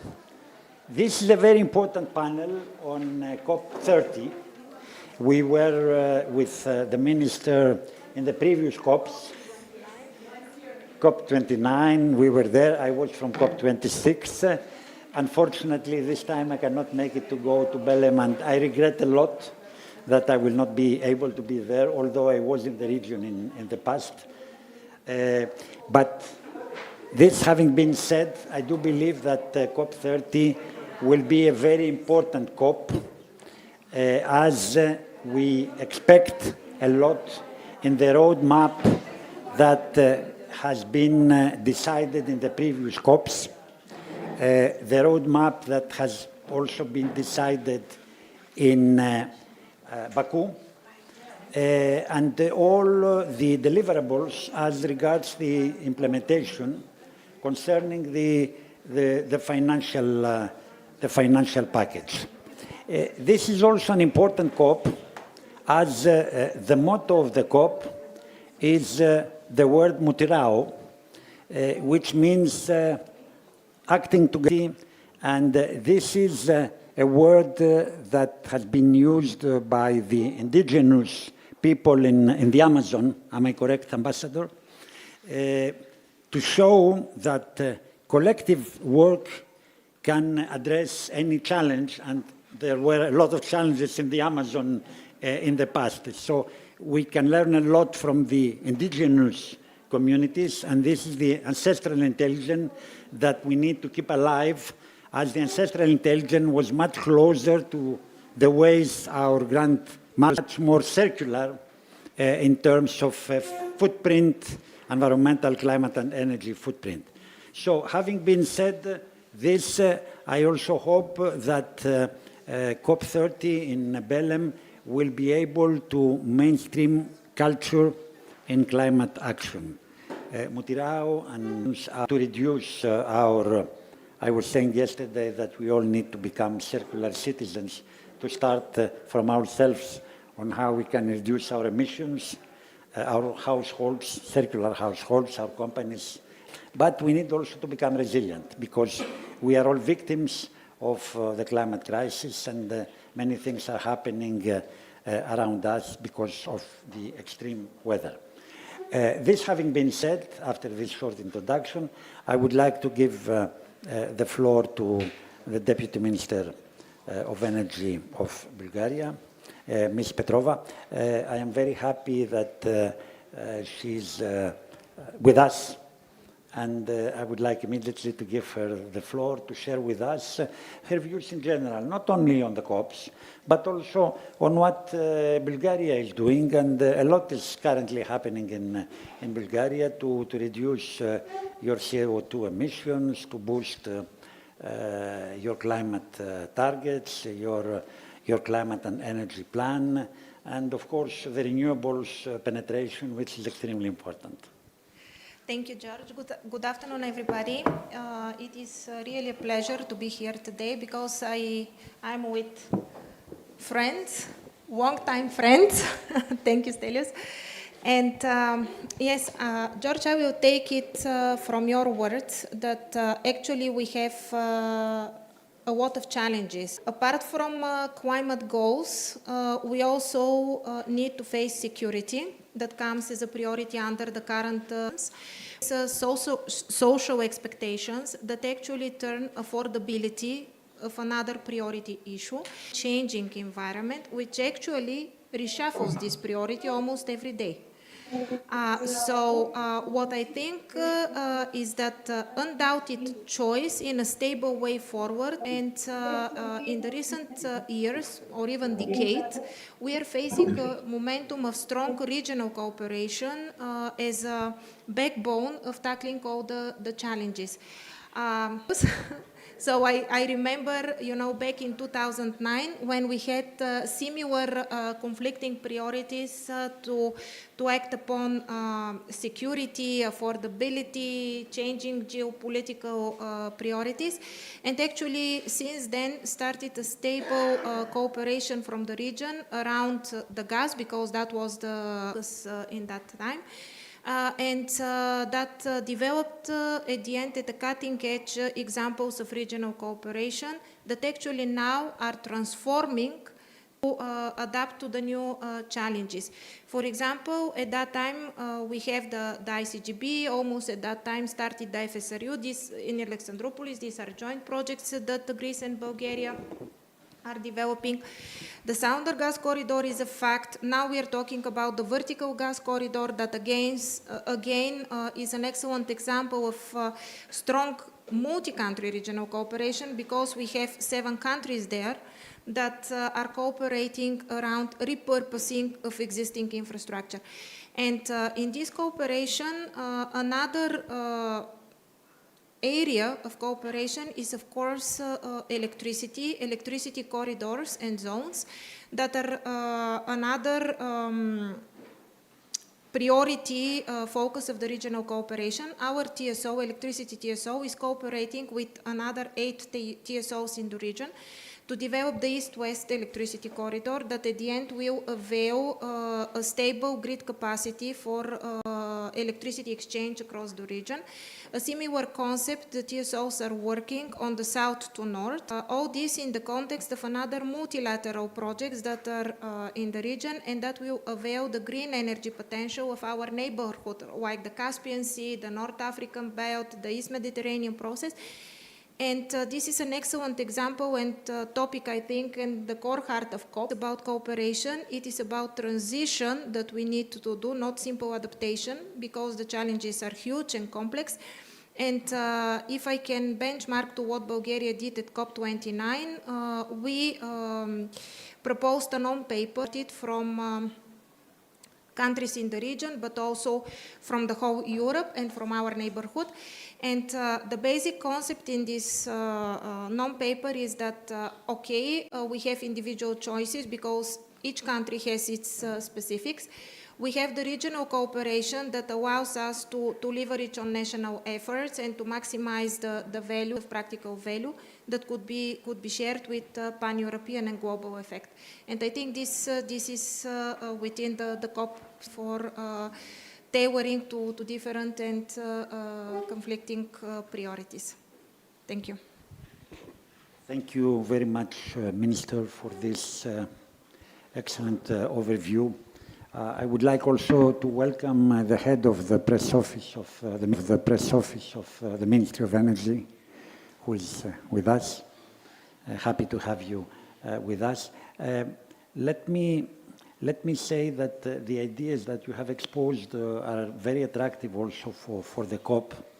And I would like also to add the hydrogen corridors that we are currently developing in the region and the storage capacity. I am told that by 2050, the fusion energy source will be there. Therefore, probably all this transition that we are currently developing with gas as a transition fuel, with hopes on hydrogen, once the fusion is there, will become obsolete. But this is how life continues, trying new processes, and let's see how things will develop. And then the other issue is the nuclear, because the nuclear had a comeback. A lot wanted to phase it out. Nord Stream, yes, I know. Nord Stream was there, especially Nord Stream 2, to phase out nuclear in Germany. And we saw what happened, and now we are talking about SMRs, and this discussion took also place in COP30. So in reality, the energy mix is always there.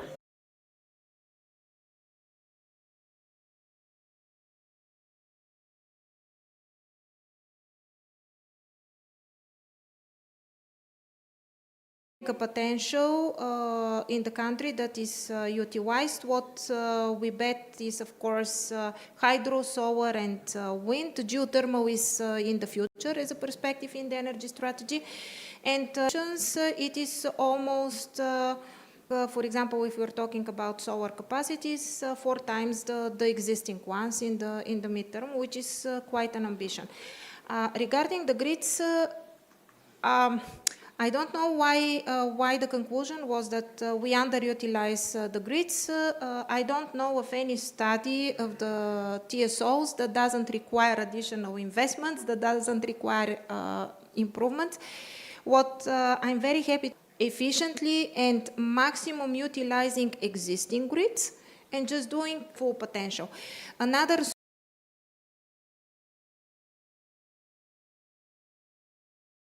our TSO is implementing an investment program to digitalize the electricity transmission grid. Of course, much of this is supported with EU money and Resilience Fund. And we are also allocating money under the Modernization Fund for the distribution grid. And something that is another area that needs to be developed in order to really unlock the full potential of the existing grids is actually the so-called collaboration between TSOs and DSOs, basically connecting digitally the two grids in order to avail information close to real time, which actually would enable market participants to tailor their behavior, like prosumers, energy communities, and so on. So I guess this is my reflection on not utilizing the capacity. I think that in order to fully utilize the existing capacity, we need digitalization, which will allow the grid to adapt to the transition processes, and we also maybe some limited investments. This is exactly the TSO project in the region for East to West corridor that I mentioned. This is basically a corridor from Turkey to Italy with all the TSOs participating. They're looking at limited investments on that will make available stable electricity exchange in this region. And I can tell you, I cannot share the results because these are still preliminary results, but there is an extensive list of small projects for each of the TSO that should be implemented. But the good news is that these more or less look like TSO business as usual. I mean, these are upgrades and investments in the grids that the TSOs are doing. Thank you very much. Excellent responses. And I think the information that you have provided to us was safe trip, all the best, was extremely useful.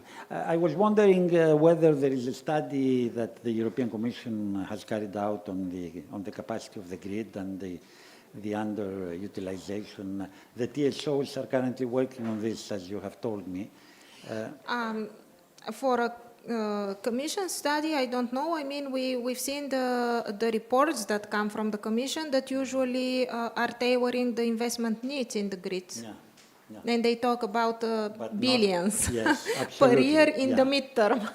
Yeah. So I think this is something I've seen, and it's quite relevant. I've also seen studies that some of the majority of the grids in Europe are elder than 40 years, which means that they should be rebuilt and upgraded and repurposed. So yeah, I think we are all committed to grids. I mean, if there is something undoubted on the policy agenda, this is the need for future-proof grids.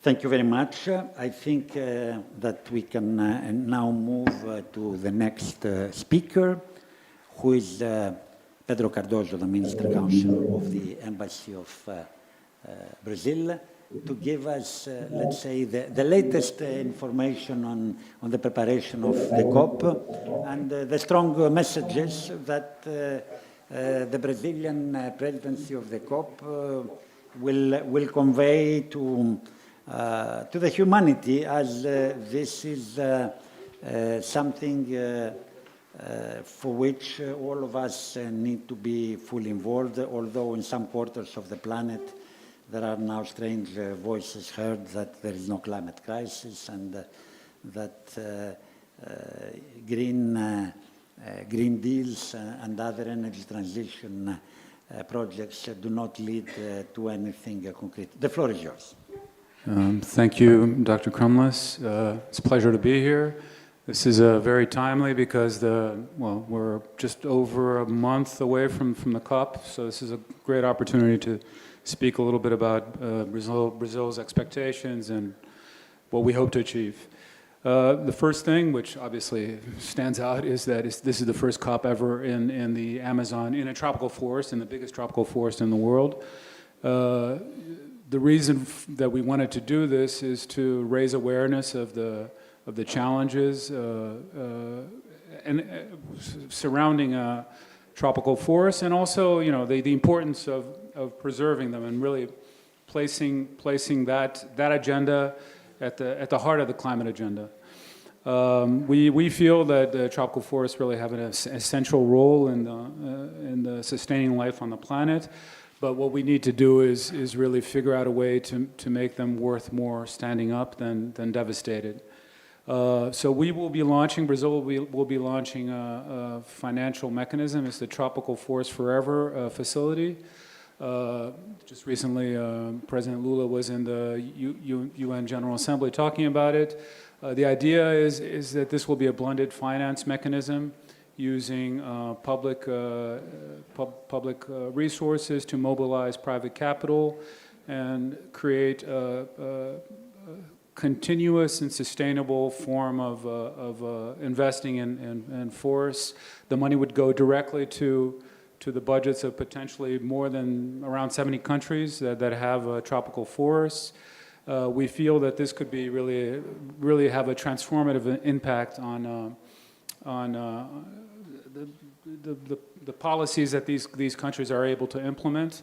And to kickstart this process, President Lula announced during the UNGA that Brazil will be contributing $1 billion to the fund to start it off. So we're very hopeful that there will be other countries that will be adhering as well to this facility. So that's one of the key aspects that we hope to achieve in the COP30 in Belém. In addition to that, we want to look at the international context for the climate regime. As you mentioned, we are in a bit of a crisis. And particularly, we want to look at three things: the adequacy of national policies reflected in the NDCs, the effective implementation of these policies and implementation of climate action, and the provision of adequate financing. In terms of the NDCs, we're a bit discouraged by the fact that with only a little over a month to go, many countries have not met the deadline to present their NDCs, and we really feel that without a collective assessment of the NDCs, we're walking in the dark. So we really encourage countries to put those forward as soon as possible. In terms of measuring the effective implementation, we are hopeful that now, with a critical mass of biannual transparency reports, we will be able to look at that. In terms of financing, we in Brazil feel that the frustration in the developing world is very palpable, and it's justified. We feel that there are many gaps in the international regime, and we need to address that in order to retain the credibility and the solidity of the institutional framework that we've created. And we should never forget that the fundamental principle that climate ambition, as President Lula said now in New York last week, this is not giving greater access to resources and technologies to the developing world is not a matter of charity, it's a matter of justice. So we plan on working on that. In terms of energy, we also want to take the agenda forward. The minister has spoken about this. We want to try to achieve a commitment on sustainable fuels. We also want to take the agenda about transitioning from oil and gas forward by engaging with oil and gas interests. So we will be working on that as well. Then another aspect that we want to emphasize with the COP30 is that we want this to be a COP that's focusing on implementation. And because of that, we're going to be bringing forward an action agenda, which is going to be sort of shaped as a reservoir of concrete initiatives that connect climate ambition with development opportunities and investments, innovation, finance, technology, and capacity building. It will be organized around 6 thematic axes covering mitigation, adaptation, and means of implementation. And then we will have 30 key objectives for those axes. And the idea is then to set up groups, accelerator groups, bringing together government actors, private sector, civil society, academia, to try to accelerate the pace of implementation in the different areas that are identified. We will be counting also on certain groups to bring this forward, particularly the high-level champions, the youth champions, and the COP30 special envoys, as well as the different circles of leadership that have been set up over this year. The circle of COP presidents, the circle of peoples, the Circle of Finance Ministers, and the Global Ethical Stocktake Circle. That's basically what I wanted to put forward.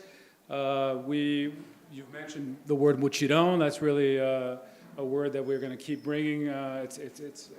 You described it very well. It comes from indigenous traditions, and it's an idea of collective action. And in that spirit, we call upon all involved to join this action agenda mutirão. Thank you very much. Thank you very much, Minister Councillor, for sharing with us the key elements of your ambitious program. I really regret that as regards the NDCs, the nationally determined contribution, most of the countries are not ready. I believe they are reluctant to present them before the COP, as the COP would take stock of that. But I was thinking something that we often do in the European Commission, the name, blame, and shame. Name, for those who have performed, because in the European Union, the NDCs are there. But we are only 27, and we need more to be able to have a stock-taking exercise which will properly reflect the commitments of all the international partners as regards emissions reductions. All the other elements of your agenda are extremely important. I mean, emphasis on adaptation, the financing issue is very important. And of course, the involvement of the stakeholders is very important. You know, I was listening to an American climate action promoter who was saying that if the three richest Americans decide to put the money for what needs to be done for climate, the money is there. And this contribution would be sufficient to meet the needs to undertake immediate climate action in a period where the budgets of our member states are under stress, because there is austerity everywhere, and we feel this in the prices and in the cost of life, and in the impossibility for the governments to reply to strong social needs which are there, which are fully justified. So I would like to wish you a very successful COP. We are not at the end because we still have some videos. So the first video will be the video of a very good friend of mine that I know since more than 30 years, Justice Antonio Herman Benjamin, who was the Chief Justice, the Minister of Justice of Brazil, and who started as an environmental prosecutor, because Brazil has environmental prosecutors. And this is indeed a very good practice, because environmental prosecutors have the knowledge and the expertise and the capacity to go to the ground and see the real problems and understand them. They are not people working in iron towers as my Brussels colleagues are doing. So, let's project the video.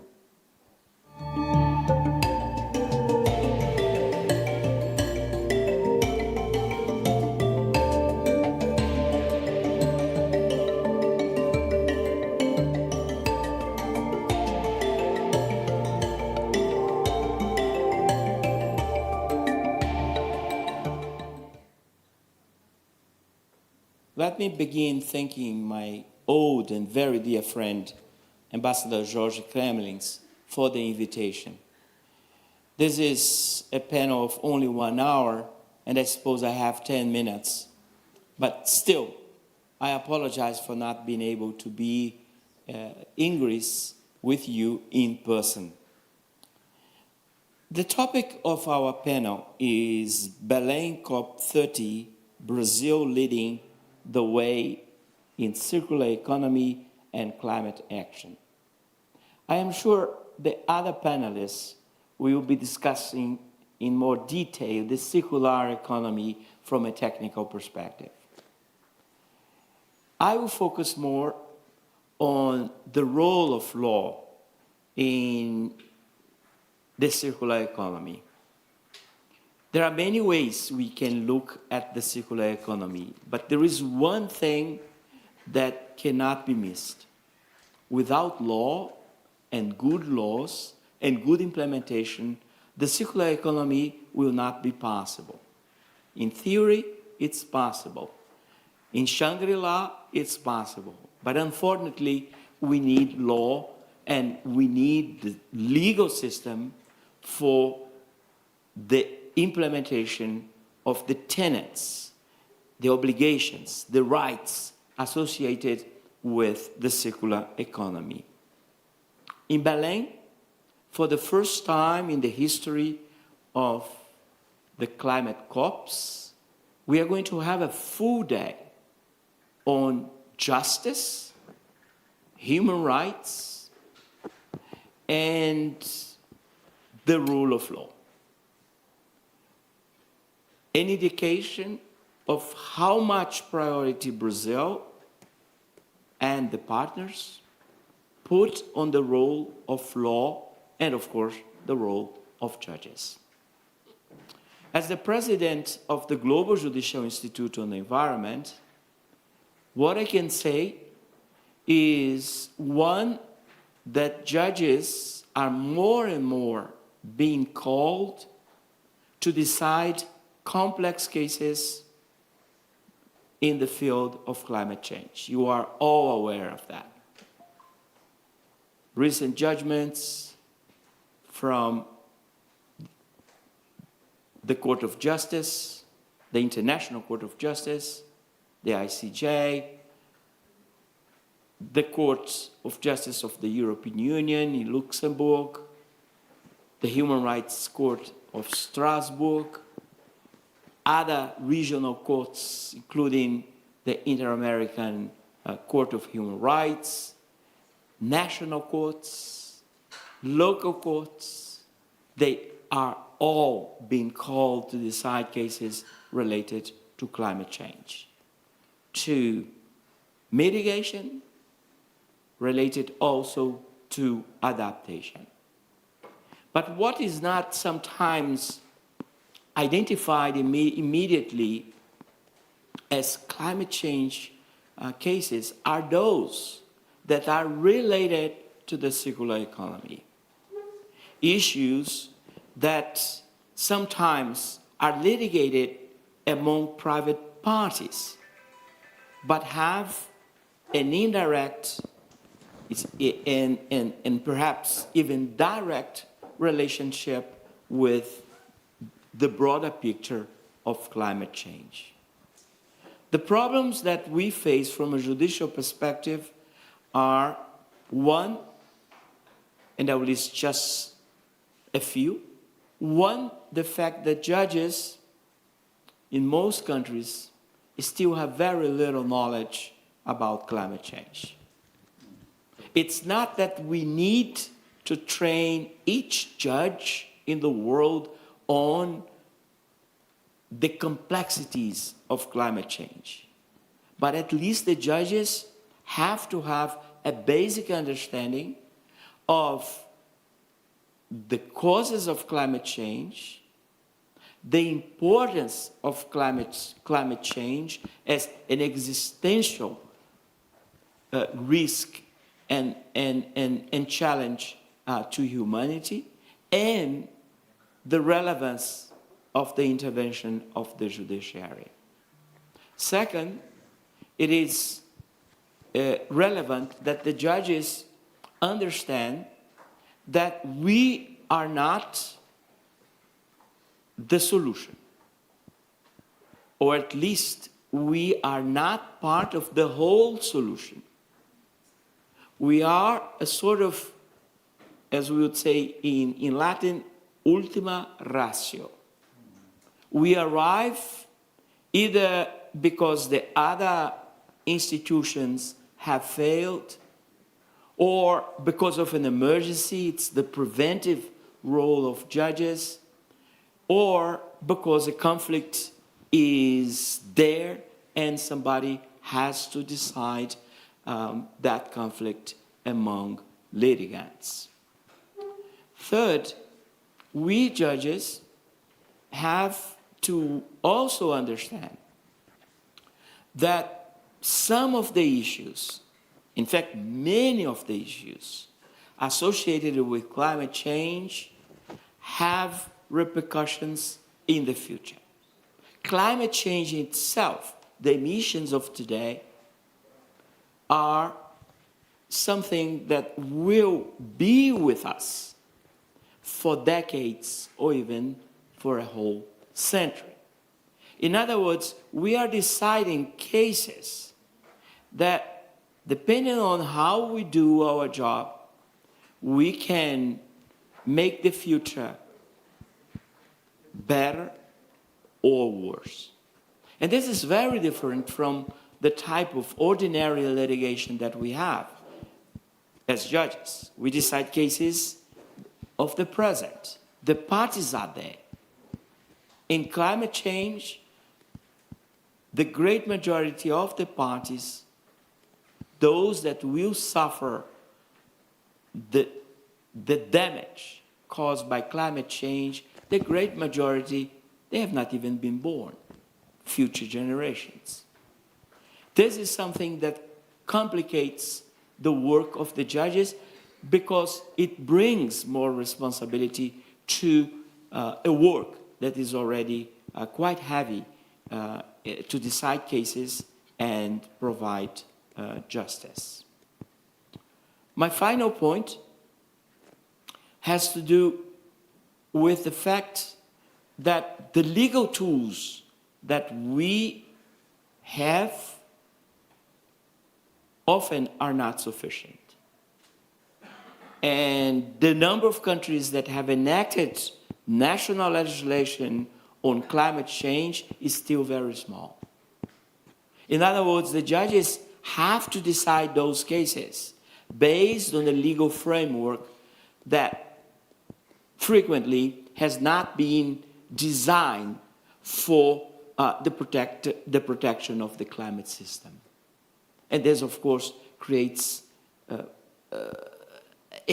very heavy responsibility for the judges to adapt that old legislation or legislation prior to the understanding that we have nowadays of climate change to a situation that was in the judiciaries was unknown 30 years ago.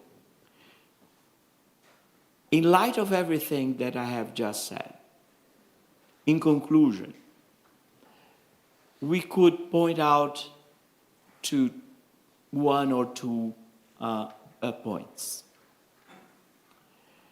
The first conclusion is that we need the judges if we want, and well-trained judges, we want to have the circular economy and the climate change challenge decided by an institution that is with humanity since the beginning of civilization, the judiciaries.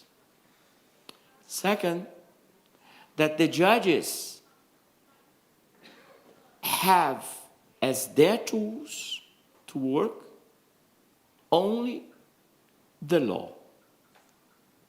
Therefore, we need to have good laws so the judges can decide, not because they think this or that way, but because the legislators have enacted good legislation, we can decide in a proper manner the climate change dilemmas that humanity is facing. Again, many thanks to my dear friend, George Kremlings, and many thanks to all of you.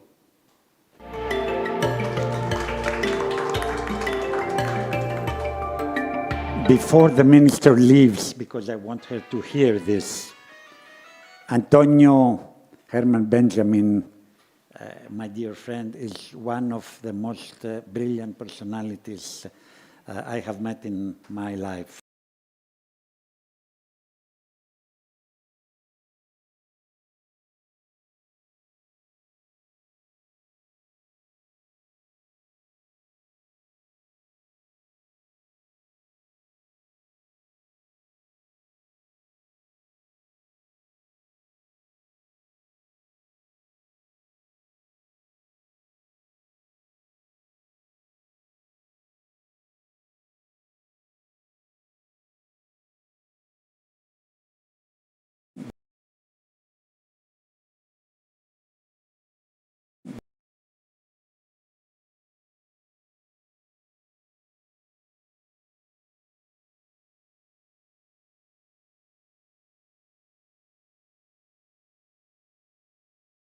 It's to domestic decarbonization.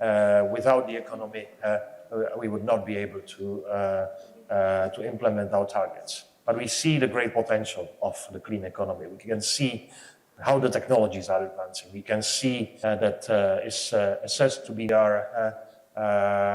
are well prepared for the discussion, and we will be ready to follow the leadership of Brazil and President Lula to welcome us in the heart of Amazon, and to make progress, to show that we can deliver.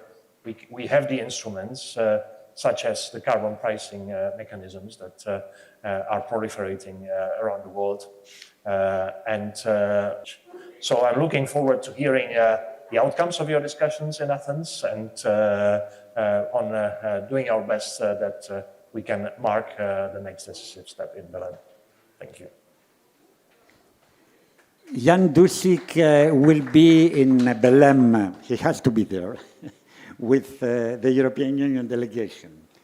And I was thinking that following Belém, which I wholeheartedly hope will be successful, we can organize a month later an event here, an afternoon event at the EPLO premises from 5 to 7. To have Jan, to have people from Brazil connecting, you of course, your ambassador, and others who will be present in Belém, to share with us the finding of Belém and the way forward to COP31. We don't know yet where COP31 is going to take place. Probably this will be decided in Belém. But I do believe that such an event could be really interesting to take stock of what will be decided. We have a last short video, which is important because it is from Carlo Buontempo, a great colleague, who is the director of the Copernicus Climate Change Service. Thanks to Copernicus, they are now following everything, the climate, not only in the EU, but globally. And in that respect, the information that Copernicus is providing is extremely important for climate purposes. Ladies and gentlemen, excellencies, distinguished colleagues, it is a privilege to take part to this symposium here in Athens, a city that gave the world both democracy and philosophy, two pillars of our shared civilization, and a city I've always found terribly fascinating. For that reason, I'm just so very sorry I can't be with you today in person. We gather under the theme of Circular Gaia to reflect on how we, as stewards of this planet, navigate the uncharted territories of the Anthropocene. For decades, we told ourselves that there were red lines we would not cross. We promised future generations that we would keep global warming well below 2 degrees, that we would bend the curve of emissions in time. And yet, by will or by chance, we have chosen a different path. We have accepted, whether knowingly or reluctantly, a level of climate risk far higher than what we said we would tolerate. We now live in that reality. This is not a world of stable baseline, and predictable patterns. It's a world of shifting reference points, of accelerating extremes, of fragile certainties. To move through, it requires courage, but also humility, the recognition that we do not fully control the forces we have set in motion. And yet, even in the maze of complexity and volatility, we are not blind. Science is our candlelight. Data, observations, models, and forecasts, the knowledge that programs like Copernicus provide, offer us orientation in that darkness. They do not eliminate the risk, but they illuminate it. They allow us to see where danger lies, where opportunities for resilience exist, and where urgent action is most needed. This candlelight is precious. Without it, we would stumble. With it, we can at least chart a course, however narrow, towards a safer, more sustainable future. The task before us, then, is not only to reduce emissions and adapt to impacts, but also to rethink our relationship with the planet.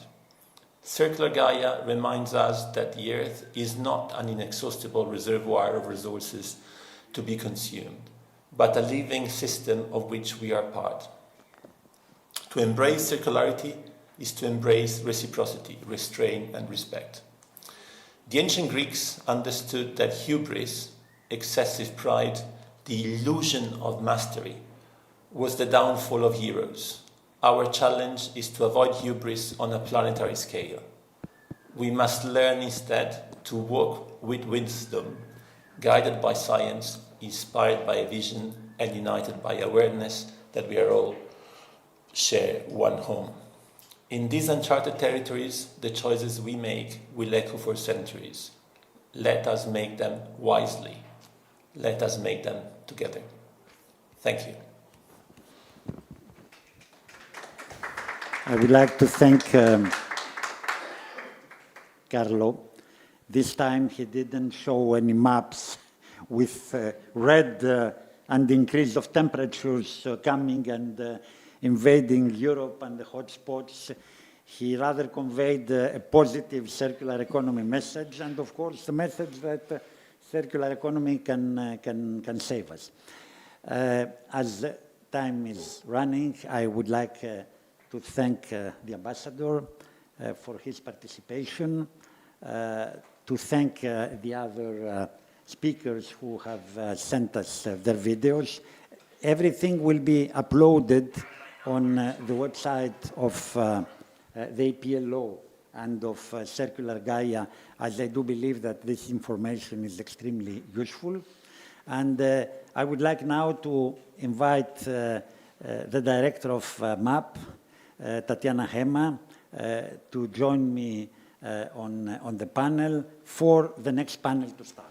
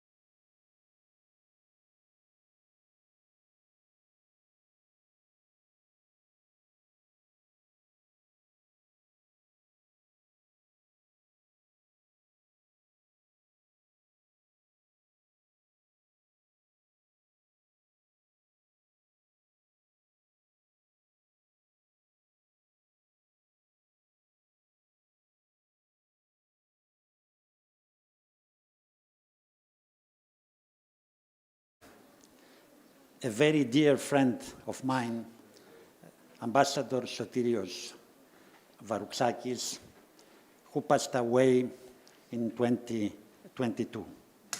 Time is flying, and we really miss him a lot, notwithstanding the 3 years that have passed since then. The footprint of Sotirios Varoufakis, not only, you can see him on screen, not only in the Ministry of Foreign Affairs, but in his capacity here with Valéry Giscard d'Estaing, in his capacity as ambassador in various key embassies where he has served, as well as his career in DG Relex at the time of the European Commission, where he was the director for the Montego Bay Convention, the Convention on the Law of the Sea, and subsequently his position as principal Deputy Secretary General of UFM. When the UFM has started, Sotirios was the first Greek in a very important position, number 2, as we want to privilege the south shore of the Mediterranean, and he has had there a very successful mandate. To read his CV, I would need 1 hour, and to share with you his performances. Probably, and I'm very happy to have his 2 sons here. Sotirios has 3 sons. Ion and Konstantinos are there. Probably the 3rd one is watching online.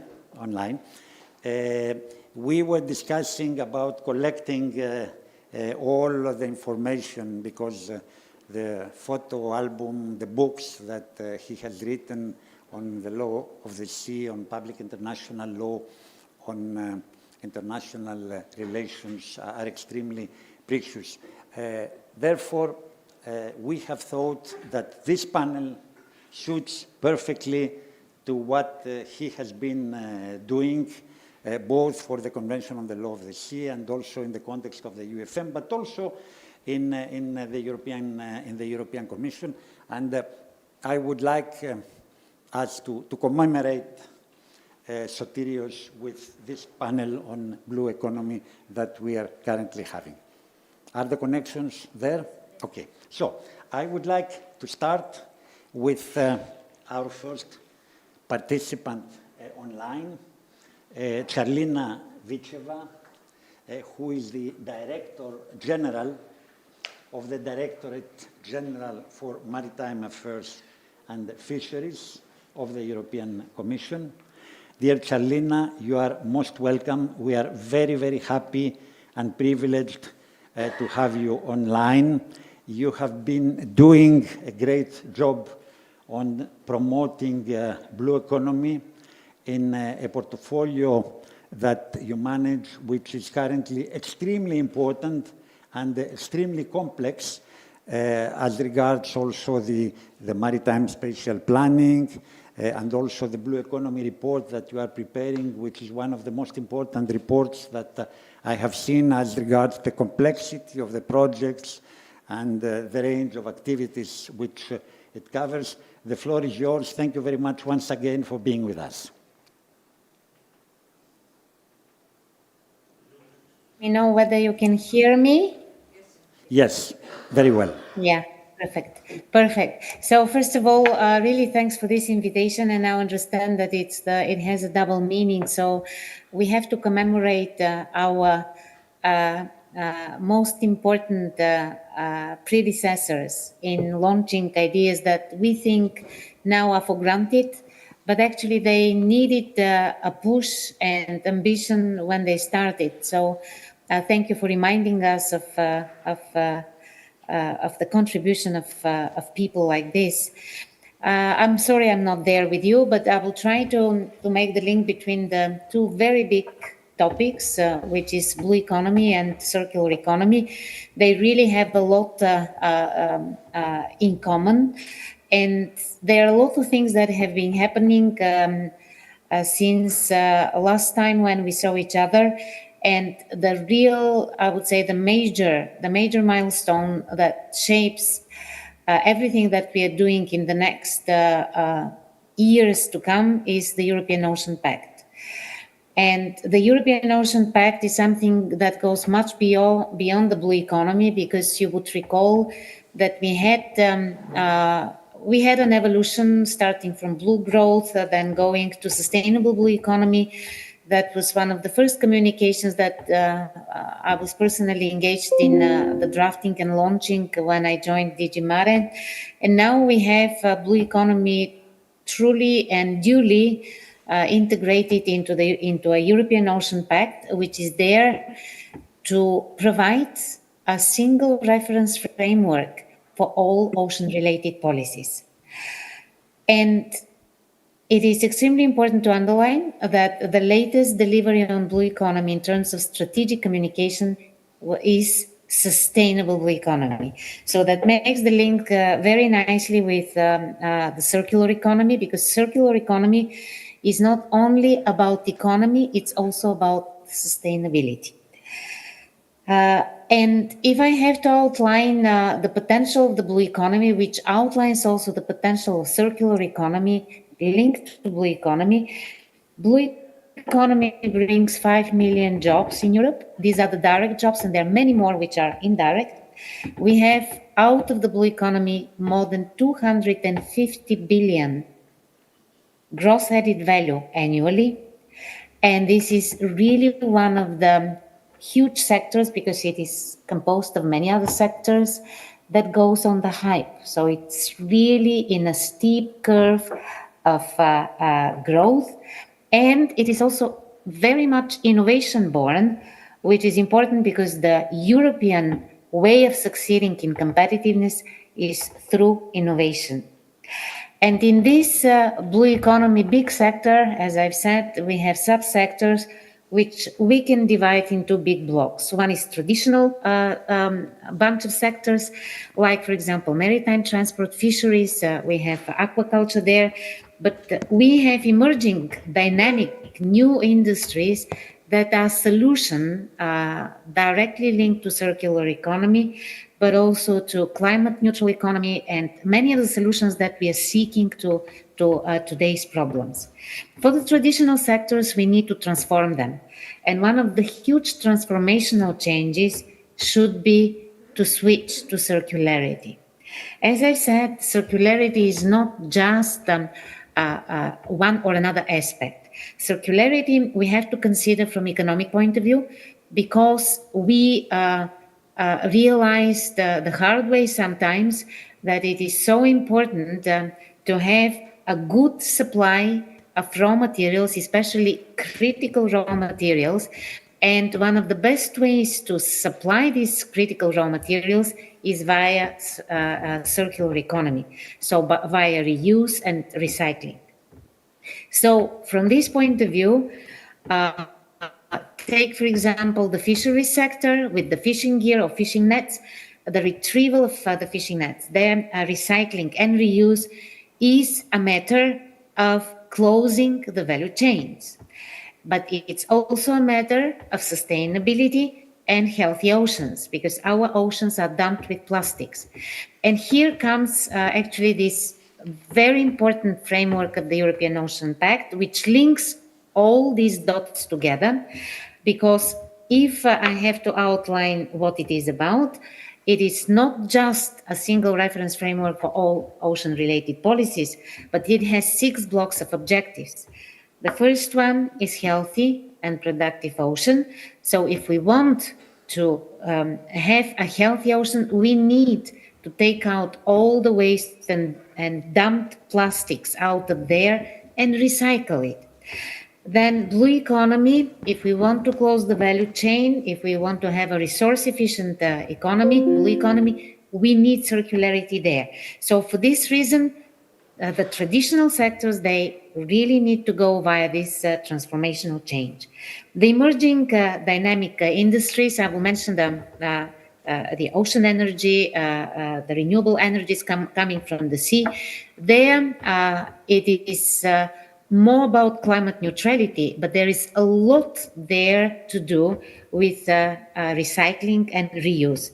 And here I will come, for example, to to the offshore wind parks, where we have a lot of material out there. When the life cycle is closed for a certain wind park, then what are we going to do with aeolines? Of course, the most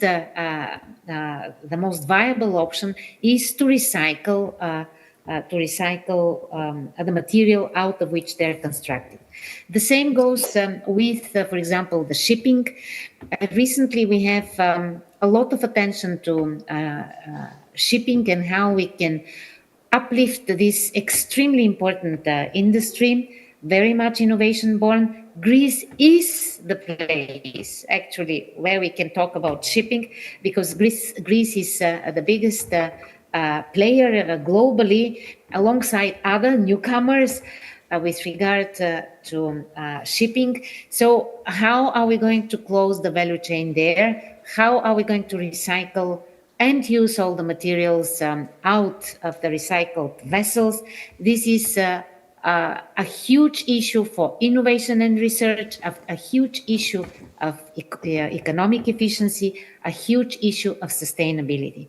So it is really a very complex thematic, but the good, really the good news is that Europe is very serious about circular economy.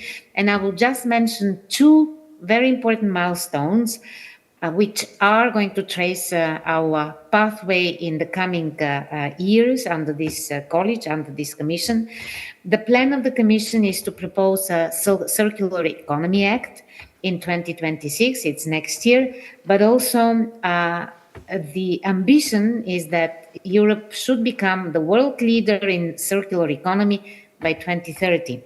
And of course, if we want to become a leader, we have to pave the way with indicators where we will be able to monitor our progress.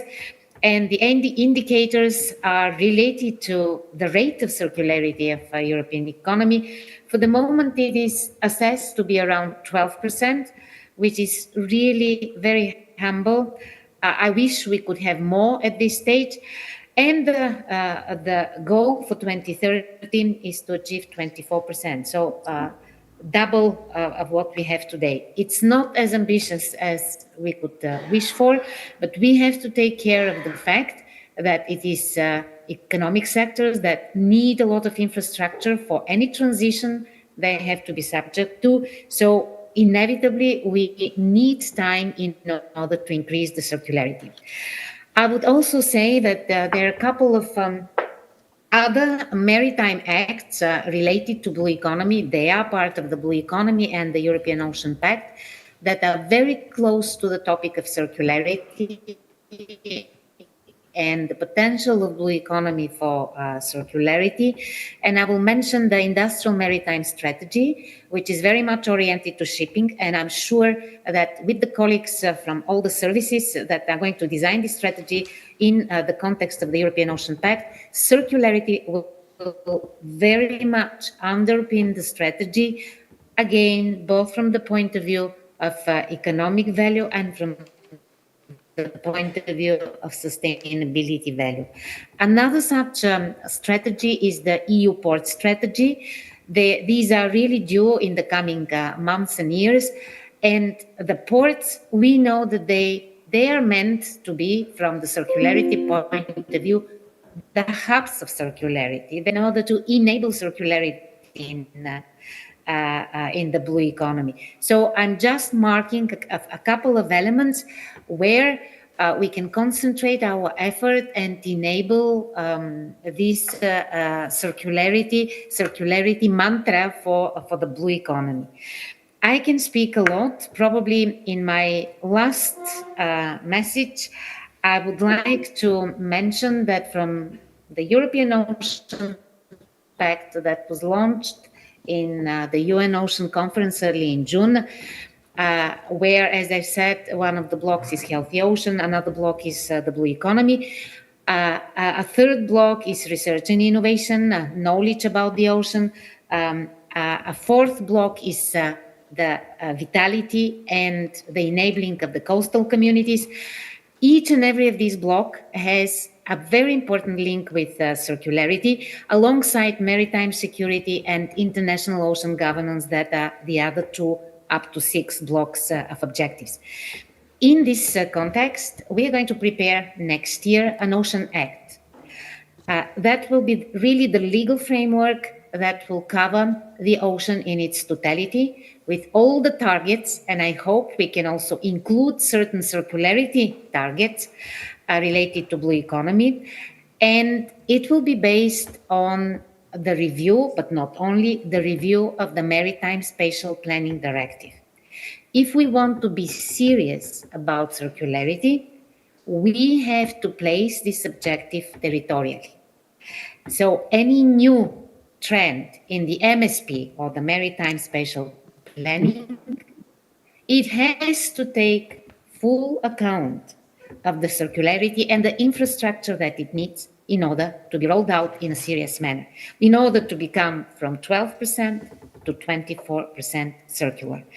We need to engage the coastal communities, and there I would mention the last document. There are many more documents, but this is the last document that I will mention in the frames of the European Ocean Pact, the strategy for coastal and inland communities, where we have to treat not only the communities that are going to implement the circular economy mantra, but they have to empower the citizens, bring the awareness to its high, so that circularity gets its right ownership. So thank you very much. I will stop here, and I'm still available for any questions and answers session. Thank you very much, dear Charlena, for this very thorough presentation with extremely important pieces of information, starting from the Ocean Pact, which I would like to be named Circular Ocean Pact, to embrace all the circularity elements. You have alluded to it. And I do believe that the EU Maritime Spatial Plans that I covered also by this Ocean Pact, we also have now the BBNG, which is important for the EU, need also to have the special attention for the EU, because they constitute maritime territories of the EU, and in that respect, all the projects developed within our maritime spatial plans are EU projects eligible for EU financing, and the EU should be supporting them more vis-à-vis third parties that sometimes challenge them. Now, on the wind turbines, because this is something which has a life cycle, and we know already that in many Greek mountains, there are turbines which are currently obsolete, and nobody knows how to dismantle them. So they are there like monuments of past times without serving any purpose. I do believe that for the offshore wind turbines, we should apply the extended producer responsibility, which is an expression of the polluter pays principle. The extended producer responsibility implies that the developer will be paying in a fund which will be there to ensure that at the end of the life of the turbines, somebody will take care of them, will dismantle them, and will recycle them. Because in terms of recycling, they are extremely precious. They have critical raw materials. They have a very high price. But can you imagine somebody going into the sea, depending on the distance, 6 miles, 12 miles, further, to do this dismantling job, which has a very high cost. So I do believe that we needed to think about this extended producer responsibility as regards the turbines. Yesterday we have discussed about the solar panels. We have already a lot of obsolete solar panels which do not serve any purpose, and indeed they have a lot of critical raw materials. So if we simply dismantle them and we recycle them, all these critical raw materials will come back in the European economy. the Circular Economy Act, to which you have referred, is extremely important. We have discussed it yesterday. Aurel Ciobanu-Dordea, Director of Circular Economy and DG Environment, was there. He has explained that. I do believe that this will be a joint inter-service initiative because many DGs are involved in this process. And this Climate Act, I do believe that will certainly cover the green, the blue economy and the circular blue economy, because you have a lot of relevant issues which are covered. Circular economy being, as you said, the urban nets, how do you call them? That we find in the sea, the litter, the microplastics, pollution incentives that we can give for the collection of all of them, and also I would say a new culture to incentivize fishermen. I have heard that on the island of Amorgos, which is now becoming a green island, the fishermen have decided not to fish during 2 months to preserve the resources, the fishing resources. So these are really good examples of circular economy that need to be promoted.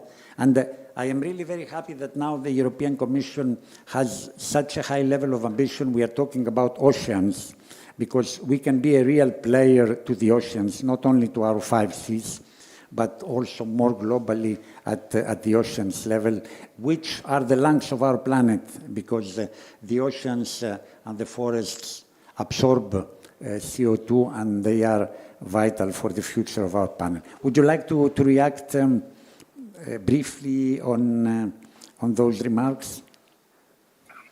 No, thank you very much, George. We are all in the same path of thought. I truly believe so. First of all, on the Circular Economy Act, of course, it will be many services, including ourselves. We will definitely introduce all the aspects related to the blue economy, the ports, and the sustainability of ocean and raw materials from the ocean and ocean economy, and how they can be well reflected in the Circular Economy Act. We have to be really very ambitious. I truly support what you're saying, is that we need to be a global leader. We are a global leader, and we have to sustain this position.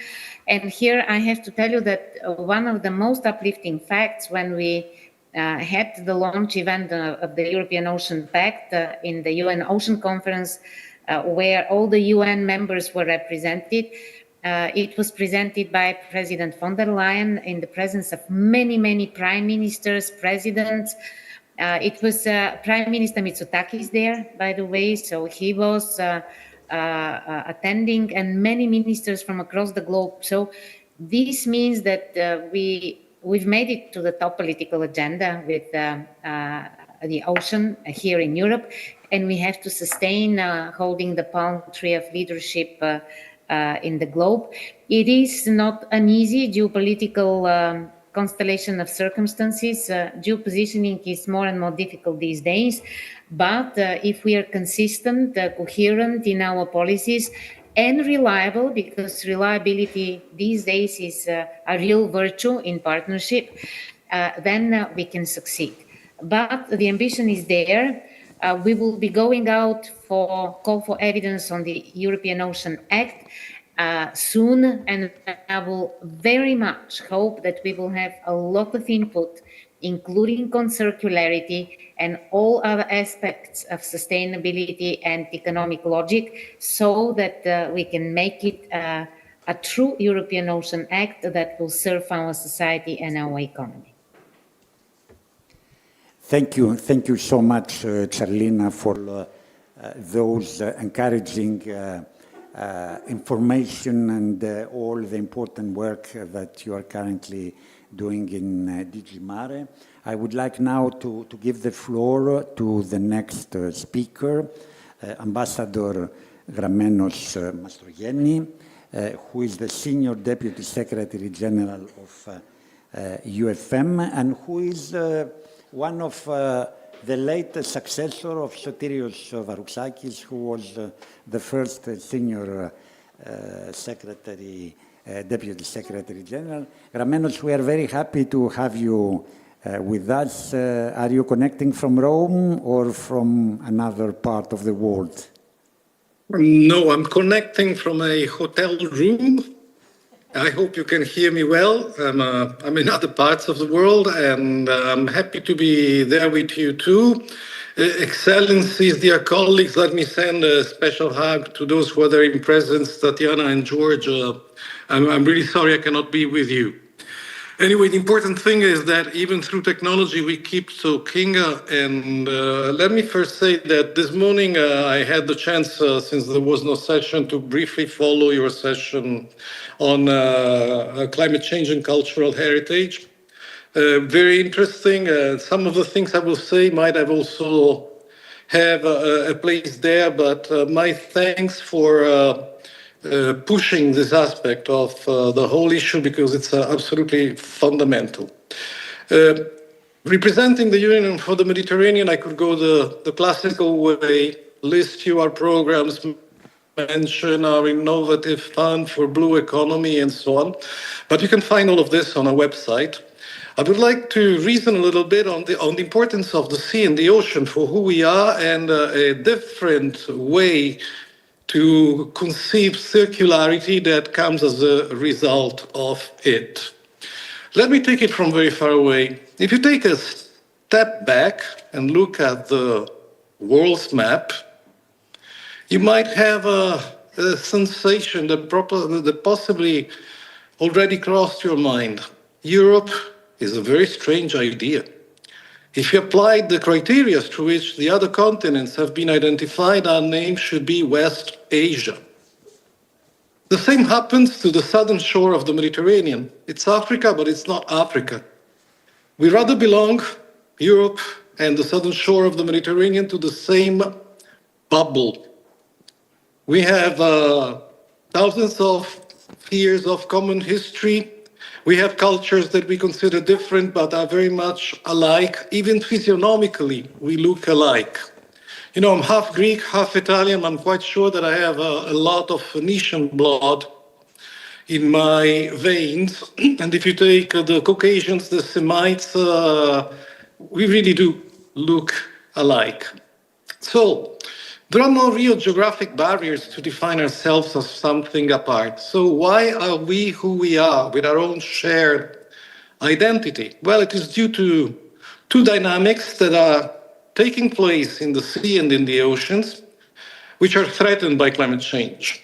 For our northern friends, it is the Gulf Stream.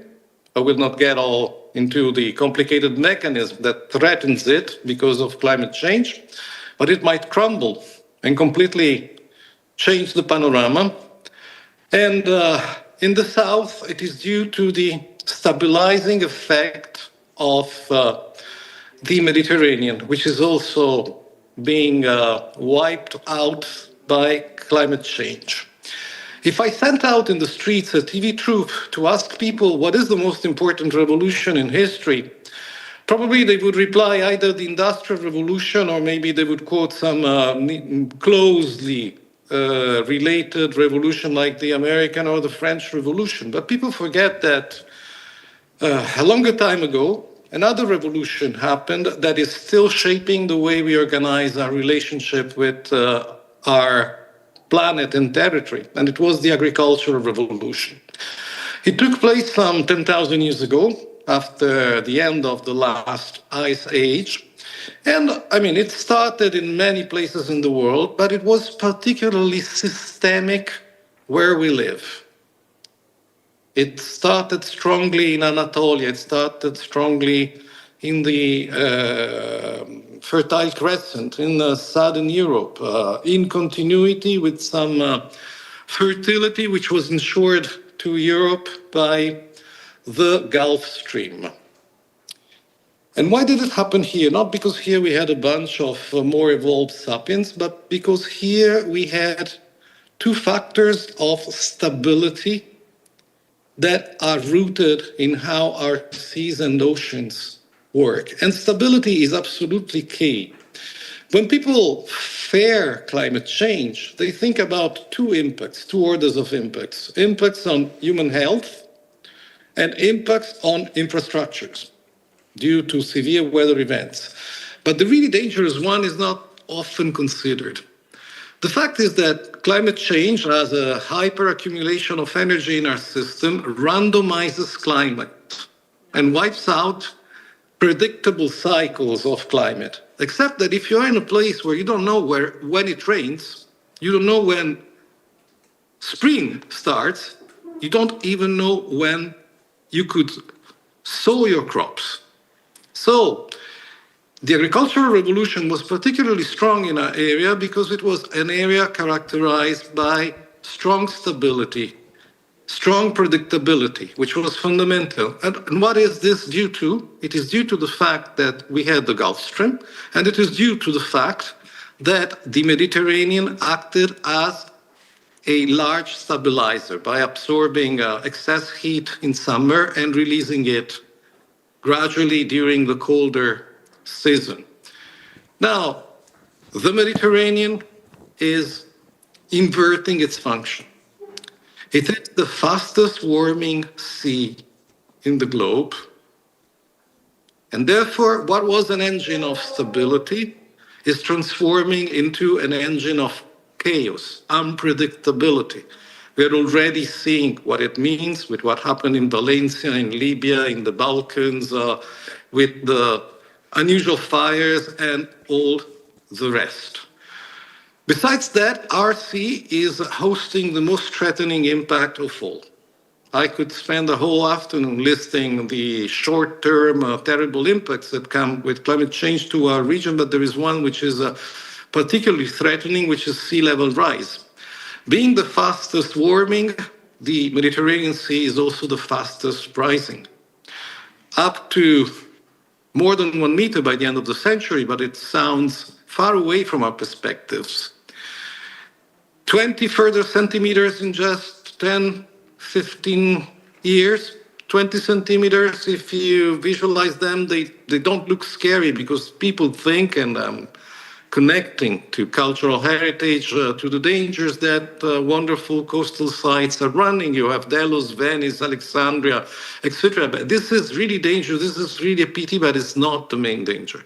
The main danger is that rising sea means that salty water enters the coastal plains where more than 40% of our food security is located, to say nothing of the fact, and it's still an issue of water, even though it's not oceanic, the crumbling of the glacier's water tower is also destabilizing our water security and predictability.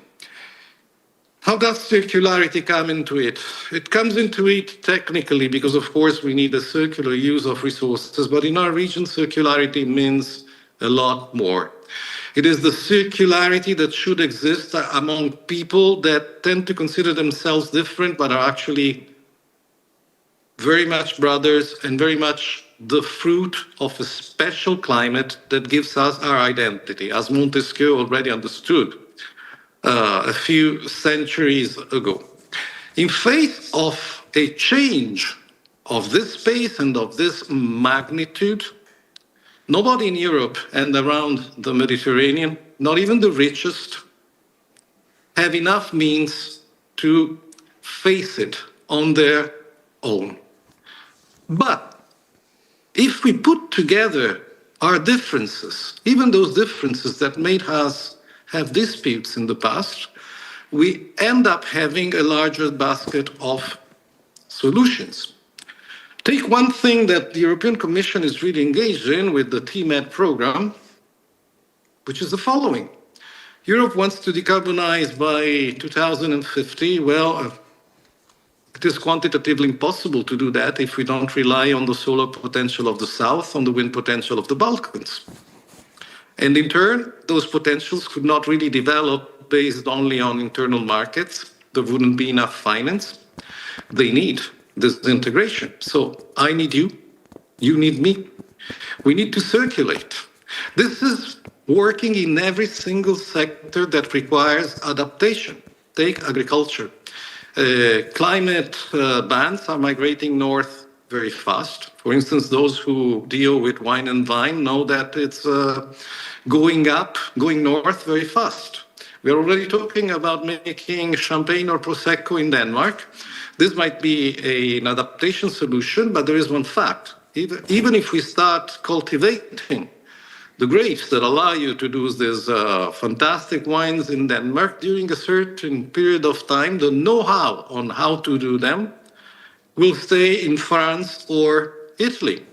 Now, let us project what's going to happen to Southern Europe in just 10, 15 years. We're going to enter into a climate which we don't know how to handle. But it's similar to the climate that our brothers on North Africa know very well. They know how to handle it, and they have the phytogenetic heritage. It will not be in hundreds of years that there where we used to cultivate the olive tree, we might be finding convenient to cultivate argan oil. But here we don't know how to do it. So we need to circulate engagement, to circulate knowledge. To finish with, let me frame it in a category of a tense chapter of the climate negotiations. Technology transfer. It is a subchapter of the very tense issue of loss and damage. Technology transfer is tense because technology transfer, let us be truthful, is considered as the generous gift, although based on historical responsibility, but the generous gift of the advanced, the beautiful, the rich, to those who are not. But what is technology? Technology is know-how. It's not necessarily linked with the latest technological innovations. If you go along the Silk Road, you will often find some buildings which are cone-shaped, and they're called yakchal, which is a Persian word to say fridge. They were used by merchants to deposit perishable goods. They have one characteristic: no matter how hot it is outside, inside the temperature is always between 0 and -4. You want refreshment in a warm climate? Yes, you could go to our modern shopping centers where there is air conditioning. But what is air conditioning doing? Air conditioning is an example of instinctive, destructive adaptation strategies. The warmer it is, the more I will use air conditioning, the more I will have CO2 emissions, the warmer it will be. But if you go into a traditional, and not only traditional, even modern house, in those traditionally hot and dry lands, they manage to make ice in their basement. The temperature is absolutely adequate to human physiology. So is the humidity rate. Take the wind towers, which have been developed in many civilizations. It will not pass a long time until we need to develop in Europe technologies which are the modern upgrading of the canals. This wonderful system, zero energy consumption, zero natural impact, through which the Persians and the Arabs were able to grow orchards in the gardens in the desert. Take an economy like this, in which we integrate, we put together. It will be an economy of circularity also in terms of population movements. Yes, of course, imagine a Mediterranean in which the energy systems are integrated, the food systems are integrated, because we need to do that in face of climate change. Where we shift from technology transfer to knowledge sharing, there will be a huge movement of people. But what a difference between those so-called migration that we fear so much, because they're the migrations of poverty, they come together with instability, and an area in which managers, workers, professors need to circulate because we're sharing something. So there is no future for Europe, there is no future for the Mediterranean without circularity in its technical sense, but also in this very deep identity, cultural and political sense. Thank you so much.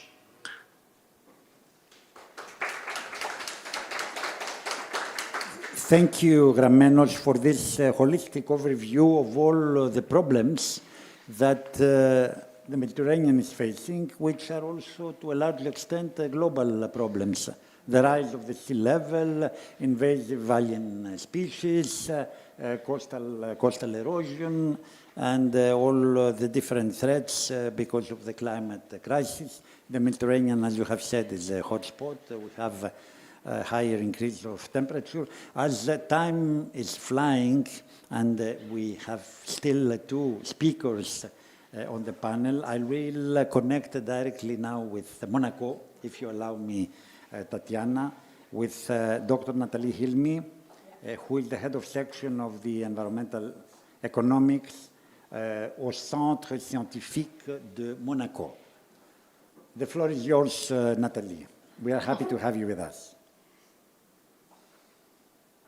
Thank you. So my talk is about the blue economy as a commitment to transformation. When we say the blue economy, it's more than a sector. We mean it is not confined to traditional maritime industries. It's a new mindset, a commitment to redesigning how we produce, trade, and consume in connection with our oceans, seas, and aquatic resources. Today, our ocean already supports the livelihoods of more than 3 billion people. Yet, if we continue with business as usual, we risk exhausting these natural systems instead of building prosperity from them. The blue economy invites us to change this trajectory by promoting innovation, circularity, and responsibility across multiple interconnected fields. In energy, offshore wind, tidal, and wave technologies offer clean alternatives that reduce dependence on fossil fuels while creating skilled jobs in coastal regions. In food systems, sustainable fisheries and aquaculture can feed growing populations while restoring marine biodiversity if managed with science-based policies and traceable supply chains. In tourism, sustainable fisheries and aquaculture can feed growing population while restoring marine biodiversity and a coastal destination can transition from mass exploitation to eco-friendly models that celebrate local culture, protect marine life, and generate inclusive revenue for communities. In biotechnology, marine organisms are inspiring breakouts in medicine, cosmetics, and materials, proving that conservation and innovation are not opposites. But the blue economy is not just about economic opportunity. It is about equity and resilience. It asks us who benefits from the ocean. How do we ensure that local communities, women, youth, and small-scale actors are not left behind? And how do we build coastal economies that can withstand climate change, pollution, and resource depletions? To succeed, we need strong governance frameworks, smart investment, and above all, collaboration between governments, the private sector, scientists, and citizens. No single actor can build the blue economy alone. So when I speak of the blue economy, I'm not just speaking about resources. I'm speaking about responsibility. It is an invitation to align prosperity with protection, growth with regeneration, and innovation with inclusion. As we face accelerating climate change, nature-based solutions are becoming one of the most powerful tools within the blue economy. Instead of relying solely on heavy infrastructure, nature-based leverage natural ecosystems such as mangroves, seagrass meadows, salt marshes to protect coastlines, capture carbon, filter pollution, and sustain fisheries. These ecosystems act as climate shields and economic assets at the same time. Nature-based solutions not only protect biodiversity, they lower disaster risk, support livelihoods, and strengthen social cohesion. They turn ecological restoration into economic opportunity. For decades, much of the ocean economy has operated under an extractive paradigm, taking more than ecosystem can replenish, prioritizing short-term gain over long-term resilience. The next phase of the blue economy must be regenerative, where every activity from fishing to infrastructure to tourism contributes to the restoration of ecosystems instead of their degradation. This means shifting from how can we minimize harm to how can we actively restore and enhance natural capital. It means turning ports into carbon sinks with algae systems, converting fisheries into stewardship networks, and designing coastal developments that increase biodiversity than displace it. A regenerative blue economy is not just about sustainability. It is about net positive impact. The challenges facing our ocean are real and urgent, but there are also opportunities waiting to be seized. The blue economy offers us a chance to redefine prosperity, to create jobs and innovation that go hand in hand with ecological restoration and to build resilient coastal communities. Every initiative, whether it is a restored seagrass meadow, a regenerative fishery, a renewable energy project, or an investment in circular tourism, demonstrates that sustainability and growth are not opposites. They are mutually reinforcing. The time to act is now. Each of us, policymakers, entrepreneurs, scientists, and citizens, has a role to play. By aligning vision, investment, and innovation, we can turn the Mediterranean and the world into a living example of a blue economy that thrives for people and nature alike. Let us move forward together with courage, creativity, and commitment, and transform our oceans from a source of pressure into a source of prosperity, resilience, and hope for generations to come. Thank you. Thank you very much, Nathalie, for this thorough presentation. Without ado, I need now to give the floor to the last speaker of our panel, Tatiana Hema, who is the coordinator of UNEP MAP based here in Greece. We are grateful that you are here with us, and we are looking forward to your important contribution. Thank you very much, George. You hear me? Yes.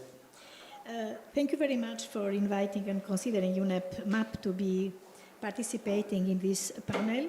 Let me also say some words, appreciation word for what you said at the beginning, that this session is in memory of Ambassador Sotiris Varoufakis. We do not take for granted great contribution. And thank you very much for what he has done, and we continue in the same direction, building on what has been done in the past and looking with a lot of ambition in the future. So thank you, and it was very kind of you to open the panel and dedicating this session to his memory and his great contribution. Now, let's come to the subject. And I think that I'm not going to repeat many useful aspects that has been addressed by Charlina and Nathalie and our dear colleague from UFM, gramenos. I would like to say that sustainable blue economy should be climate resilient. It has to take into account marine spatial planning, ecosystem approach and good environmental status. It has to bring around the table all sectors without leaving anyone behind, including women, young people, local communities that are very important. It has to take into account the interaction between land and sea.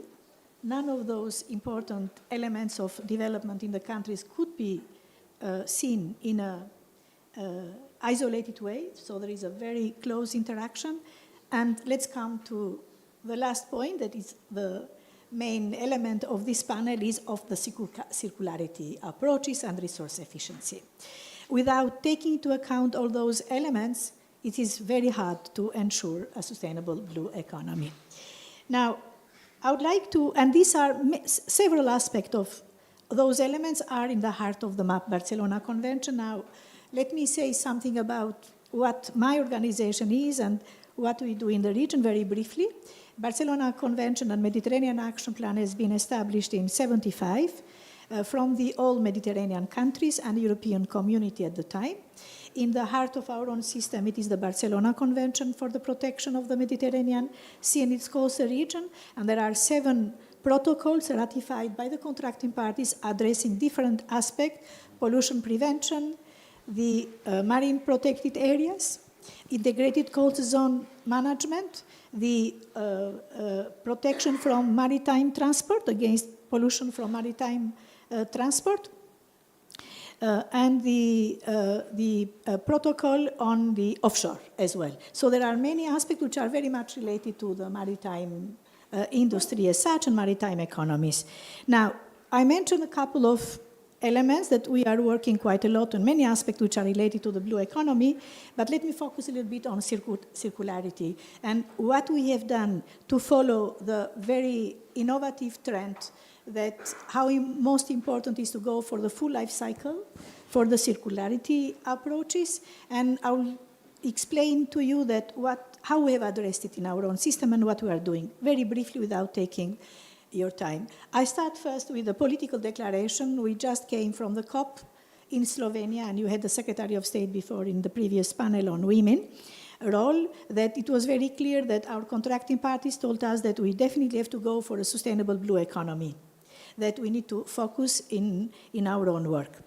We also are, I believe, that the first one, maybe European Union is a bit more advanced than us, that we have included already in the regulatory framework of the Barcelona Convention, sustainable consumption, production, and circularity as a legally binding commitment from our contracting parties.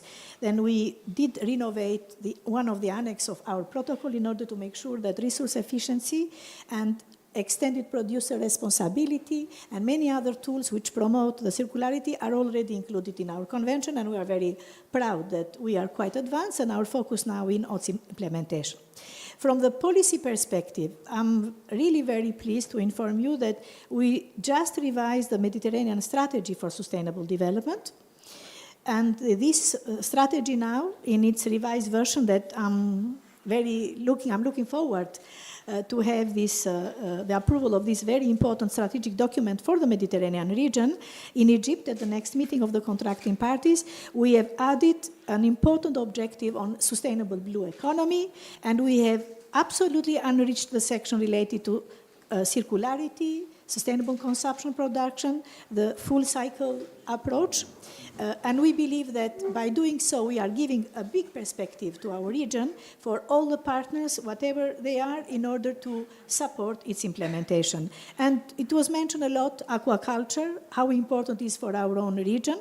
And definitely also from that perspective, we did develop a regulatory framework within MAP Barcelona Convention to ensure that aquaculture is sustainable from a pollution perspective, but also from the resource efficiency perspective. What I'm trying to say is that in the Mediterranean, there is a very good regulatory framework, and the focus has to be on implementation.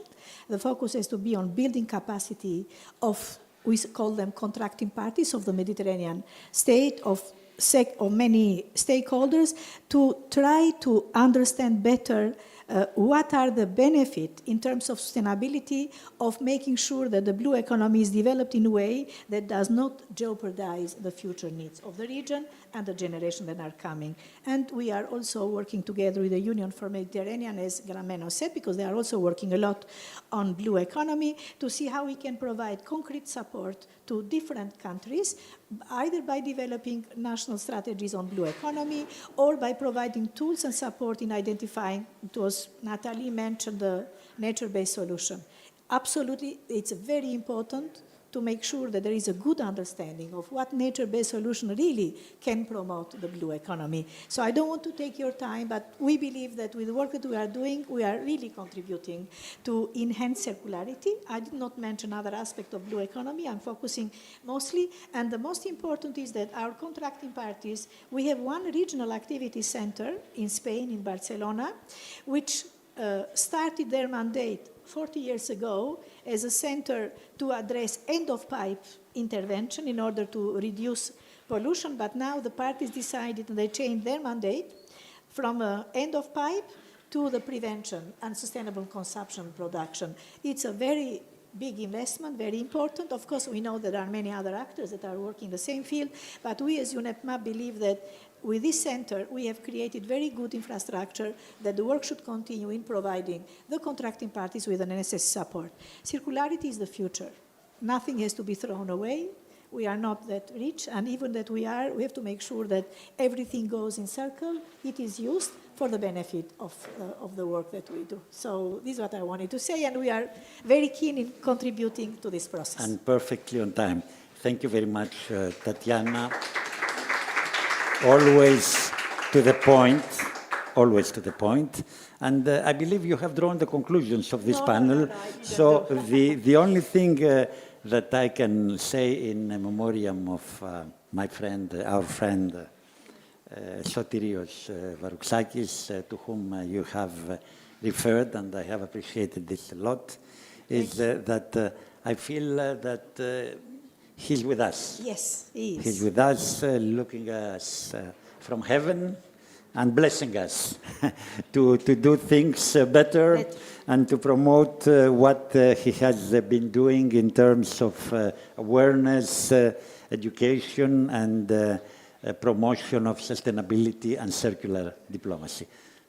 Thank you. Can I say something? Of course. At the COP, we are going to have the meeting of the contracting parties, 23rd meeting, in Egypt. It's after a very long time that we are organizing a meeting in a southern Mediterranean countries. And it's very important for us to do that. And you know what Egypt wanted to put as a theme for the ministerial session, sustainable blue economy. So it's very important that we are going to discuss another time and to raise more political interest and support from ministers of environment to ensure that really we have to go for a sustainable blue economy in our own region. What you are telling me is very tempting because, as you probably know, I was born in Alexandria, Egypt. I mean, Greek, born in Alexandria. So yes. You need so to in that consider respect, I hope you will invite me. Yes, we'll invite you. You are a MAP partner, definitely. I'm looking forward, and we have the possibility to commemorate once again the achievements of our friend, because as Charlina has said, we need to keep the memory and honor those who have been drivers in the different processes that we have started in Europe and international. Thank you very much. We have 10 minutes coffee break upstairs, and then we will continue with two very important panels. I would like you to stay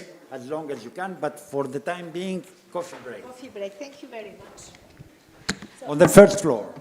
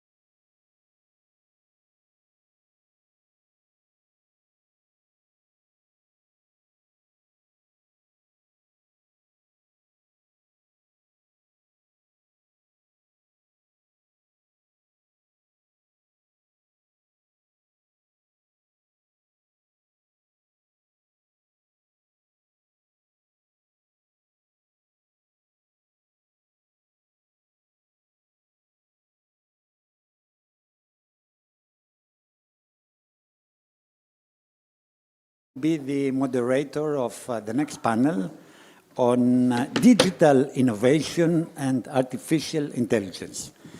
A very challenging topic for young, bright people.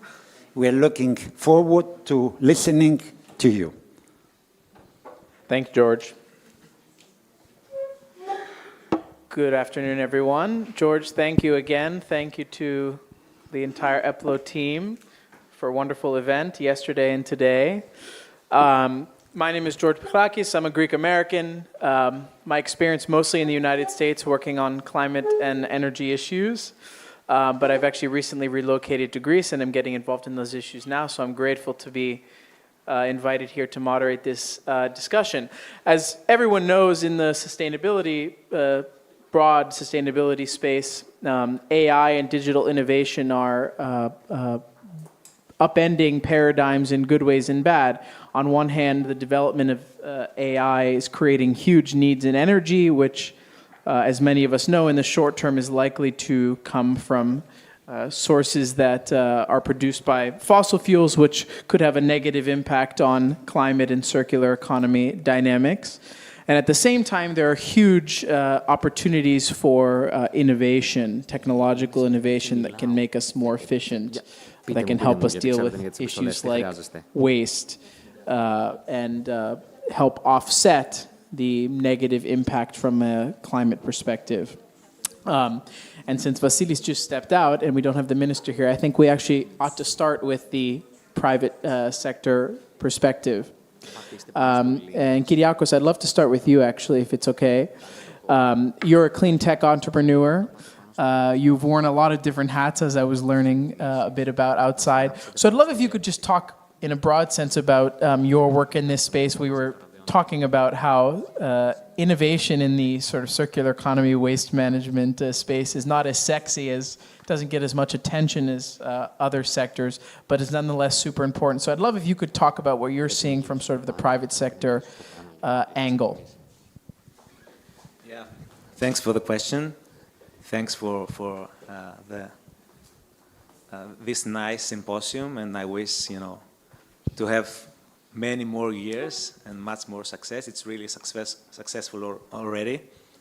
Yeah, we discussed outside about how new technologies can help traditional industry get ahead or catch up and help this circular economy movement. And it's really hard to tell that the benchmark is really low on what we can do and how we can implement technology and how this can affect what we want and what all these directives and losing to industry or to municipalities or to EU member states. And but it's really cheap, successful in other industries, so we can implement technology, and we don't need to have this hype like AI, and AI can solve everything. We need to do basic things and basic stuff and start from there. And it's really cheap to do it, and it's really easy, a matter of a political decision maybe to do it. Waste, it's actually a really hard sector because ESG is a really trendy as well term, and you can really measure electricity and check the mixture of the country and calculate the CO2 equivalent. But it's really hard to measure what impact your raw materials purchase and your waste management activities have in the environment. So no one wants actually to measure it because it's like taking your dirty clothes to the public. So no one, wants that. But what we're doing actually with Waste Cloud is we're working with pioneers in their sectors that they want to set, the new way of doing things. And this is, I don't want to be, I want to be optimistic actually. And the technology can help, but we need leaders to take these bold and hard decisions to do things. And we are close with some of them. Yeah. Thank you for that. And actually, I want to take the opportunity, since you mentioned politics and leadership, to go over to Vasilis, because you work with Prime Minister on AI and digital policy issues. To zoom out for a second on sort of AI, this is an area where it's pretty obvious in both the renaming of the Digital Government's Ministry to include the words artificial intelligence, and also from what you're seeing from the Prime Minister engaging publicly and visibly on this topic. It's clear that Greece is trying to make a play to leapfrog, to be ahead of the game on artificial intelligence, and in particular in helping develop ethical frameworks, contributing to global dialogues around ethical frameworks around AI. And so I'm curious how, first, sort of describe the agenda of the government and the Prime Minister broadly on AI, and then if you can, sort of touch on whether you think that there is a climate, sustainability, circular impact that also flows from that, because obviously when we talk about the ethics of artificial intelligence, I think one sort of ethical principle that we all can be united around is for our planet and how these technologies will affect people and our planet. So. Okay, good. Thank you, George, and thank you, George, for the invitation. It's a pleasure to be here. My name is Vasilis Koutsoumbas. I serve as the Prime Minister's Digital Policy and AI Advisor. To your question, I want to mention three things which might be of interest to you, or not, but hopefully they will. The one is what happened in the last month when it comes to AI in Greece, some interesting things that we announced, some interesting partnerships, some talks, and so on. The second is a focus on climate and the protection of the environment, and how that correlates with two big infrastructure projects that we're creating. The one is Pharos, our national AI factory, and I'll elaborate on what exactly is an AI factory, and Daedalus, again, a very interesting name, which is our supercomputer, which, again, I will further elaborate as to what that pertains. And the third one is a very specific application that the Ministry of Climate Crisis is using to detect fires, which I think resonates with the broader discussion. Not an expert on civil protection here, but going back to the first one, which is what happened in the last month. So if you take a look at Greece over the past 5 years, I think, people can have different complaints and thoughts about the government. I think one thing we can maybe agree on, a benchmark, is that things have happened in the digital realm. The public sector has been digitizing, interaction with the state has been forgetting what was happening before 2019. Like, I don't remember the last time I was standing in front or behind a queue. And that started from zero, right? There was nothing before. And digitization is the first layer. The way we see it, there are three layers. The one is digitization. The other is the infrastructure that you need to. One is the applications and the services themselves that are being delivered from state to citizen. Now, in the last 1 month, what we did was, on the one hand, we announced a big partnership with OpenAI, or at least are using their products, ChatGPT. And what we did was we announced a partnership focused on two pillars. The one is education, and the other one is entrepreneurship, both future-leaning and both some of the priorities that the Prime Minister has been speaking about. Now, I don't want to bother you with details, but the first one, which is education, focuses on the introduction of ChatGPT, the US specialized version of ChatGPT, in high schools, which, by the way, and I'm guessing some of you have children in that age, is already happening, in the sense that high school students are already using it, teachers as well, right? There's research. This is not just me speaking, also a younger brother. But in an undocumented manner. There are no specific guardrails, no specific guidelines, nothing. So we said to ourselves, banning those technologies is no option. It's not just the fact that progress is inevitable. There's much productivity in it. But understanding how we can create a framework where we can train teachers, help them understand what is an LLM, how to do prompt engineering, how to make custom-made GPTs on biology, mathematics, literature, and so on. These things have been happening throughout the summer. And actually engage with them to help guide students as to how to use them is one of the priorities. The second one is entrepreneurship. And we're running this program with Endeavor Greece. 20 early stage and 10 probably later stage Greek startups will be chosen as part of an accelerator to gain access to OpenAI's proprietary technology, with a focus specifically. Some of them will be chosen. There's a weight in the selection process. If you're working on public services, if you're working on climate, healthcare, and education, which are three sectors that we put a lot of emphasis on, there are more chances you will be chosen for the accelerator. So there's a climate angle there. So that's the one thing that happened over the last month. The second is the Prime Minister had this very interesting discussion with Demis by the way, the PM also spoke with Sam Altman during the announcement of that event, right, OpenAI CEO. And then he had a big discussion with Demis Hassabis at the Herodion, focusing specifically on the ethics around AI, right? Because what we're trying to do is obviously use these applications to increase productivity, to make our lives better and so on, but at the same time, make sure that we're having an honest discussion about how the world is changing, how our interactions with each other are changing, and what this technology does to human relationships. And specifically to minors using those technologies. This is a topic that we focused a lot. Now, if I'm going over time, let me know. The third, the other part of it is infrastructure, right? I mentioned what we're trying to do and so on. So in the past month again, actually today, the Prime Minister met with the Executive Vice President of the European Commission, Henna Virkkunen, who focuses on tech sovereignty. And one of the things we discussed was the AI factory, as I mentioned, the supercomputer. Now, what is an AI factory? It's not a factory. There are no workers, there's no supply chain, or there is a supply chain of different kind. There's a supply chain of data, there's a supply chain of data analysts, there's a supply chain of engineers, there's a supply chain where you store data, you use data, you create small language models, maybe large language models, services and so on, and it can be also a one-stop shop for startups, specifically, starting now, and research centers to gain access to compute, to gain access to valuable insights, to gain access to help in order to help them scale. And that AI factory, again, factory connotation, has three specific verticals that it focuses on, meaning that programs or startups that focus on these three specific verticals will get a leg up. They'll get easier access to compute, easier access to infrastructure, and so on.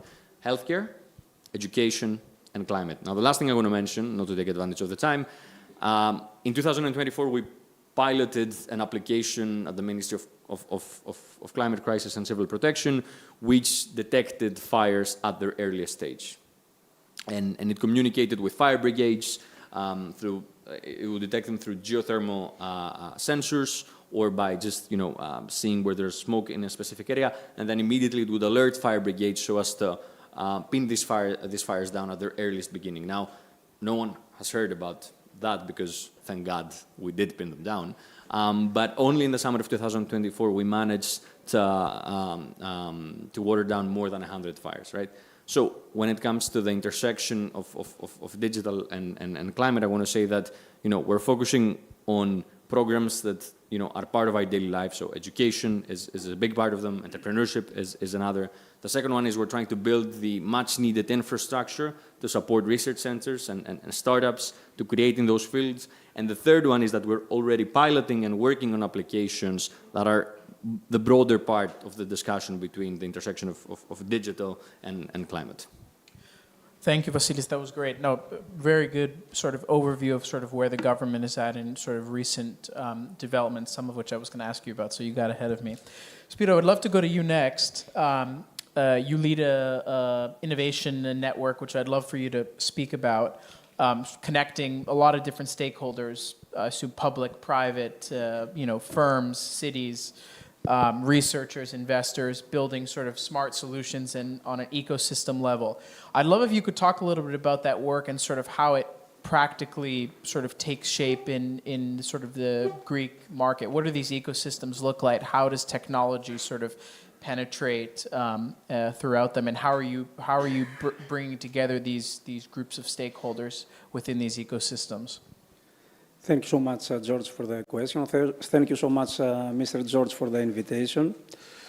If we want to have an ecosystem perspective about, and if we want to frame the opportunities in this kind of ecosystem, in this kind of municipalities, islands, and small communities, we need to understand that this kind of communities, they are living labs. They are living labs that with real people and with real needs.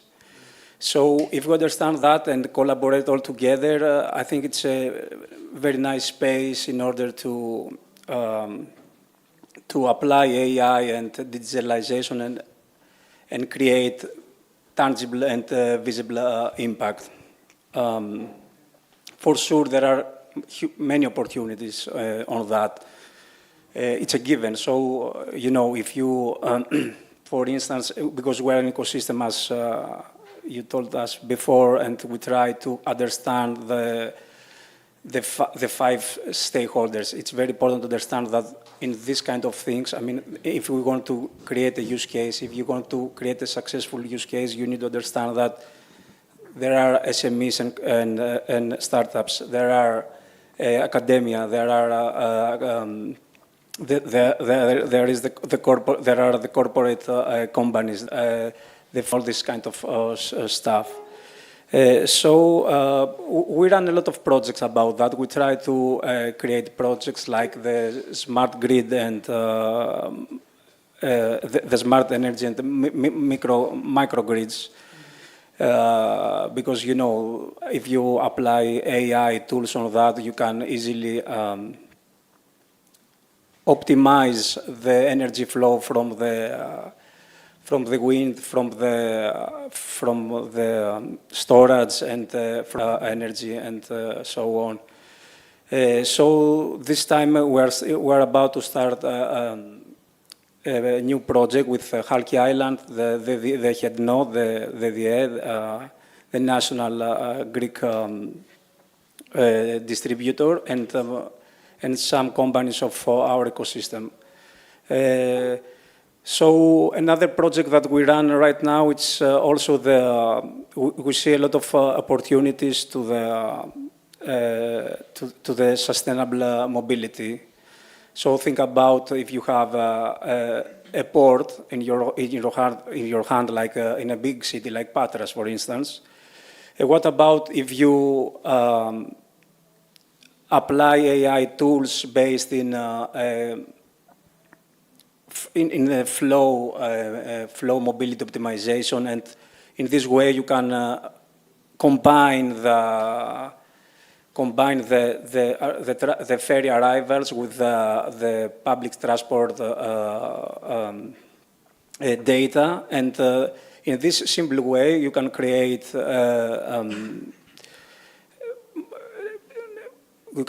you know, zero emission. You can create impact for the travelers. You can create, and of course, you can wait for time for them. So yes, I think that it's very important to understand how to run all this kind of stuff in small communities, because again, they have their needs, and we need to understand that, you know, if the AI is the new brain of these communities, and the Internet of Things, which is very important because otherwise you cannot get the data. It's the nervous system of these communities. Then the islands and the cities and the small communities, they can be the body for us, and it will be the ideal environment in order to create many pilots, create and test a lot of things and use cases in order to, at the end of the day, to solve the problems and address their needs. Thank you. That was good. And, you know, I think it's interesting, the final point you made. There are so many, which you also mentioned earlier, there are so many ways of looking at these various ecosystems that we have as laboratories for innovation. And just by virtue of the way Greece is structured, a lot of small communities, a lot of rural, a lot of islands. And these are opportunities, as we're already seeing in some cases, for sort of localized innovation and you know, learning, which can then be applied to other areas. I want to actually ask you both, because you both work sort of inside or with private sector actors. In each of your domains, what do you think is the biggest or the few biggest sort of barriers to, in your case, either scaling tech or making these ecosystems work more efficiently? You know, what is really the missing component or the missing components to scaling these types of technologies or innovations in a Greek market? Do you want to continue or whatever you want? Thank you for that. For sure, you know, there are many practical barriers, and this is the thing that we need to work on that. I think that, for instance, the fragmented data ownership through the municipalities, because, you know, the municipalities they know how to work in silos, and it's difficult sometimes, and also they don't have the. It's difficult sometimes to see the real collaboration between municipalities, utilities, and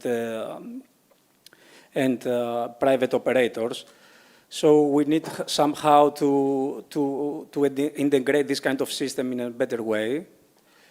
And I would add also that municipalities and this kind of organizations, they work on silos. So, and they don't have, many times, they don't have the technical capability in order to run this kind of AI-driven project, which is, the most of the times they are complex. So we can see this also, this is a huge problem for us. And of course, the framework, we need a national framework that all the stakeholders, they're going to accept, and it's very important to have standards for that. So we need to speak the same language, because when we're speaking for Internet of Things, we need to understand what does mean interoperability and how we change the data, not just in the project description, but in the real world. Yeah, and the waste sector is a bit different because waste is a constant challenge for these organizations. Waste never stops, so they need to handle it. So when a new idea is being presented there, there is a lot of hesitation how to adapt it and how to integrate it in the process without interrupting the process. So this is one challenge. And in a broader view, I would say that it is a policy, it's a national policy issue, I think. All the new ideas and the new, the advancements in sectors, I believe that it's coming from small organizations or from ecosystems. And these small organizations, like startups, because I'm working now, I'm managing 3 organizations, and then 2 of them are startups. And startups, usually they don't have the experience on working with public organizations, with all the administrative barriers, and also the tendering processes, and they don't have the resources so all this novelty and all these solutions are not easy to reach to a real life project. So I think it is, if we were in the US, the government would fund, 10 municipalities or 50 municipalities to use a novel solution that was produced by a local startup.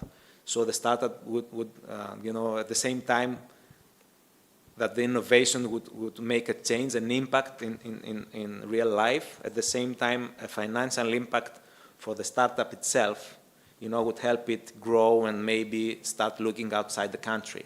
So I would say the central government should take action on that end and help startups with novel and good ideas to implement them fast in a large scale and bypass all this admin stuff. I guess, actually, Vasily, that brings me back to you. One of the things that I think you were sort of talking around, but we didn't mention explicitly was, and I know you're not a minister, but there is a national AI strategy that's upcoming. I would love if you could talk about some of the principles that's guiding that, not just the individual elements underneath that, and whether empowering businesses, startups, with support on the regulatory side of things and integrating into public system, whether that's a sort of component of the national AI implementation strategy. Yeah, no, of course. And let me make 2 comments on that. The one will answer your question. The second one is a broader topic about mentality. We need more builders, not just in the country, as in people like you, but we need more building mentality in government in general. We need people who think creatively, who don't necessarily always abide to process. We need be running faster, especially now, during the time of this AI revolution. Like this is a non-given, and the more interaction we have with you guys, the better I think we become, because we tend to get very siloed. We think that just passing a regulation in itself is a success, while what is a success is a regulation that A, corresponds to what the market needs, and B, can actually be implemented, right? Otherwise, we're just talking for talking's sake. And on the second front, it's not just it's national, but it's also European, because a huge part of what we're discussing here has to do with the EU level. And I'll tell you what are Greece's positions, which directly correlate with the AI strategy, but in general, what we're trying to do with startups. And the one is on the regulatory and simplification front, and the other one is on the capital markets front, right? Because one of the issues why we don't scale-ups that we're seeing in the United States has definitely to do with the capital markets union that is unfinished at the EU level. And on the first front, on the regulatory and simplification, our government has been trying to, simplify processes since 2019, and that starts both, by simplifying the interaction between state and businesses. And if you look at certain European metrics, the digitization of public services for businesses are actually better than the ones for citizens, which are also quite high. Don't get me wrong, but they're even better. And what we've been trying also to do is push an agenda at the European front, which is very pro-innovation friendly, right? Obviously, abide to basic, fundamental compliance needs and certain assessments. And when we're talking about AI, obviously the big elephant in the room, or not in this room, is the AI Act, which is a big impediment on the one hand for certain small businesses and startups, because from the moment they start, they have a huge cost when it comes to compliance costs. But at the same time, I think that, businesses, is not that they require no regulation, they just require regulation that makes sense. And at least that's what we've been trying to do at the European front. Now, talking about, capital, I think that, and I'm not talking about now 2014, 13, 16, and so on. In the past few years, you've seen success stories in Greece. And a success story is not necessarily a unicorn. A success story is a startup that started, raised money, has a service, a product, is outgoing, has managed to maybe raise funds from abroad. And you see that both in the VC sector. Last year, the cumulative amount of money raised by Greek founders, obviously not just in Greece, globally, was around 1.3 billion, which, if you compare it to 5 years ago, has multiplied many times. But at the same time, what we've been trying to do is we're trying to make it more attractive to invest in Greek businesses. The legislation that we passed was for angel investors, where they can get, a Greek passport if they invest a certain capital in a Greek startup. For certain startups, if they have a percentage of their owners of their workforce here in Greece, they get some also privileges, tax-related and so on. So we've been trying to work on that. And that directly feeds into AI strategy, because part of AI strategy is trying to make Greece not just a hub for ethical AI, as we're discussing, but a place where you can have, new generations of startups that are popping up. And this is, for example, part of the partnership that we just did with OpenAI. We want to provide, early-stage founders and later-stage founders not just with access to proprietary technology, which is what this does, but also with the opportunity to go abroad. And part of this accelerator that we launched, the companies that will be chosen will travel to San Francisco. Yeah. They will have investment meetings, they will have networking meetings, but I think most importantly, they will also have technical office hours with people who have worked on these technologies to help them shape their product better. One of the things that's interesting about the conversation about AI, I want to ask each of you about this. I'm actually thinking about a comment that the PM made a couple of weeks ago in his conversation with Demis Hassabis, which is that one positive way of looking at AI, and there's a lot of negative conversation and fear about AI, which I think we don't need to necessarily discuss in this context. But one of the positive frames on AI is that AI can help country like Greece. The idea is that AI can help a country like Greece leapfrog. So basically, make advances faster than would otherwise be possible with, previous generations of technology and innovation.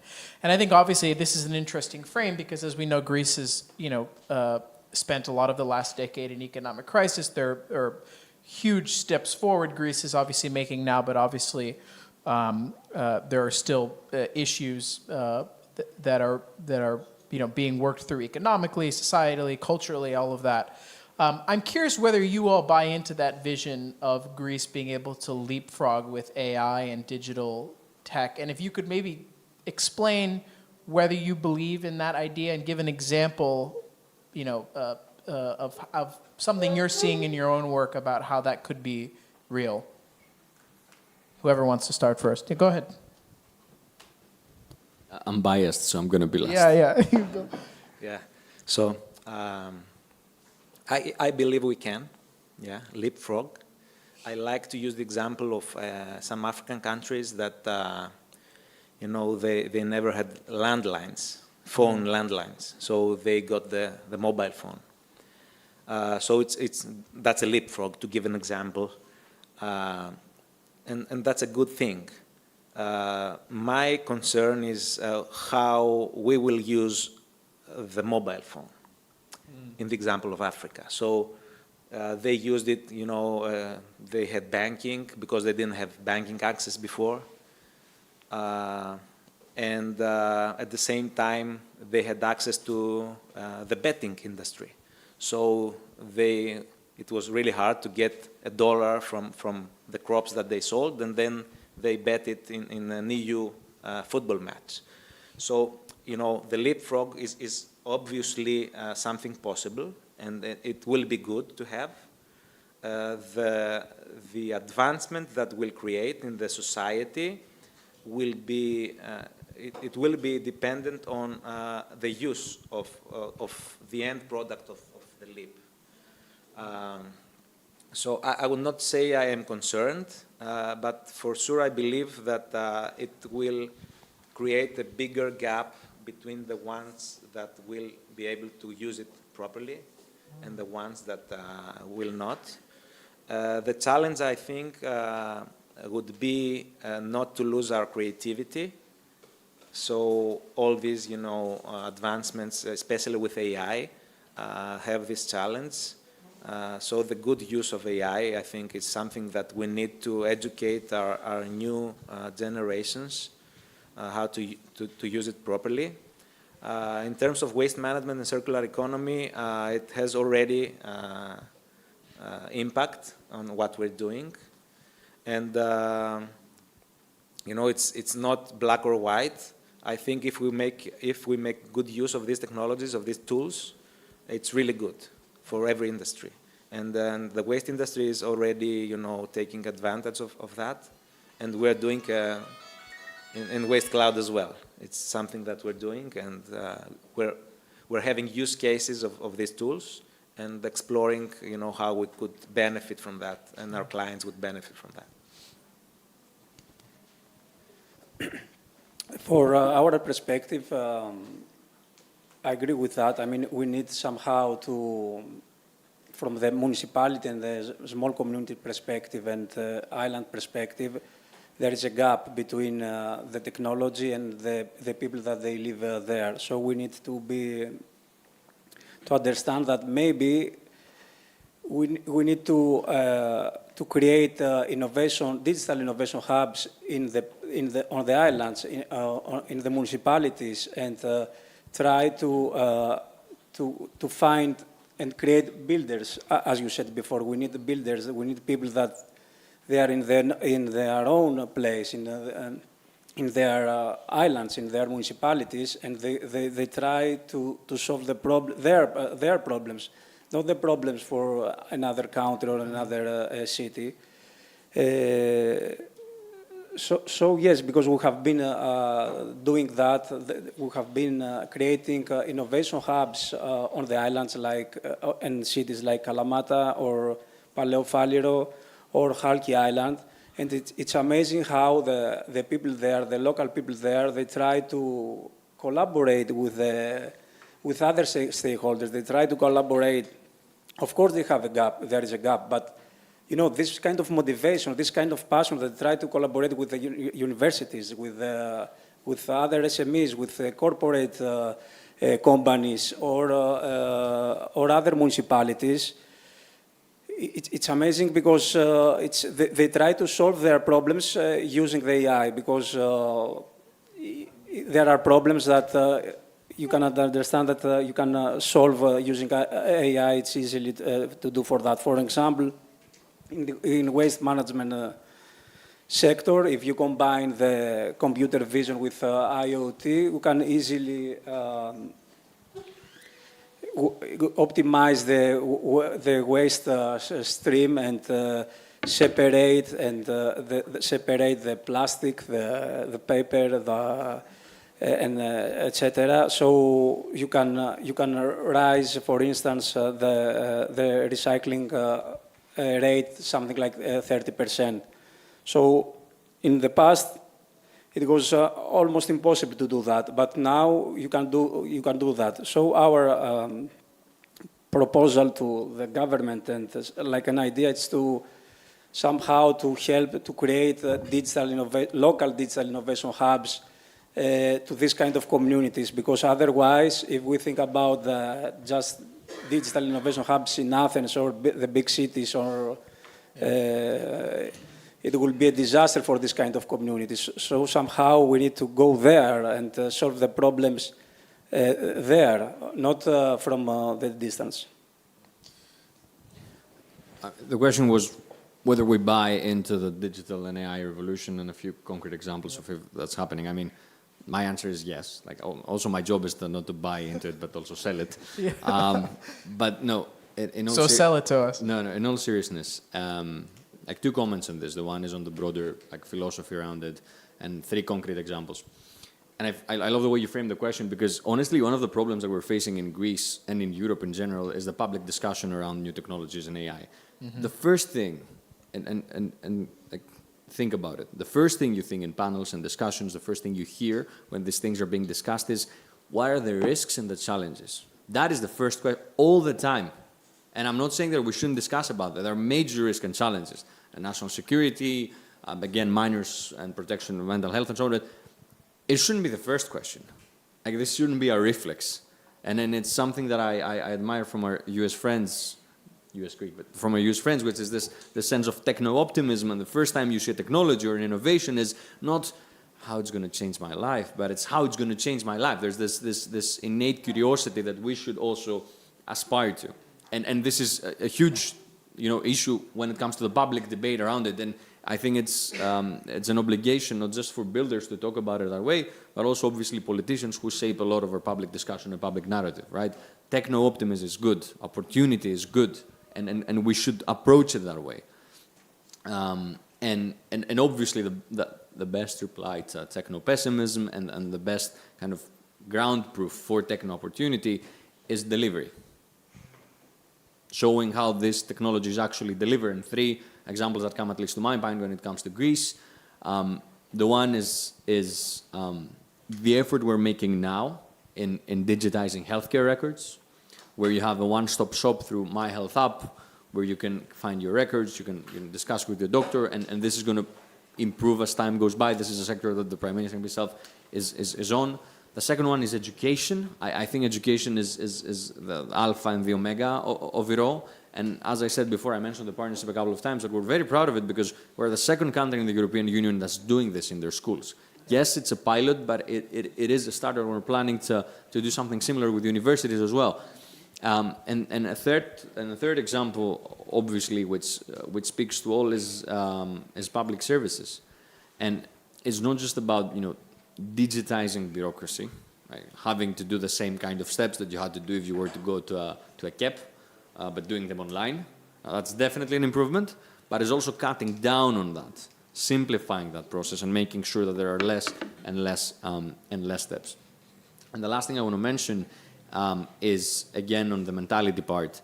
I feel like one of the things that we can learn from builders and startuppers and so on is that kind of move fast and break things mentality. Obviously, government shouldn't be like that as a whole. There are many things to safeguard and to be careful about and so on.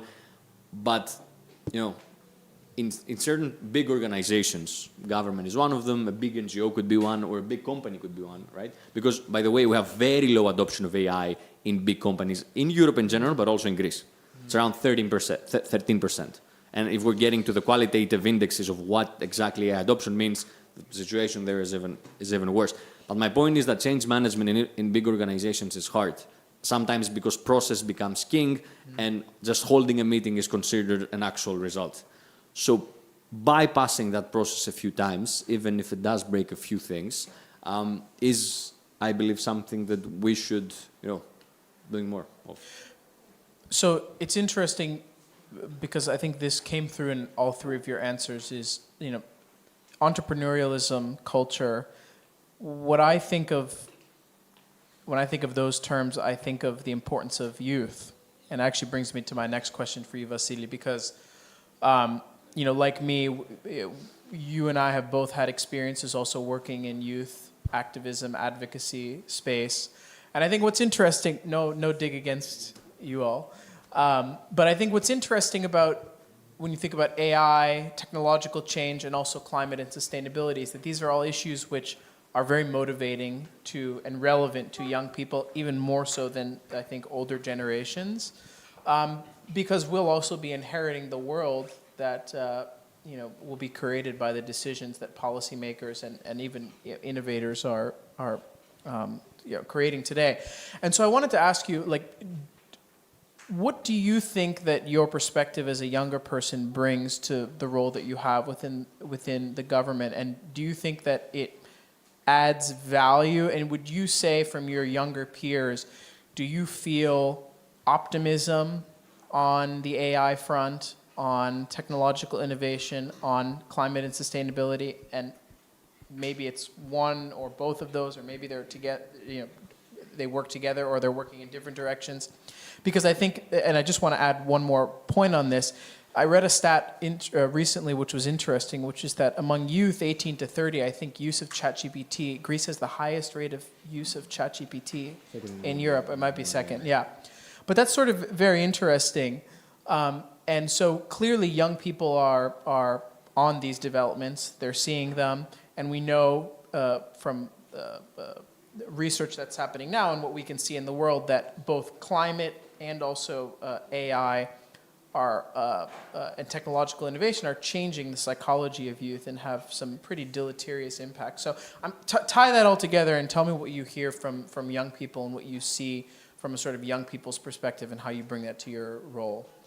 Yeah, I think that's a great question. 2 points on this. The first one on tech innovation and government and youth, and the second one on how young people are approaching this in terms of daily use.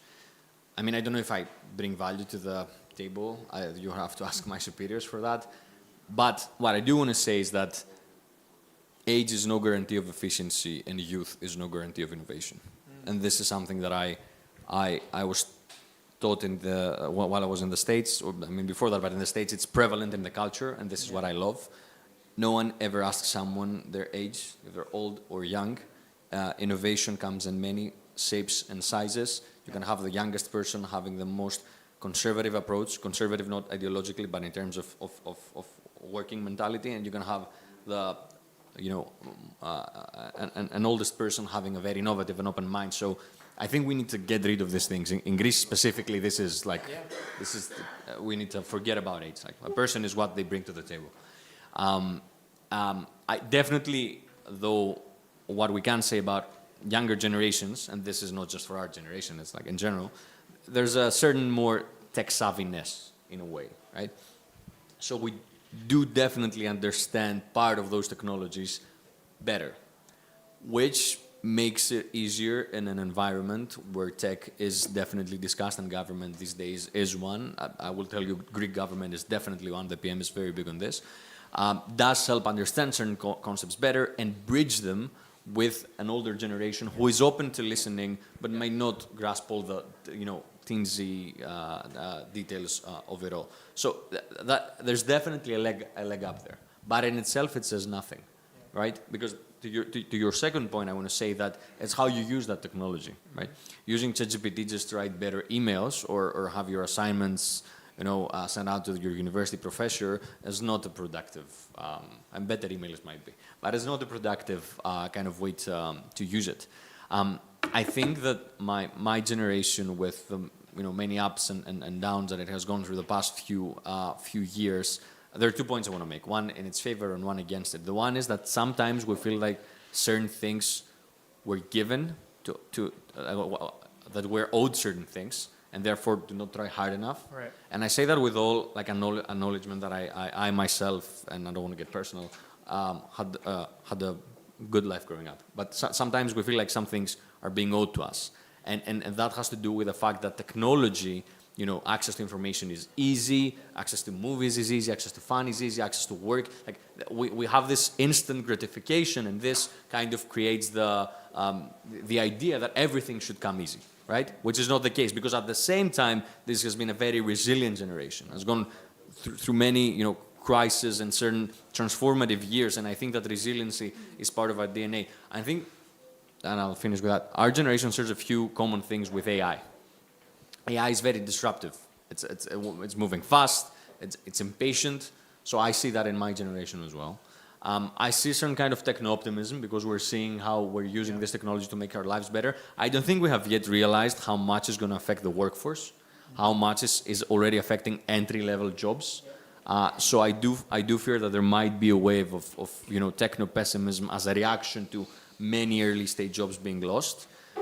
But the point there is not to go against technology, but understand how you can use it to equip yourself better. You're not going to lose your job to a machine. Maybe you will in some sectors, but you lose to someone definitely who knows how to use that machine. Yeah, and we hear that a lot. Just to get ready to close out here, I would love if we could do a quick lightning round, and it's a two-part question. And I would love if you were as concrete as you possibly can, as specific as you possibly can. What is one thing that we discussed in this conversation? It could be a company, it could be a partnership, it could be something someone said that has recently made you optimistic about the trajectory of AI, innovation, circular economy, climate. And as a second part to that, and you can choose which one to answer first, what is one thing that still gives you grave concern, or that you're most sort of afraid about, that keeps you up at night?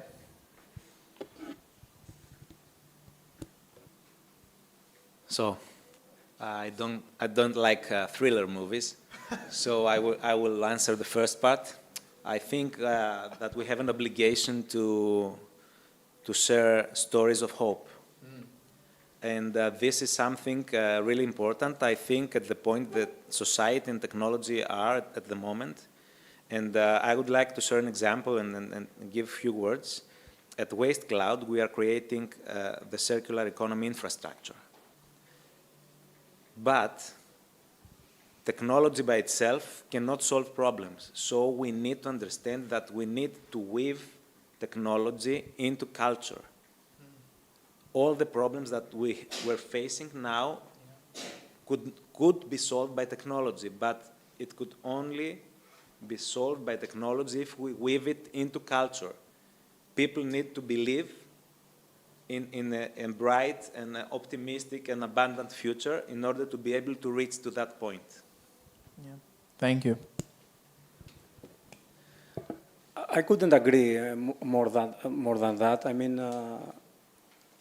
maybe it's about the culture, so we need somehow to find the people that they are going to apply all this kind of AI tools and try to digitalize the daily life first of all, and the problems that they have. So I think that somehow it's about culture, it's about trust, and it's about how we are, about coordination, how all together we try to solve the problem using the AI tools. I'm not pessimistic at all. I think that we have this kind of tools, and we're going to solve a lot of problems that in the past it was something impossible. So I think that the best is yet to come for this kind of things, and AI and digitalization. It's very positive people on this panel. That's good. Okay, Vasilis. I'll say something negative. Please. Finish on the positive. I'll start with the negative. The Prime Minister was in New York last week, and one of the discussions where he participated was a high-level dialogue on international peace and security pertaining to AI, held by South Korea. Something that keeps me up at night when it comes to artificial intelligence, at least which is my field, is the use of artificial intelligence as a dual-use technology, military applications by malicious actors. This is very much out there. It's already happening.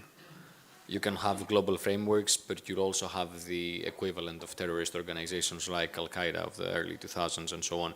This is unavoidable.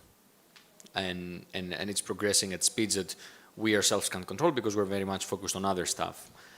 And he mentioned in that debate, which it's our position as the Greek government, but also I deeply believe in it, is that you can create these global governance structures, and you should, but on the basis of that international law, you also need to be developing this kind of applications. For every sword out there needs to be a shield. And that is not an easy discussion. It's an uneasy discussion to have. Resources for war or the preparation to avoid it would be better, obviously, spent on education and healthcare and the environment and so on. But sadly, there are many, many malicious actors out there. So the one thing that keeps me out of night is how this can be used.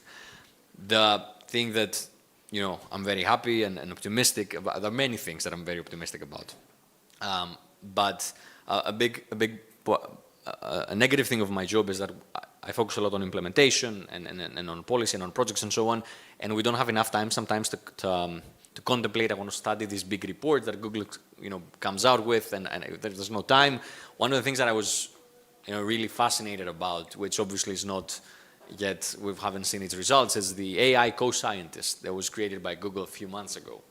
I'll get a bit geeky now, but what it actually does is a multi-agent used by scientists. It's one agent that manages different sub-agents. By the way, an agent, it's like an employee that you have with you that has a very specific knowledge on a certain item, and then you have the sub-agents who have much more specific knowledge on much more specific items.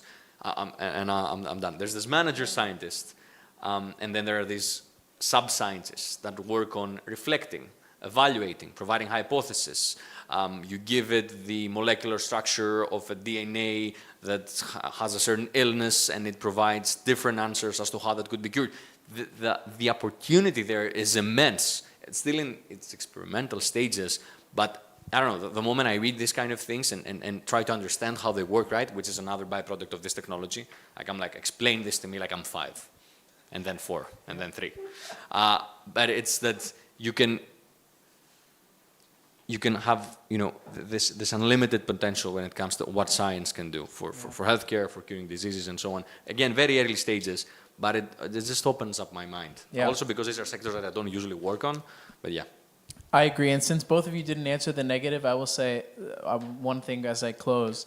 Yeah, I think the fear I have is the way that technological innovation, both the pace and the type of innovation is how it affects the human psyche and affecting our ability to speak to each other, to connect as human beings, to see each other as human beings, and the impacts that will have on our ability to sustain democratic systems and govern ourselves. I mean, society, there is no point of having technological innovation if we have, war and famine and a planet that is not, cannot sustain us. And I couldn't agree more with the positives that everyone said. I think, though, at the same time, the ability of the human spirit to adapt and to be creative and to find a way through, has been proven over and over again. And I think we have a tremendous opportunity to steer these innovations in that direction. So I want to say thank you to all the panelists. I really appreciate being able to have this discussion. Again, to George and Faye and the entire team. Yeah, thank you so much. And I hope we gave you something to think about here. Can I have a question? Sure. A very short one. Sure.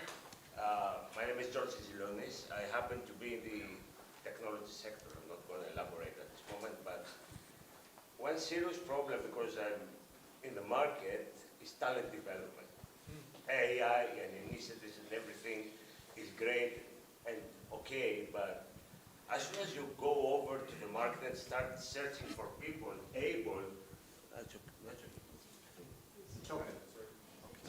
as soon as you go there and you start searching for people to implement stuff, people do not have the background. They're developers. They were taught JavaScript, they were taught Java, they were taught Python, but the best of them know what to do is how to use Gemini in order to make voice AI or use the tools, and there are not many.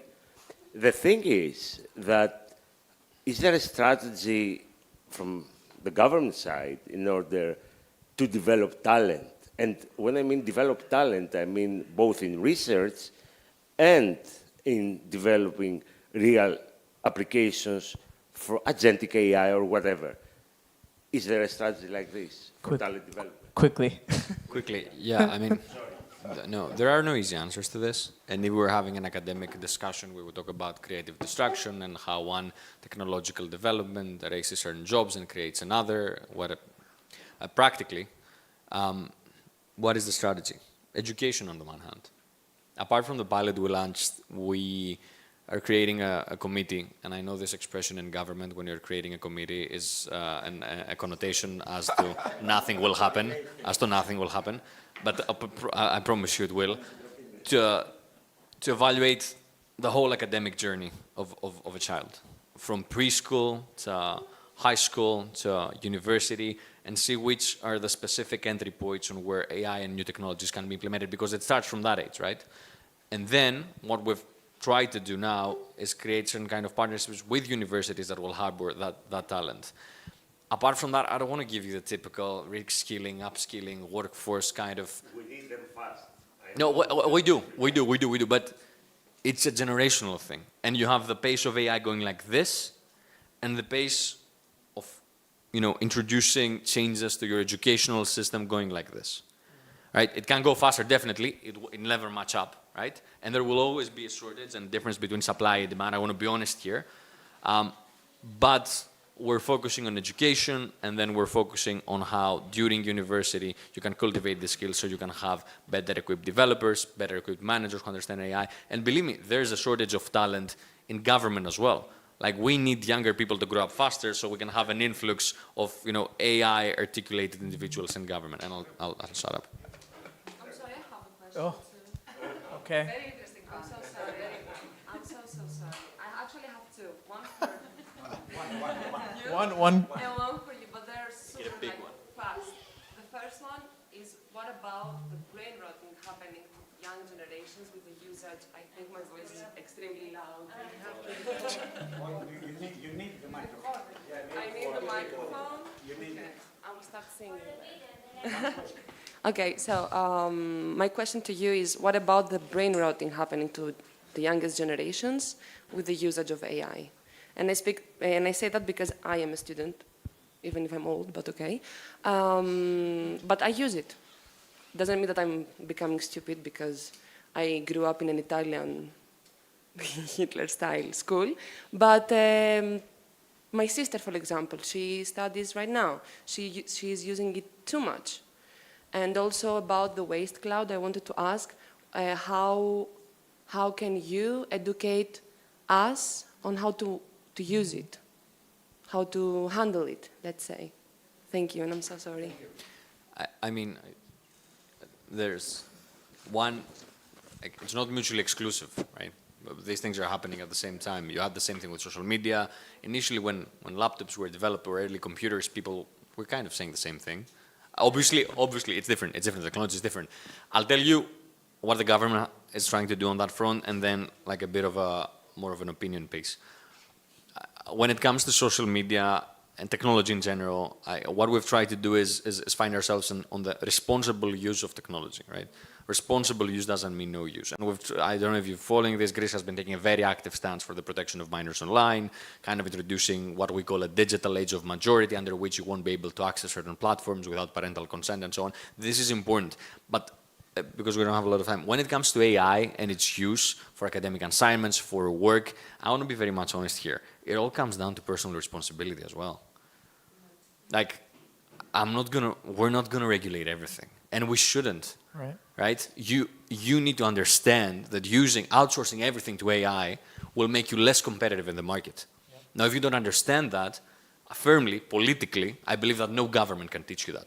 We can definitely run courses on how it should be done better, how it should be used better, literacy, all that, yes. Introducing it in education from the earliest to the biggest ages, but no government will teach you to be self-responsible, right? So this is, I think, something that we all need to take into account as we use it, as our children use it. Use it in a way that makes you better. Very quickly on waste cloud, and then any other questions, please come up to us after. Yeah, yeah. No, I didn't have a question. One comment is that we need to use responsibly all the technologies, and the government is not responsible to create talent. The government is responsible, and they're doing it really nice and really well, I think, to create a vision. Okay, talent is a personal responsibility. You need to work. Talent is being given, and then we need to work. So grit, work, and everything, the vision should be set. And everything else is a personal Great. Thank you so much, everyone. We appreciate it. Thank you. George, before, let me say that this was a brilliant panel. So guys, I'm very proud of you. And listening to you, I strongly believe that there is future in this country, which is a positive message to draw under circular Gaia.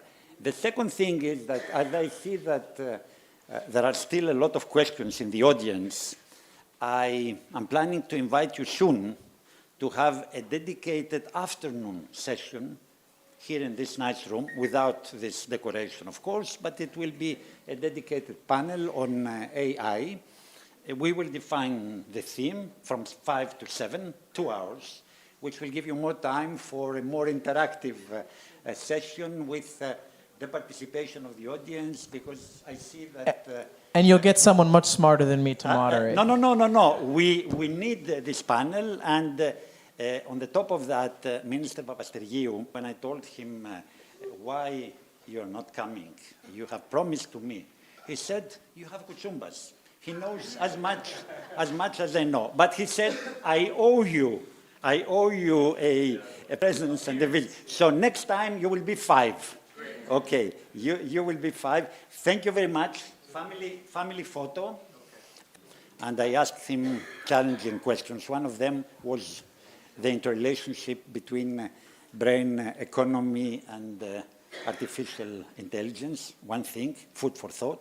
And the other one, we have the economic instruments on waste management. Kyriakos is an expert on that. But there is now a new economic instrument. The DRS is easy because you scan the barcode. And there is machinery now to do this. What is more complicated is the pay as you throw. Because it depends on how each household separates their quantities and how do you calculate that. And once I mentioned this to Minister Papastergiou, and he said, this is a very interesting idea that we can discuss. So during the panel that we will have in 1-2 months, probably after COP30, we will have the opportunity to discuss this.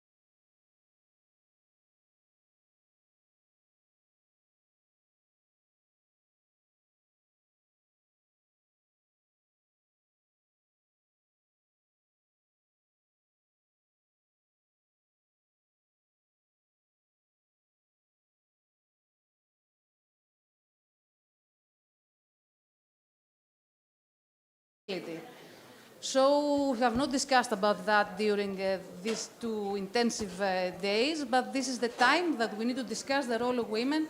And we have 3 very distinguished women about how we can improve the role of women in sustainability. I'm Irene Christodoulou. I come from a very male-dominated sector, the raw material sector. In my sector, women are underrepresented, but we all think that the raw material sector is something that men have to do. Maybe you have not heard about this term, the social license to operate, but it's getting very, very popular. And in one of the next circular Gaia symposiums, I believe that we have to discuss about that also. And I'm strategic communication advisors for the raw material sector. And distinguished women is Mrs. Alexia Mahera. Alexia is Sustainability and Corporate Communication Manager in Vasilopoulos. We all know Vasilopoulos company. And please welcome her here. And we are going to hear... Yes, with an applause. So, do you want me to... You to have a general view of your role in Vasilopoulos, and then I'm going to ask you some more specific questions. So, first of all, I see there are very few men left. All the men left. I'm here. Okay. Yes. So, I count for 10. You count for 10. Discussing about women. And George. Okay. Yes.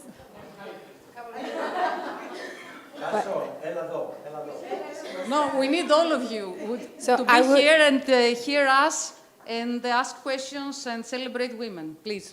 So I come to the conclusion that talking about women empowerment and business is more a female discussion than a general discussion, which saddens me, to be honest.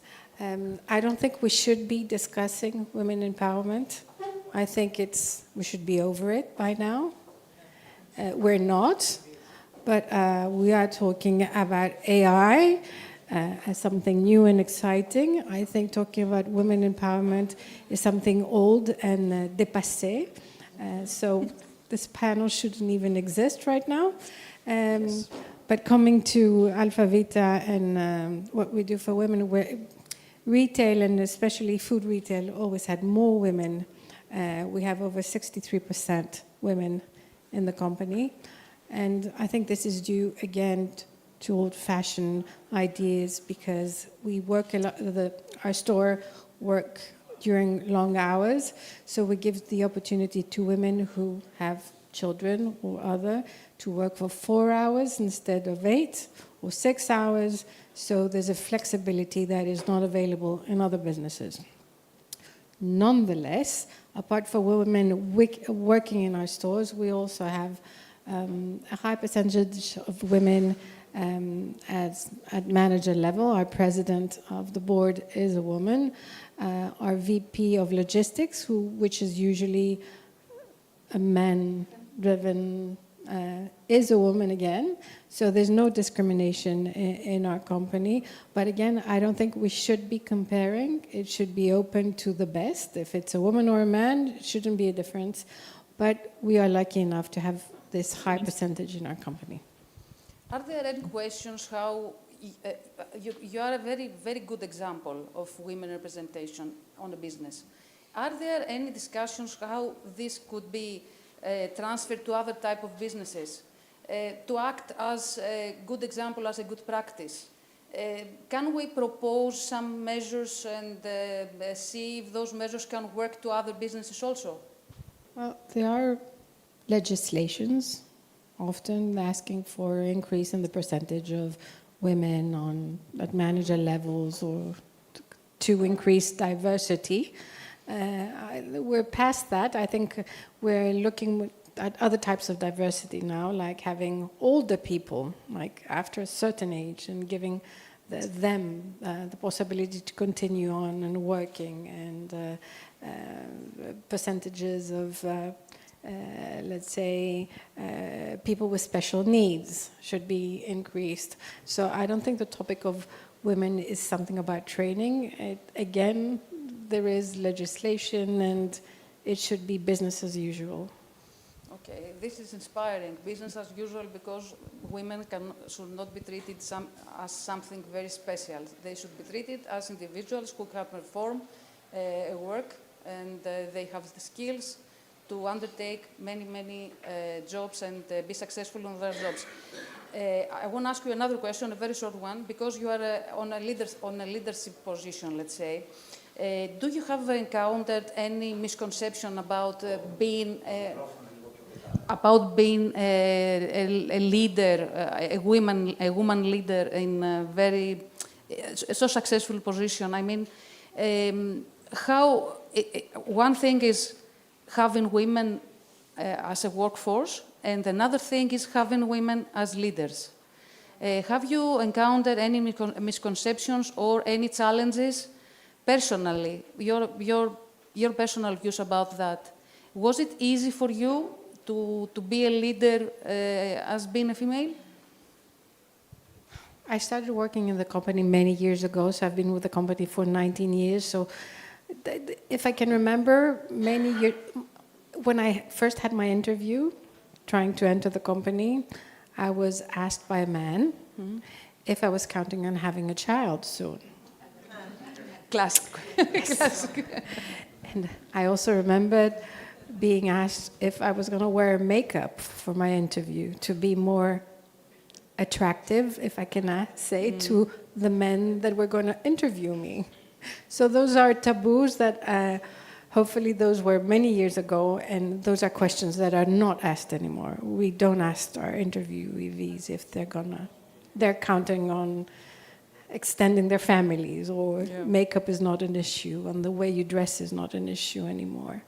But yes, in the past I have encountered it. Now, I hopefully, it would be nice now, legally you're not obliged to put your age on your CV. It would be nice if we didn't have and you're not obliged to have a picture anymore. But it would be nice if you didn't have your name. So you would be only judged by your work experience or your education, and somebody wouldn't know at the first stage if you're a man or a woman. And you would go to the next stage not knowing if you are interviewing a man or a woman. Let's say. Yes, a blind. A blind yeah. But yes, I think we've moved past that, yes. Okay, thank you very much. I'm going to move to the next speaker of today. Mrs. Athens. You hope we have that. Because they always ask about children, what have children in their waist. And I have a daughter, so. I have 3 children. This was the most difficult thing I did in my life. Being a professional and having a big family. And at some point I was feeling like no one supported me, because I was the one who always was, yes, at the corner. How do you do that? You're not serious. You cannot be a professional and have a big family. But no, we have to break these taboos and move forward, because we have lots and lots of things to offer to our works, to the society, and in general, to moving forward. And just, excuse me, just one last comment, because it just came to my mind. I don't think it's so much a question of companies and the way they deal with women. I think the government has there's a lot of work to be done by the government. And one simple example, school in Greece finishes around 1:30 or 2. Yes. Tell me, which woman or man finishes work at 1:30 or 2? So what do you do with your children? I don't have a mother. I mean, she's too old to take care of my children. What do you do? How can you support women in business when your children finish school at 1:30? Even if you're a civil servant, usually they finish at 2:33. Yes. Okay, so if they don't skip work, then it's impossible to do both. Yes. And I'm sure we all know we don't have nannies or drivers or whatever to pick our children up from school. So this is Yes, we need incentives for women. Okay, Athanasia Ioannidou is the director of the Greek Association of Women Entrepreneurs, SEGE, for those who speak Greek. And let's hear your insights. Of course, thank you for having us here. Thank you very much. I would like first to start by saying that the system is moving away from what we know so far as having and using and going to a new model that actually reuse and shares. So at SEGE, we see that as an opportunity. We see that as a new era, and we truly believe that it is the future, but of course related also to female entrepreneurship. So for us, what we are calling leadership is not actually theory. It's something that exists, and it's something that we are really working towards. Let me say a few things about you can all understand what is it that we are doing. So SEGE is actually a dynamic, national, non-governmental and non-profit making organization with more than 1,800 registered members across. Is to support women in entrepreneurship, in employability, in sustainability and innovation, and empower them to thrive in sectors where women are underrepresented, as the sector that you are representing.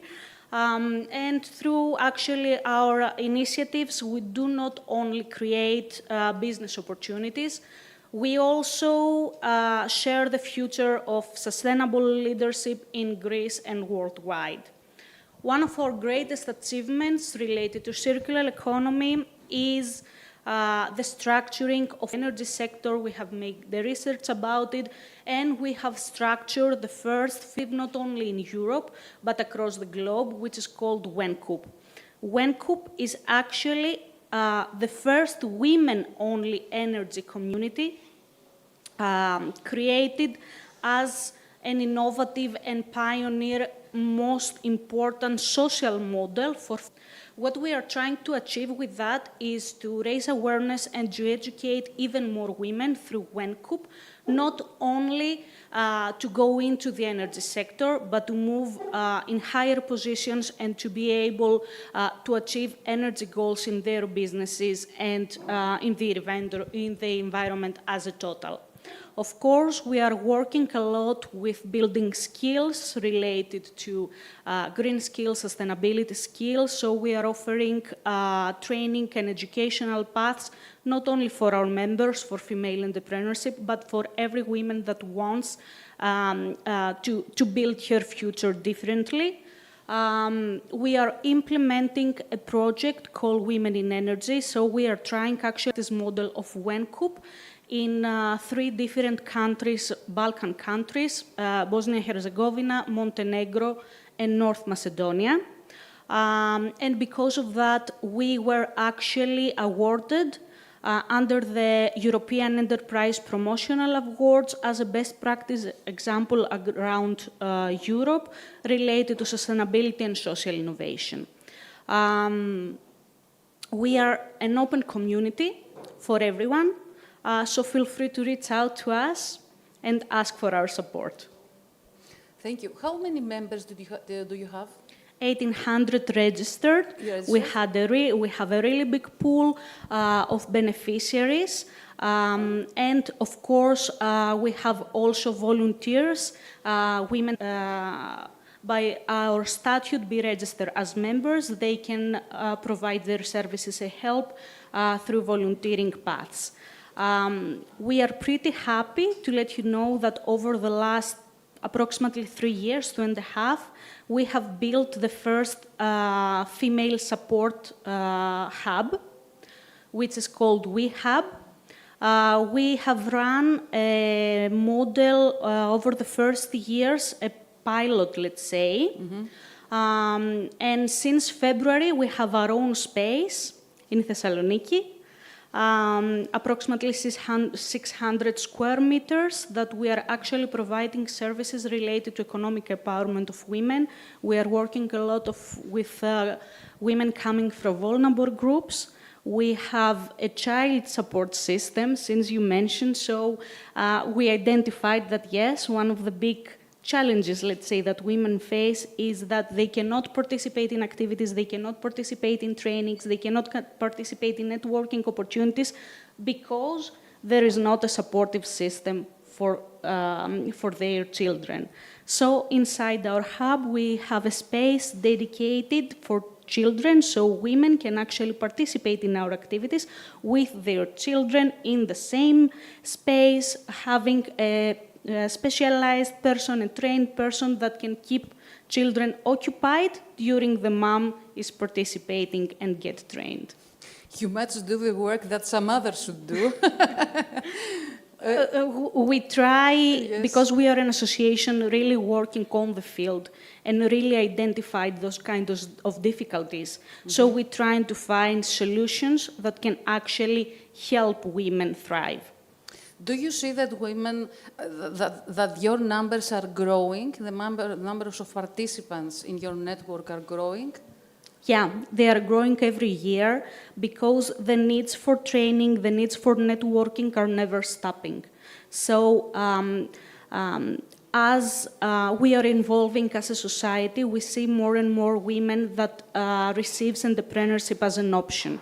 Mm-hmm. A couple of years ago, discussing with young girls about entrepreneurship, it was something in an outer space, I don't know, something completely out of their minds. So now we have seen a change in their mindsets that they can identify entrepreneurship also as a career path, which is pretty important. Yes, and if we take into account that those countries you mentioned come from a big war, and there are many vulnerable groups in those countries, among which are women. It's impressive that you have this participation and this that women try to participate and be entrepreneurs under very, very difficult circumstances. Yeah, and especially when we are discussing about the energy sector. Mm-hmm. So we have identified the barriers, we have seen what the challenges are, and we are trying to do our best to have actual solutions of that. Of course, we can change everything. We need also the support from the governments, we need the legislation, we need the supportive system. Yes, and those countries have traditional energy systems. Yeah. And let's say renewables are still something completely new. Yeah. Yes. So you need a lot of education and a lot of effort, and you need a lot of stakeholders to be involved in this procedure. It's not enough to have a very nice incentive like the one you have. You need a lot of consultations and a lot of public hearings to build your strategy, and also involve other stakeholders. Yeah, is it easy to involve stakeholders in those countries? It's not that easy, not only in those countries, it's not that easy also in Greece. I know. We are trying to actually share with them our practice. So when we started building our own energy community, it was not structured in a night. So it took us approximately 1.5 years to proceed with awareness-raising activities, with training activities, with one-to-one meetings, to be able to have our members closer for our members to be able to understand what we are trying to do. So to speak with policymakers, mm-hmm. to speak with people representing the governments, to speak with different stakeholders around renewable energy systems. So it took 1.5 years for us. It's not much, considering all those obstacles and all those consultations you need to have to move forward. Well, I will share a little secret with you. Okay. We did it because when we started our energy community, we had 60 founding members. So it was not easy to not be heard. We are a broad-based energy community.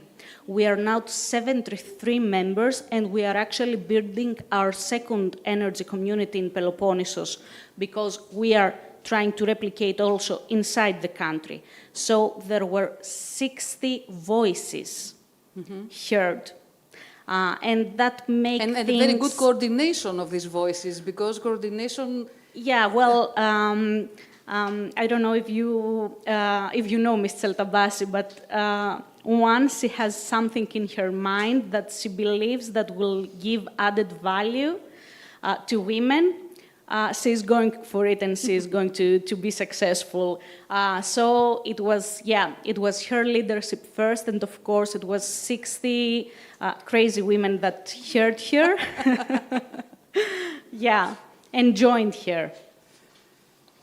Congratulations. Thank you. And finishing, because I don't want to take any more time, I would like to say that we are pretty happy as SEIE to organize this year in Athens in November 3rd to 5th, the Female Entrepreneurship World Congress. This Congress is actually an organization happening under the umbrella of FCEM, which is the official global network of female business support organizations. So feel free, you are all invited to join us. It will be a really interesting event. We are approximately waiting around 600 international businesswomen coming to Greece, so it would be a huge opportunity for not only networking, but actually doing business, because this is our overall goal. So 3 to 5 November in Athens. We are waiting all of you at Whitham Grand Athens, so feel free to ask for more information, and we are here to welcome you. Thank you, Ms. Ioannidou. Thank you. And now we will speed up, because we need to finish at 7:30, because Mrs. Ioannidou needs to leave. So I'm going to welcome Mrs. Evelina Tsileva. Mrs. Evelina Tsileva is the president of More Women in Power. This is an organization established in 2022 that actively advocates equality between women and men in politics and decision-making roles. Mrs. Tsileva, you can start your intervention. Can you hear us? Thank you very much. Good evening, everyone. Yes, I hope you too. Yes. We Hello? hear you. We hear you. We can hear you. Okay. Great. Thank you. I would like to begin by expressing my heartfelt gratitude to Mr. George Kremlis and Ms. Faye Selimi for this kind invitation, and above all for their invaluable efforts in advancing the principles and practice of the circular economy. Today, I wish to reflect on a profound and undeniable reality of the 21st century. The power and influence of women is both transformative and unstoppable. For generations, leadership has too often been defined by hierarchy, by control, by the loudest voice in the room. But look around us now. The world is asking for something different. It is asking for leadership that listens, that includes, that connects. Leadership that sees strength not in domination, but in collaboration. This is circular leadership in action. And here lies the power of women. We know how to build communities, competition into cooperation, silence into dialogue. When women lead, something extraordinary happens. Innovation grows, team thrives, societies become more just and more sustainable. Circular leadership is not abstract, it is alive. It is the way we sit in a circle, not in a pyramid. It is the way we share ideas, not to win, but to create together. It is the courage to say every voice matters. As president of More Women in Power, me and my colleagues, we all carry a mission that is bigger than our organization. It is the idea of to open doors to within the circle and to make sure that in Europe, women are not just present in decision-making space, but powerful in them. I would like to conclude by emphasizing that the power of balance between men and women is not about replacing one with another. It is about transforming leadership into something deeply human, deeply inclusive, and deeply impactful. Together, we can shape a future where leadership is not a privilege for the few, but a circle that welcomes us all. Thank you. Thank you, Mrs. Tsileva. Can I ask you, do you have any men in your organization? Yes, we have a lot of men that. Yes, because you need also men. Mr. John Kremlin also support the idea and the mission of more women in power. Yes, I didn't want for the audience to have the impression that this organization is only for women. It also has men, support of men, and the voice comes from both women and men. It's not only the voice of women. I wanted to ask you another question. This is very important. Please repeat, if possible. Can you repeat what you said? I mean, this is very important. Yes, yes. So I would like to ask you... This support from the men is very important. Yes, I know. I would like to ask you another question is, in your speech, you describe circular leadership as collaborative and inclusive, especially through the power of women's voices. How do you see this model of leadership contributing directly to advancing the circular economy in practice? Thank you very much for this question. Let me answer very briefly.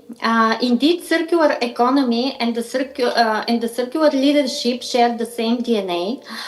Both reject linear models of dominance and waste. And my concept is that women's leadership brings the needed essence, the mindset of connecting and ensuring that no potential is wasted. Looking ahead, our task is to reshape and upgrade the very matrix of our system so that this circular inclusive mindset becomes the foundation of the future. Thank you. Thank you very much. Thank you. Thank you. I would like to ask another question, one free question, let's say, for the three of you. Can you name a women leader that you were inspired from, or and why? Why?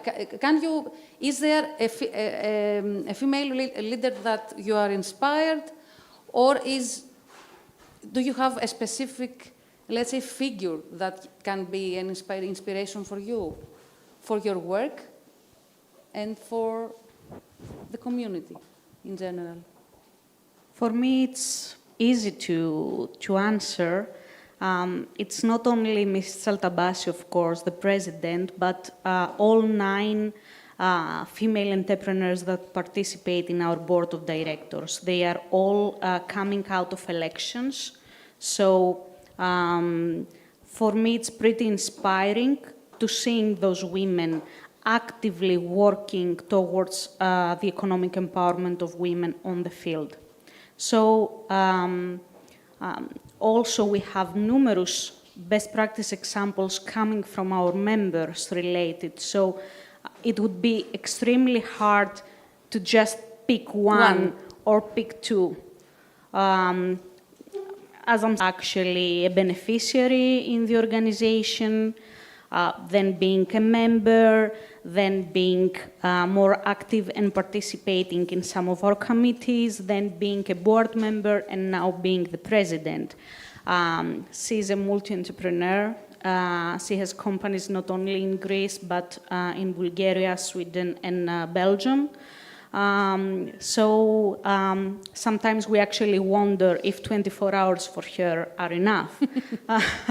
So she's a really great example, and she's actually a fighter for other women also. This is the most inspiring for me. Not only the fact that she's actually doing well in her business, but she's trying her best to fight also for other women, which is the most important in what we are doing as an association. Of course, of course. Do you have any figure? There's so many women to admire, but unfortunately my thoughts go to the women that don't have a voice. And I very often, when I want to teach my daughter something, I tell her about the girls and the women in countries like Afghanistan, which have no rights, no voice, incapable of doing anything, of learning anything, of having a future in their lives. So I look at them and try to make her understand how lucky she is with all the opportunities that are given to her. And I think of all those thousands of women and little girls that have no future at all. Yes, I totally agree with you. Mrs. Tsileva, do you have a female figure that you admire and you are inspired from? We're working with a lot of great women, so there are a lot, You do not want to name one of them? Don't want to name, yes, because there are really a lot and they are great. Okay. So we have women to be inspired from in many positions. Some of them are well known, some others are not known at all. Sorry? Yes, of course. I used to work in CERN, organization about nuclear research. Mm-hmm. Our director still is a woman. She's Fabiola Iannotti, and she's was inspiration for the whole organization. Thank you. Thank you. It is important to highlight best practices because other women can see the example and can identify themselves in that great examples and can proceed in having the same path and the same career. So thank you for sharing it. It's really important to highlight best practices. Yes, it's very important.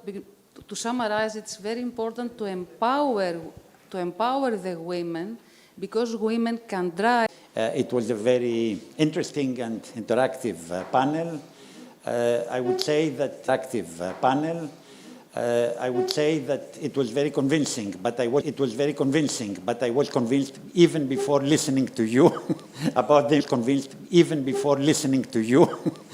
importance of women and the role you are playing, and also. As in the European Commission, I have a lot of women bosses, and I have learned a lot from them. And let's not forget that Europe is now in the hands of women. Proud about it. So, to be very short, what I want to say is that conclusions will be drafted, short conclusions that will be uploaded on the net and on the website. These 2 days have been green, etc., but also about brain economy. And it is interesting for those who didn't have the chance to follow this, to watch the video, which was the last one yesterday with Professor. I think the time for thanks has come because the weekend is already starting and you are all tired. First of all, because without you, this conference wouldn't have had the added value that it has. I would like to thank all the speakers and all the moderators. They have been extremely important. That wouldn't have happened. To thank with us, she has been the driving force of this. To thank Elena, please. You a nice weekend, and we are looking forward to our next meetings. Circular Gaia, protecting the environment. Be well. Have a nice weekend and see you soon.